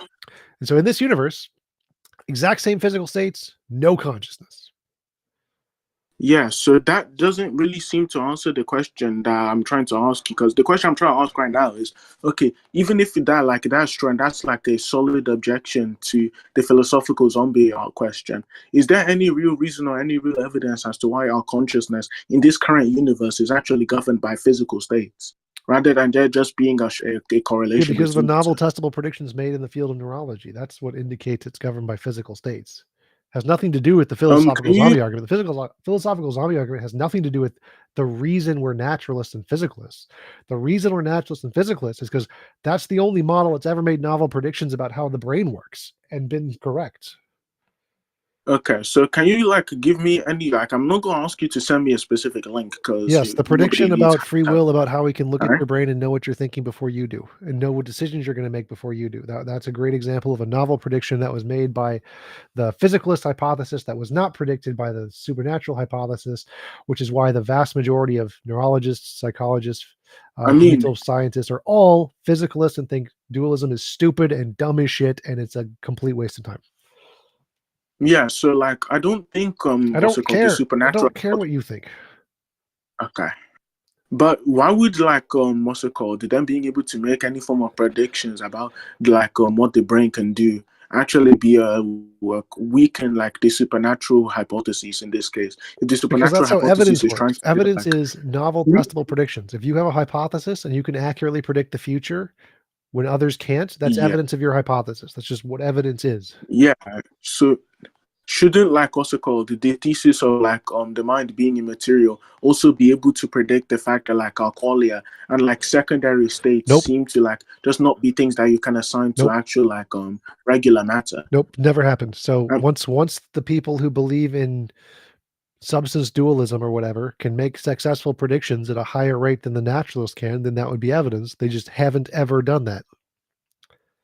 So like, I mean, you've read up on about all of this stuff on the neurology, right? So Yep. are you able to like name me the specific part of the brain that like derives people having subjective tastes, subjective like views on like What does that have what to they do with believe what is right? evidence is? Like whether or not I can answer every question about the brain doesn't mean that you can. So you have to give an example of something you can do with novel predictions that the natural world has never done. I can give tons of natural examples of physical predictions that have been made and Yeah. confirmed under my hypothesis, which is all evidence of my hypothesis. Whether or not we can answer every question just doesn't matter. It's irrelevant. What matters is can you give us any of those on your hypothesis? The answer is no.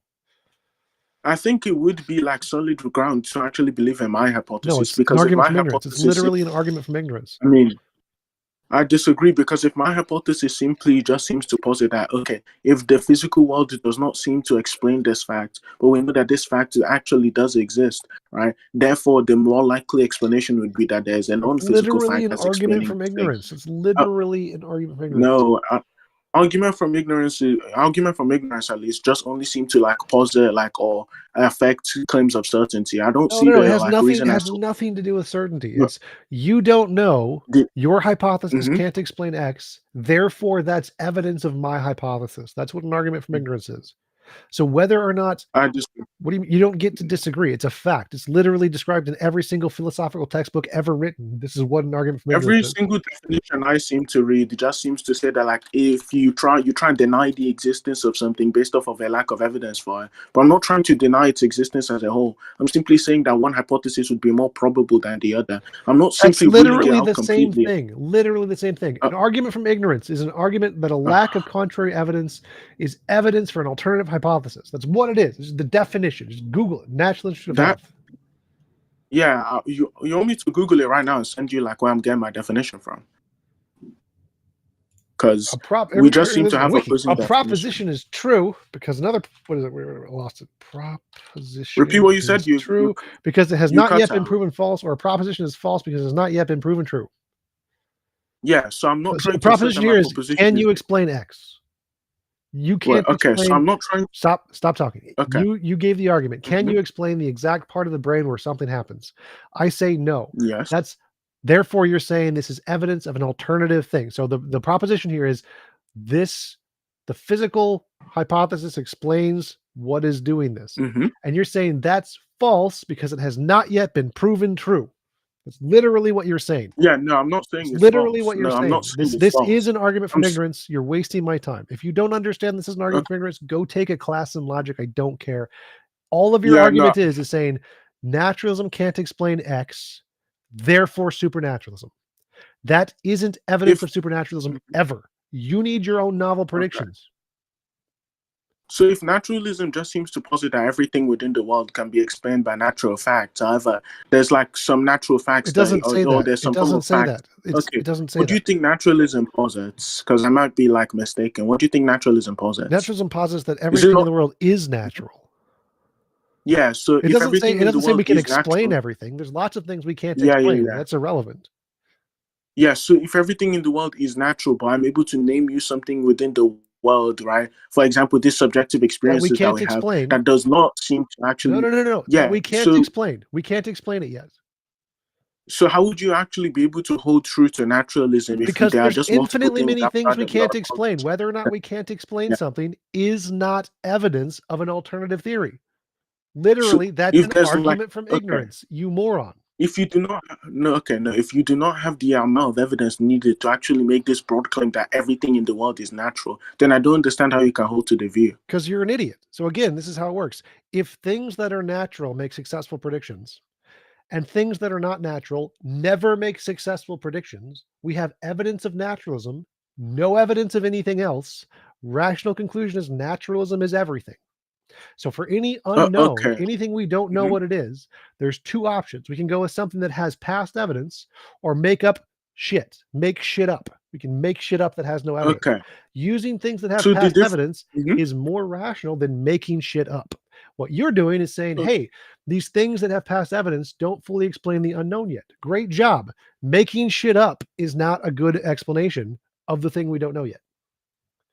Yeah, so what's it called? To respond to that, simply like just because, like in certain instances, like the natural facts seem to explain certain parts of the world, which obviously I think most people would agree with. Nobody like disagrees that like in some facts or in some cases like what's it called?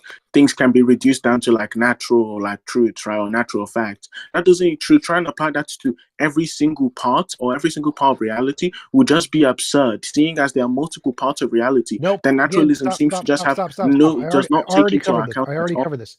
If we're Yeah, trying to you're trying to explain, say stop there can be talking. predictions. So if we're trying to explain, Okay, no there's problem any then. unknown, Okay. any unknown about reality. There's any unknown about reality. The only rational thing to think that caused it was prior things we've already discovered in reality. If you want to make up a new thing, just make shit up. That is never going to be evidence of the made up shit. If we discover something, we have no idea what it is, and you're going to make shit up to explain it. This is called post hoc rationalization. You see the evidence, make up some bullshit to try to explain the evidence. We don't give it to you. What you need is to take your made up shit and then predict something we haven't discovered yet and get that right. That's what evidence is. You don't get to say, hey, here's something that we can't explain under naturalism, therefore my made up shit. That's an argument from ignorance, literally an argument from ignorance. What you need to do is say, okay, here's something we can't explain. I'm going to make shit up that can possibly explain it. It's a great hypothesis. And then from that hypothesis, I'm going to predict something we don't know yet.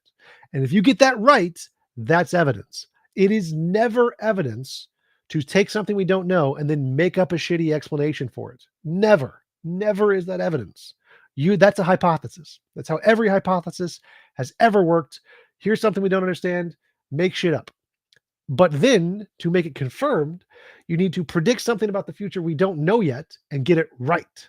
And idealists, supernaturalists, substance dualists have never, ever done that. Ever. Naturalists do that all the time and get it right all the time. That's why they win. And your hypothesis is stupid. You believe what's it called? You believe that like non-naturalism is false, right? Yes.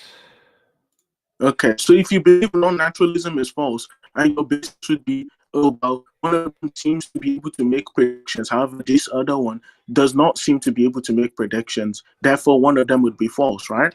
Say that again. So one of them seems to be able to make predictions about the future. The other one does not seem to be able to. Therefore, one would be true, the other would be false. One would have evidence, one would not have evidence. Yeah, so you think, okay, so you also think that non-naturalism would be false. And I'm asking you, like, the reason being would just be because one of them doesn't have evidence, right? Yes, so if it doesn't have evidence, you shouldn't believe it. Like Santa Claus, leprechauns, fairies. If it has no Yeah, evidence, so you like, shouldn't believe it. Correct. yeah, you think, yeah, so you think it just is false, right? But wouldn't that also just fall under an argument from ignorance? No. Because then you just be trying to deny its existence based No. off of a lack of evidence. No. I Which I don't don't have to even think deny is the one. existence of something not proven to exist. If No, you wait, say wait, you wait. deny So the the argument existence of is, something based if off a lack of evidence, that's an argument no, from the ignorance. argument is that humans make shit up all the time. We have lots and lots of evidence humans make shit up.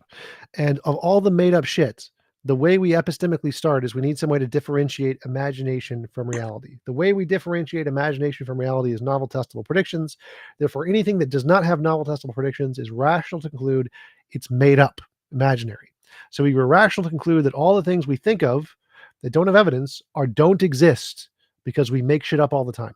That's the argument. It's not Yeah, something we so don't that's know. It's that there's a good reason to conclude because we make shit up, that's a made up thing.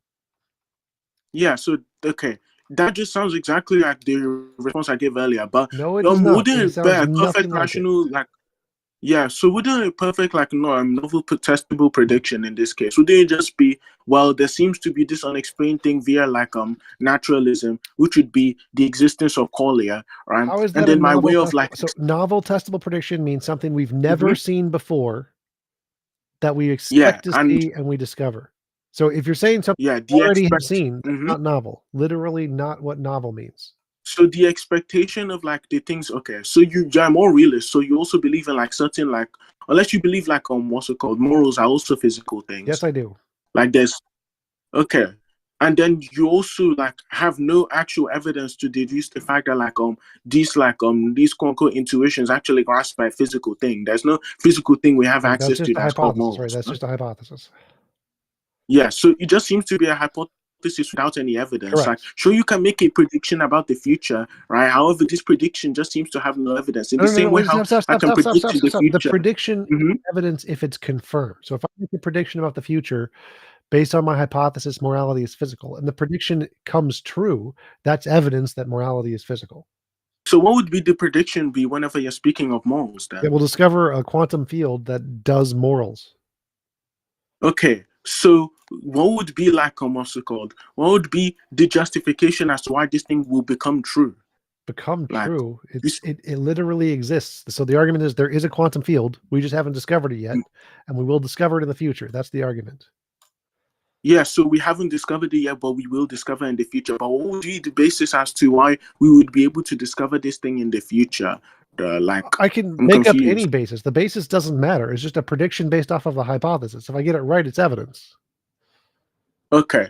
So then it just sounds like if you do not know whether or not you've gotten it right or not, seeing as there's no actual reason to believe that we will understand or we will discover this quantum field in future. Yeah, that's right. If we then don't there have just any seems to be evidence no yet, we don't for have any hypothesis. evidence yet. So the fact that we don't have any predictions yet means you have no evidence. Congratulations.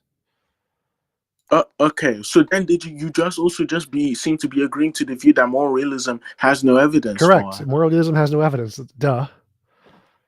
Okay, so if moral realism has no evidence for it, that doesn't seem to be consistent with all of the debates you've had to actually No, defend I've moral literally realism. said that many, many times. So that's exactly consistent. So if you said many, many times that moral realism just has no evidence behind it, then what would be the reason as to why you believe it? Because I like Wouldn't it just be as empty and as vacuous as like people who are theists believing it without any evidence at all? No. Wouldn't So you the deem that as reason irrational? theism is vacuous is because they claim to have evidence but don't. But if you claim to believe something because you like it, that's perfectly fine. None of this relates to your silly consciousness position, but it's totally fine to believe something because you like it. That's not a problem. It's vacuous if you Okay, claim but you have evidence when you don't. That's vacuous. So don't you think that would also be irrational to try and like affirm that, oh yeah, I believe this thing, but I also don't have any evidence for it. No, right? you can And believe then whatever you try. want. You can believe whatever you want without evidence, as long as you don't claim to have evidence. Perfectly Yeah, fine. most people would seem okay. Yeah, but most people would seem to agree. Like you always found your belief of more realism based off of your intuitions. Most people would seem to believe that, like at least intuitively, you would be more rational to believe the claim with evidence than the one without it. Obviously. So it just sounds as if you're defeating your own more realist position. No, again, not at all, because of literally what I just said. You can believe whatever you want for whatever reason you want. It's more rational to believe with evidence, sure, but this list has literally nothing to do with your dumbass idea of consciousness existing. Literally nothing. Okay, the reason as to why would we relate to like my view of consciousness existing would be due to the fact that, like, what's it called? Even if you say, oh well, consciousness has no evidence behind it, the evidence would be due to the fact that there's some unexplained facts. That's an argument from ignorance. I already debunked that dumb shit. I already debunked that dumb shit. That's an argument from ignorance. That just all. Okay, yeah. So it's just contingent on what we argued beforehand. You also believe like group contingencies can exist too. If you want to talk about that as well. No, because I don't that has see literally nothing to do with the conversation. So I debunked your entire argument about silly consciousness stuff, and now you're moving to a whole bunch of other topics for some reason. Yeah, I don't think you really refuted it. I completely 100% refuted it. You made an argument from ignorance. I proved it was an argument from ignorance, and then I said the standard for evidence is novel testable predictions. You have none. Yeah, you also have no like novel testable predictions on the stance of like. I never claimed to. I never claims to. So I'm claiming I have no evidence for this position, and that's fine. So if you claim you have no evidence for your garbage consciousness position, that's fine too. You can grant you have no evidence.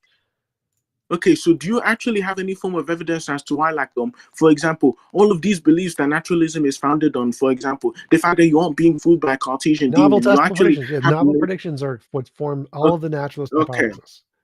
So what would be the novel testable prediction that actually deduces the fact that you aren't being fooled by a Cartesian demon? I have hands. Right, problem solved. That one was covered. That was covered on the wiki. You have okay, dude. You seeming to have hands doesn't actually justify the fact that like you're deflating to a different topic, a different philosophical problem to get away from the fact I've completely dunked on your consciousness belief. So going back to the actual topic, your consciousness belief, you have an argument from ignorance. Naturalism can't explain S, can't explain X. I made shit up to explain X. Therefore, that's evidence of my made up shit. That doesn't work. If evidence is novel predictions. Novel predictions are here's something I would expect to see if my hypothesis is true that we haven't seen yet. So let's say Einstein made a prediction that we're not in the Matrix, and the world is physical, and general relativity is true. Therefore, we're going to see this curvature of light around the sun. I accurately see the curvature of light around the sun. Therefore, that's evidence of we're not in the Matrix. General relativity is true, and consciousness is physical. Problem solved. Yeah. All of that just seems to be contingent off of the fact that you can rely on like your sense experience. But even then, right? It doesn't matter what it's contingent on. Doesn't make a difference. What matters is you have a hypothesis that can predict the future and gets it right. That's it. That's but the prediction, that just relies on the claim that I don't care. It doesn't matter what it relies on. It's irrelevant. It doesn't matter what it relies on. Have a prediction.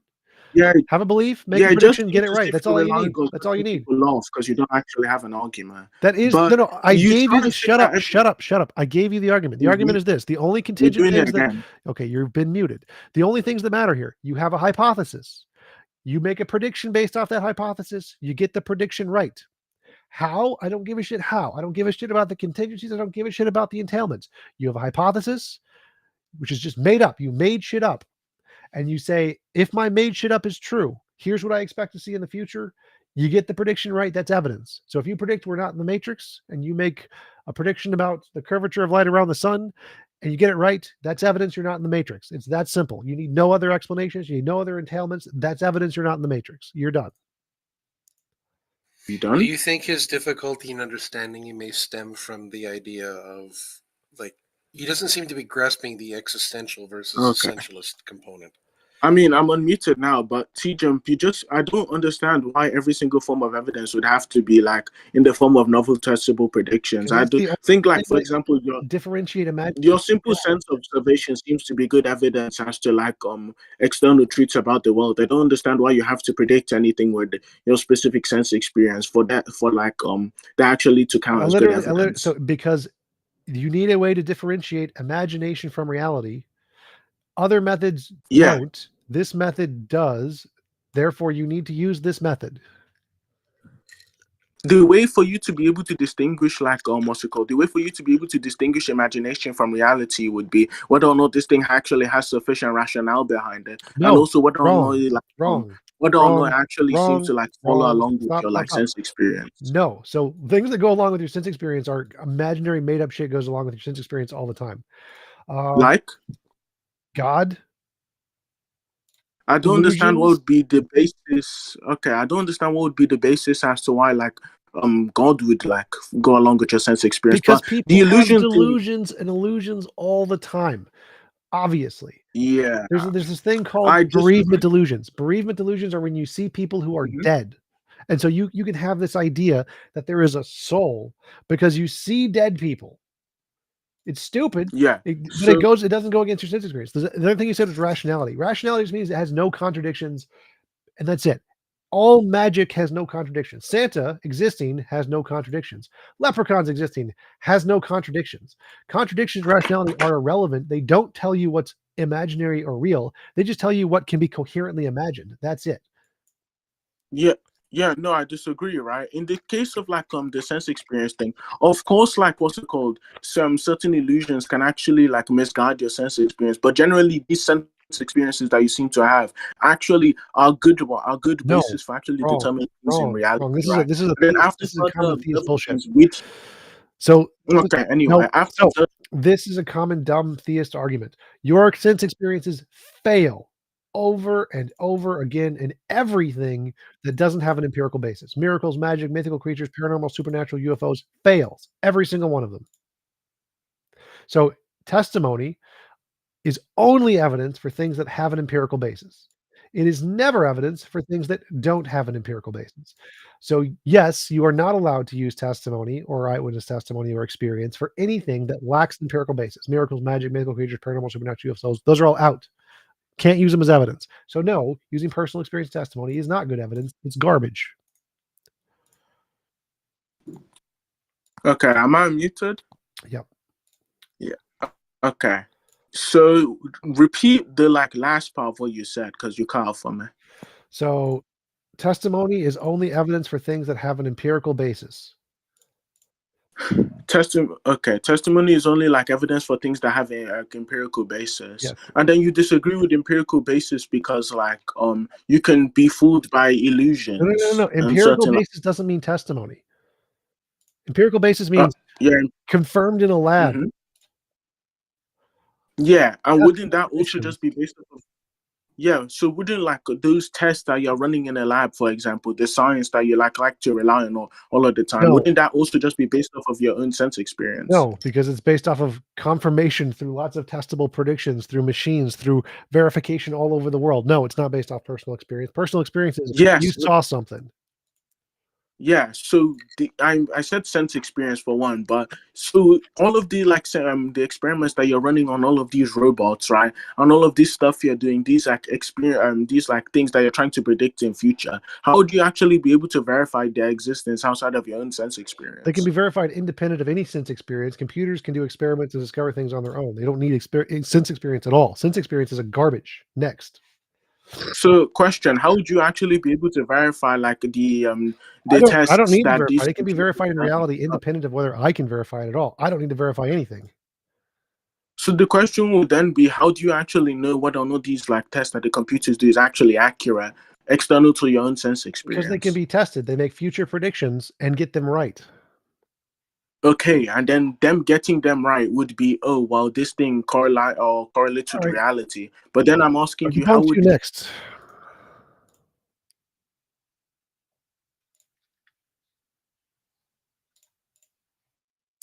Anybody else? Do you want to talk to more?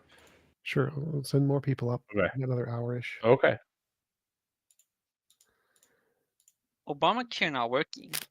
I remember this guy.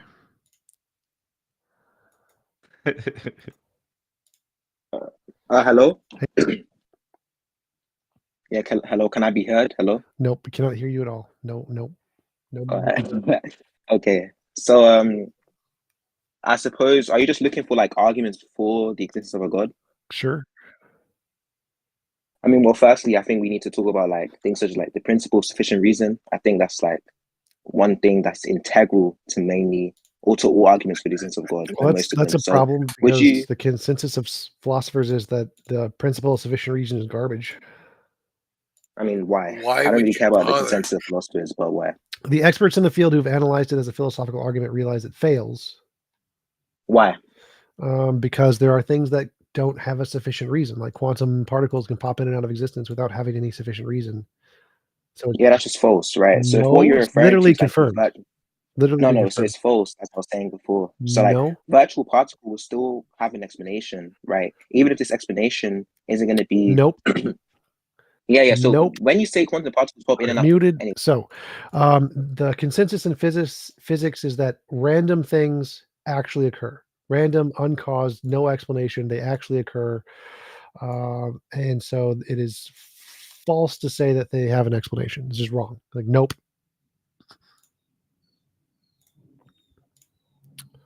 yeah. So you're actually the one that's wrong, right? So virtual Nope. particles. Well, when we say virtual I particles, didn't say anything about virtual particles.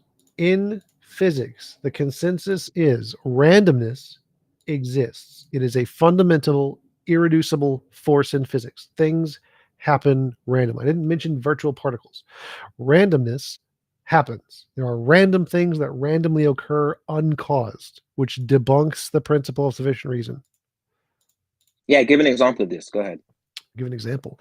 There are lots of examples in Yeah. quantum mechanics. Just Google random. Can you give one? Nope. Can you give one? Nope. So wait. Here's what I'm seeing is happening. You made a claim, right? So you're this is a common knowledge. You just Google it. Phil Survey's paper is randomness fundamental and irreducible. You can find the examples on your own. I don't need to provide them. It's common knowledge in physics. So that debunks the principle of sufficient reason and gives you a reason why the consensus of experts rejects it. So I've answered your question fully. Do I need to give actual examples in the field? Nope, I don't, because they exist. You can find them on your own. Go for it. It's Okay. Well, I just C-lining searched anyway. up.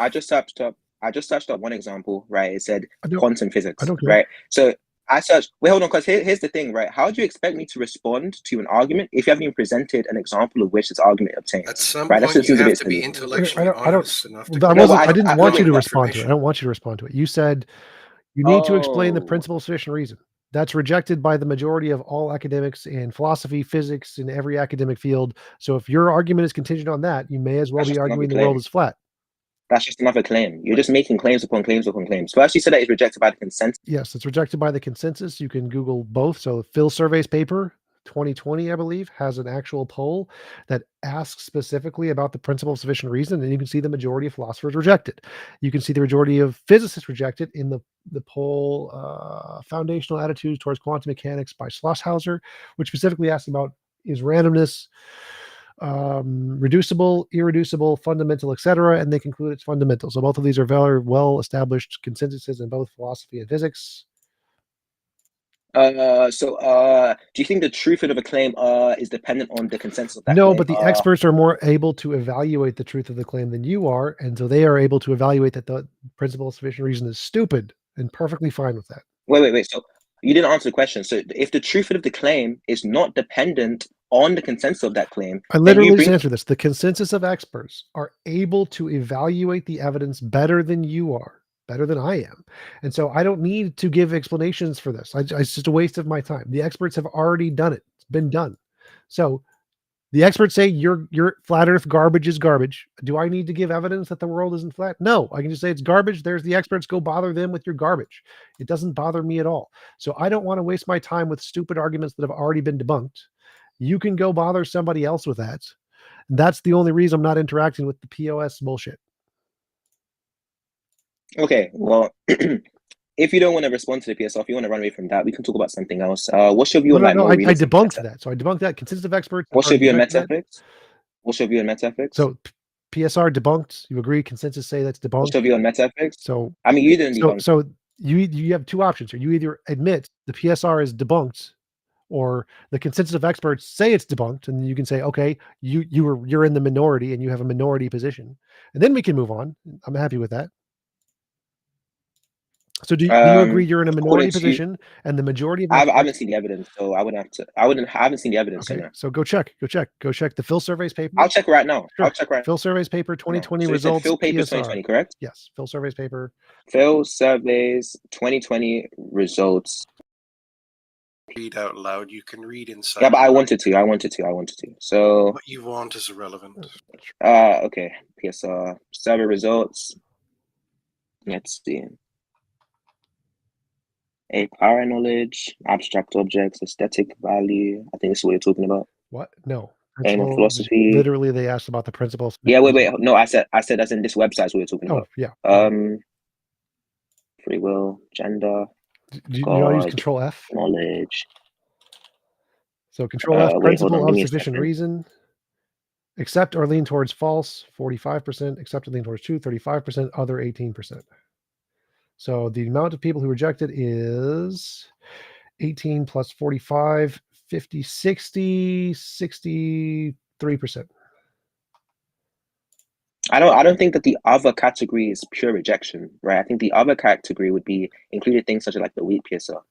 No, this is for both the weak and the strong PSR. Wait. So then when you said there were three categories, yes, I accept it, no, I reject it, and then another. Yes, so this is for all of the PSR. So the consensus in philosophy is that the weak PSR entails a strong PSR. There's no difference. Yep. I agree. Okay. So then it seems to be the case then that if there's three categories, then the other category does not just simply mean rejection. It could be I don't know, or I don't have a view, or I'm agnostic, right? So I don't think you should add on that other category to the No, they category, but it seems to reject be the a different PSR also. So if you're going to use the PSR as an argument for some argument conclusion, Did you hear what I said? Hello? Shush. So if you're using the PSR as an argument for a conclusion, 63% are going to say doesn't work. No. You said that there's some that say it does work. Okay, so this sounds like some dumb Muslim apologist logic here. So if there's a bunch of people who are agnostic on an issue, and you're going to use that issue as evidence, they're going to be like, doesn't work for me. This is not sufficient evidence. We don't count this. That's what agnostic means. It doesn't count as real evidence. So if you want to use the PSR as sufficient evidence for some conclusion, it's rejected by 63%, 4% of philosophers. It just doesn't exist. So you're in the minority. Yeah, so no, agnostic doesn't mean that you reject something. Goodbye. Next.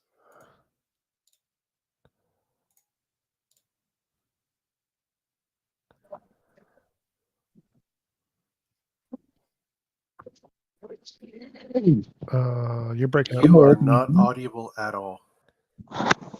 Not Hello? Okay, try now. Are you able to hear me? Yes. Okay.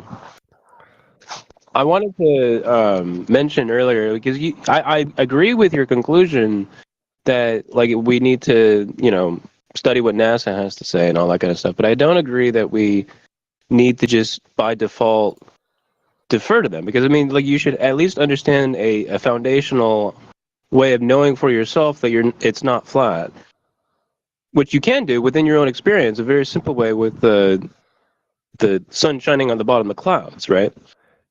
Like, there's no way that the sun can do that at the angle that it on a flat Earth. If it's always above the clouds, it will never do that, right?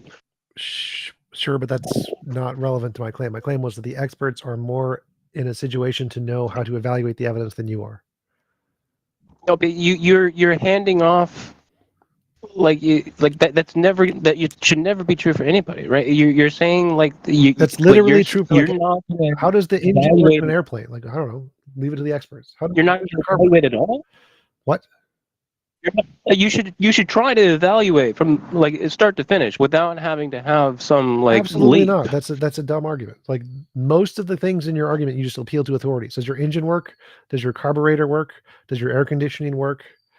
Like 99% of things in the world, you don't have the ability to assess your knowledge. You trust the experts because they can do all the other things you can't. 99% of scientists can't do what any other scientists do. Like, a biologist can't confirm what a physicist does. A physicist can't confirm what a biologist does. A chemist can't confirm what a physicist does. They all have their different expertise, and what the experts do is trust the other experts. That's the best way to do it, and it has a high level of reliability. You don't even need to know. I understand what you're saying, but you are discounting the amount of territory that you can cover on your own. You don't need to know how an internal combustion engine works in the minute details. All you need to know is that cars move and then lights turn on, right? Like the little details in between are not relevant to whether or not you have verified that cars move and lights turn on, right? Like from the things that you have verified. How is this relevant to any of my argument previously? So my argument previously is that's a stupid argument, and if you want to actually investigate it, go ask the experts because I think it's a waste of time. So if you want to like debate me on the workings of engines, I'm like, go ask the experts. I don't care. That is the correct response. You are sacrificing principle for nothing. No, I'm sacrificing principle for my time because I don't want to talk about stupid topics that have already been covered. How much time do you think you're going to sacrifice? Because I mean, I feel like this conversation that much. Boom! That much time. Amazing. Next. That was quick. You got a niche. I do.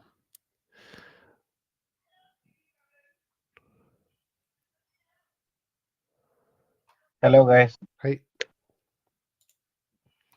Hi, Tijam. How are you? All right. Why you guys are not conducting any debate for last 2 months What? in your channel? Say that again. What was the question? Why are you not conducting any debates recently for last 2 months? Because I don't have time to set them up. Okay. I thought you stopped having any debate. No, I still have them occasionally. Like I've had one a week, I think. Yeah, Tijam, my question is actually you said to the previous speaker that anything that is novel testable, proven with novel testable prediction is the only truth, right? The one that has evidence. So, yeah. So that in itself is a philosophical claim, right? That's not a scientific claim. Sure. Because you can do anything with no testable prediction in naturalism. You can test something and then you can predict it will work the same way in the future. That is an assumption first, which is the natural law is consistent and it will stay consistent. No, because so the universe, natural, the uniformity of nature is not an assumption scientists hold. They actually think it won't be the same, like gravity changes. They don't assume it's going to be the same. It's just not a requirement of science. no, but prediction, the word novel testable prediction in itself is that it is only suitable for something which is consistent and functioning, which means consistent so that we can predict that it will work in a particular way in the future. Nope. So novel means, testable predictions can still work in like a completely random universe. So if you have like a completely random universe and you think you can predict the future, that would work too. It doesn't make a difference if it's the same or not. As long as it's even if it changes, you can study the speed of the change and then you can predict, okay, the change will be this much after this many years. So the change, the speed of the change is consistent, so that the mathematical pattern you will study that and then you will predict the future. So there is a consistency in natural laws. So my nope. question is, You can predict say you can say there's no consistency in natural law, therefore I predict a pink elephant's going to pop into existence in the next 5 minutes, and that's perfectly fine. That's still science. Still science. I'm not arguing about pink elephants because the existence of a god is a logical argument. I'm not saying just because I assume something. So you're saying the uniformity of nature, things will remain the same, is an assumption of science. That's false. Science can say, I don't make that assumption. I think the universe is completely super duper randomness, epic randomness, like the multiverse level of randomness, where every random thing that can happen does happen and will happen. Therefore, because I believe the multiverse is true, and I think we're in multiverse version number 357 LB potato, I think that a magic pink elephant is going to pop into existence 10 feet that way in 5 seconds. And so you're just rejecting the entire view of the uniformity of nature and saying, nope, all of the laws are going to be suspended and a pink elephant that's magic is going to pop out because of multiverse stuff. And you could be right. And that's perfectly fine. That's all within the realm of science. Science doesn't presuppose the uniformity of nature. It just takes it for granted in some of the predictions. No, actually, what you're doing is you are actually taking naturalism and then putting it in one box and then throwing logic away. And then you're putting everything that the atheists are climbing into one box of imagination. We are not talking about imagination. We are talking about logic coming to like you are because like there are so many things in black hole. You cannot directly prove black hole with some. You can only prove it with formulas logic. and We've seen. especially logic. What does this have to do with the topic? No, what I'm saying is, you're saying naturalism is the only way to. You can predict something. You can a novel. You can test it. You can predict it. Therefore, that's the only truth. But The only one that you told works. the previous. Yeah, it worked. So there's an if it's random, then how it's going to work in the future? How can you predict that how it's going to work if it's random? You can predict it's You random. can I don't only care. predict I don't care if something. it's random or not. If you predict and it works, that's evidence. I don't care if it's random or not. Yeah, you can only predict if it's going. If you No, know, if you no, if, it if can be you can only completely predict if random. it's It going can to be work the completely same way. random, and you can still make successful predictions.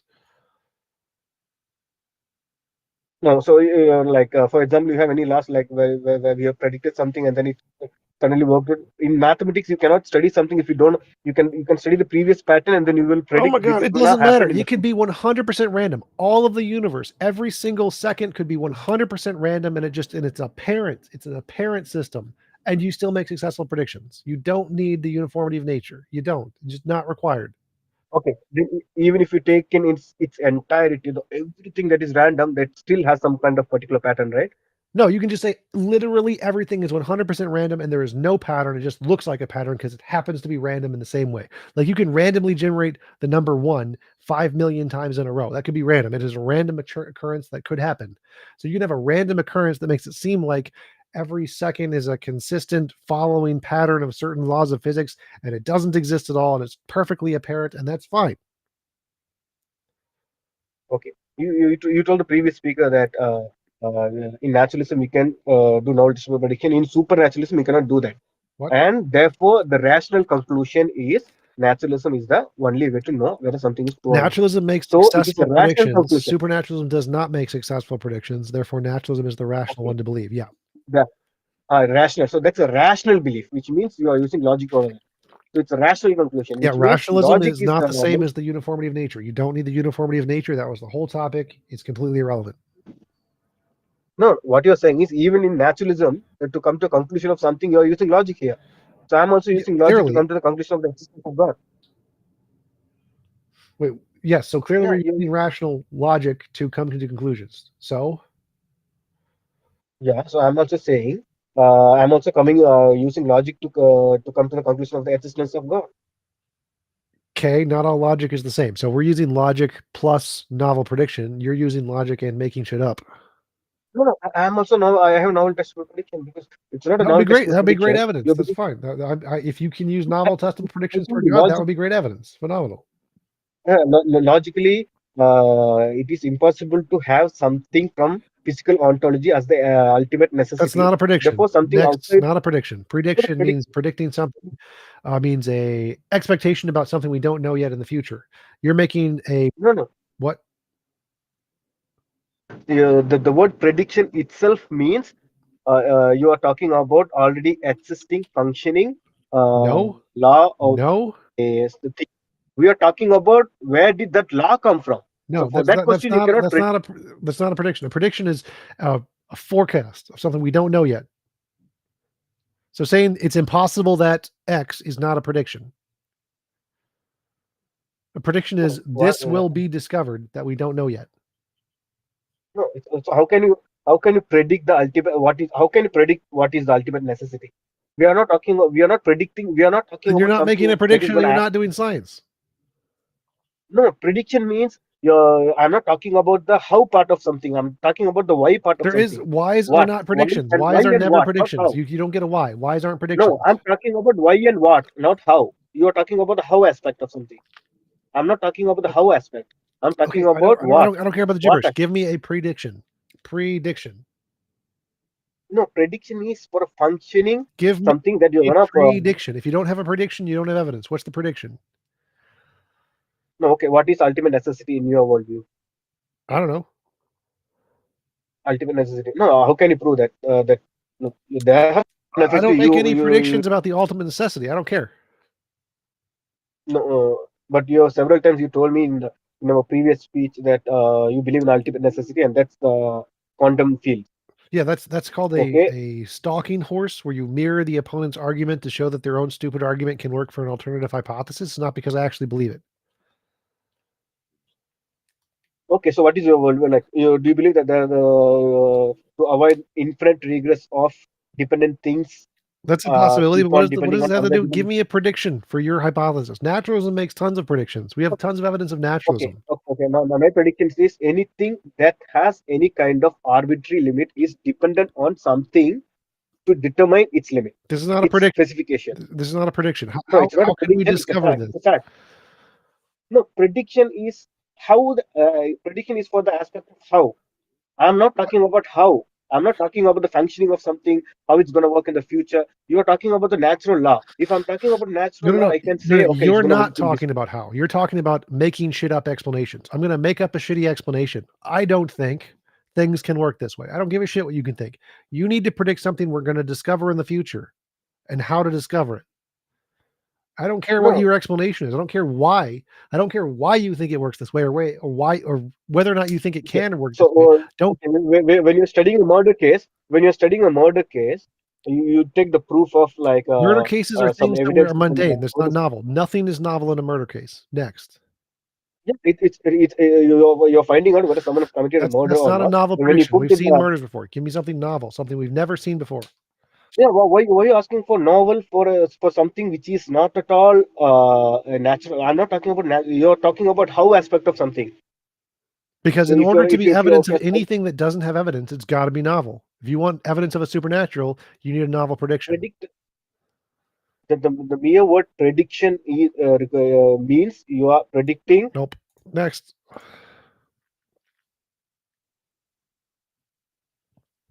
Hello. Hey. Can you hear me? Yep. Can I mute you? Did you ask me to mute you? I'm just changing the output. Sorry. Okay. Hello, Mr. Jump. Hey. How are you? Okay. So you're an atheist. Yes. Me If too. God,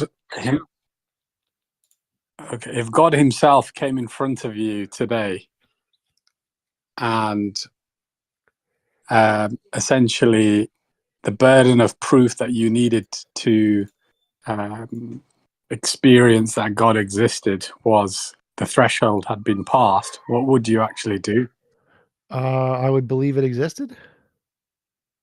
I would say that thought experiment only works if it's the God that you and I are both agreeing to. Because if you think a different God and I think a different God, then that God would have to prove that it's your God that's being discussed. Well, I think that's already entailed in his argument because he said if whatever threshold of evidence you've set has been met, you have a threshold of evidence, God meets that threshold. Would you believe it exists? Yes. Would I worship it? No. So what can I just prod you on that threshold of evidence? What is your threshold of evidence in that scenario question that Novel I testable posed? predictions. Sorry? Novel testable predictions. The same as my threshold for literally everything else. What do you mean by novel threshold predictions? What does that mean? Predicting something we've never seen before in the universe and getting it right consistently. But why does that only have to be the only Because prediction? it's the only way I can know of that can differentiate imagination from reality. Right. That's the only way that you can determine whether something distinguish something that is real or imaginary. Right. So until somebody else provides another method that can accurately distinguish imagination from reality, that's the one we have to go with because it's the only one we got. Do you believe an electron exists? Yes. But there's no proof. Yes, there is. There is tons of novel testable predictions related to electrons. Absolutely not. If you can show me one right now, if you can show me that there is a proof of an Novel electron. predictions from electrons. Electron forecasting using novel temporal attenuation. Right there. Science Direct, 2021 paper. There's one. Want another one? That's not a proof though. That's a novel prediction. I don't care what your silly definition of proof is. That's a novel prediction that was confirmed in a lab that shows the evidence of electrons. There you go. Yeah, but that again.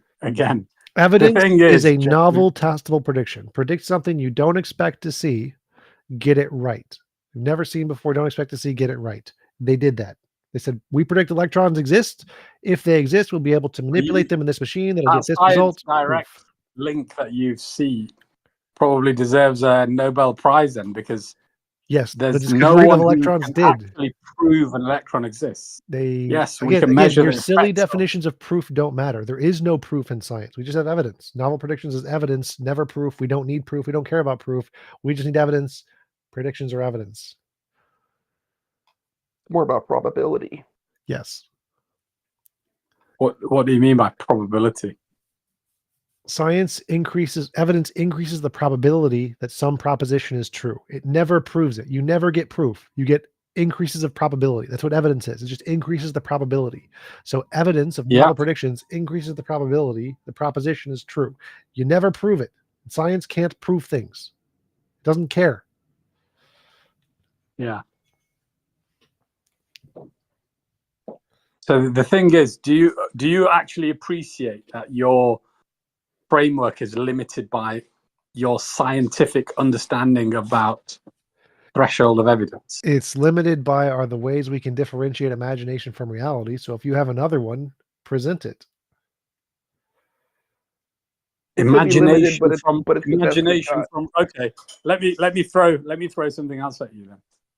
How about everybody who is living, right, has a heart, right? Okay. How do you know you have a heart as well? Have you seen your own heart? Nope. Well, I mean, yeah, but okay, let's go with nope for the hypothetical. Okay. How do you know you have a heart then? Because there are novel predictions made about humans having hearts, and those predictions were confirmed with evidence. Right. What predictions are those? All of the predictions in physiology and surgery where they operate on hearts in every human every day. But how do you know you have a heart? Because there were successful predictions about all humans having hearts, and they got it right. So you're just using the framework of induction. Induction is fine. Induction is fine. Induction is evidence. Induction is evidence. You can feel your heart, and you can. That's cheating. Cut into You're your cheating. chest. You're cheating, Brody. You're not addressing his silly argument in its context. Making it too easy. Like I could You literally can feel your heart. Yeah. I mean, duh. You feel your heart beating. It's interesting, isn't it? The thing is, I speak to a lot of atheists, right? And the realm of understanding is limited by science, right? Hypothesis, empiricism, testing, results, methodology, conclusion. Yes, you need to differentiate Right. imagination from reality for something to count as evidence. So it's going to be No, but limited. the same thing can be put forward by consciousness. What? Do you believe consciousness exists? Yes. How? I'm not sure I would say believe. I can Kind of a literally nebulous term. experience it. What is the novel prediction of evidence that you have? Well, I have direct experience of consciousness, so I don't really need novel predictions on that one because I can literally experience it right now. Well, that's very subjective. I'm isn't hesitant to say that we can claim to believe that we exist. I think we're required to say we know we exist. How? I don't. This is the thing. How do you know your brain is not in a? You're required to. If my brain How do was you know in a your test brain is tube, not I in a? would still have consciousness. Even if I'm in a test tube, I still have consciousness. What a silly question. I don't. How is that? The thing is, how is that a silly question? How can Because you? you asked, why do I believe in consciousness? And then you gave an example of a thing, a brain in a test tube that still had consciousness. And you're saying, well, maybe you're a brain in the test tube. It's No, like a that's counterexample. the brain being stimulated. I'm just saying it's just chemicals. Which is still consciousness. That wouldn't change anything. How can you? The thing is, how can you believe that consciousness exists and you can't prove it? Oh my God! Next, by just Brody, saying, what's up? I love it when people try to bring up How much? 300-year-old philosophical topics and think that it's profound. Do you have a question, comment, Brody? What's up? Oh, I just wanted to say that I think the main difference between atheists and theists is that we have different epistemic bars. That is probably Like, I think it's actually more than that. I think they're convinced of things with less a lower level of evidence. I think that's partially true, but I don't think it's the core truth. I think that because they are religious and because they are trying to find ways to accommodate their faith, they necessarily have lower bars. But I don't think the difference is the lower bars. I think the lower bars are a result of the fundamental difference, which is their belief system. I'll give you example. Example is Well, I've made the argument for years that I think theists are infinitists when it comes to epistemology. So they just use a different epistemology. As far as I can tell. testimonials are like their highest form of evidence. Yes. Like word of mouth from other people. Oh, I experienced this. The Lord answered I my don't prayer. agree. This and that. That's convincing enough for them. I think if you're a that the theist faith that is claims real, your God you know? interacts with reality, at some level you have to realize that there should be expected evidence of interaction. It's all like third hand, you know. Yeah, but the reason that it's third hand isn't because they have a lower bar. They have a lower bar because they don't have anything better. If they had something better, they wouldn't have such a low bar. So, like, if we could actually like meet God, Well, like they're more coffee like shop. superstitious, more supernatural things. But again, that's because they have the belief and they're trying to use confirmation bias to justify their belief. It's not that theists inherently have a lower bar. It's that because they're theists and they're trying to justify their belief, they have to build their bar lower to make their worldview make sense to them. If they didn't have that belief, or if they had stronger evidence that actually existed for God, they would build a higher bar and their bar could be equally as high as atheists. But they Modern don't. theists, yeah. Yeah, but they don't because they're trying to justify their belief, which causes them to have the lower bar. That cognitive dissonance, and they have to, reconcile with that somehow. Yep.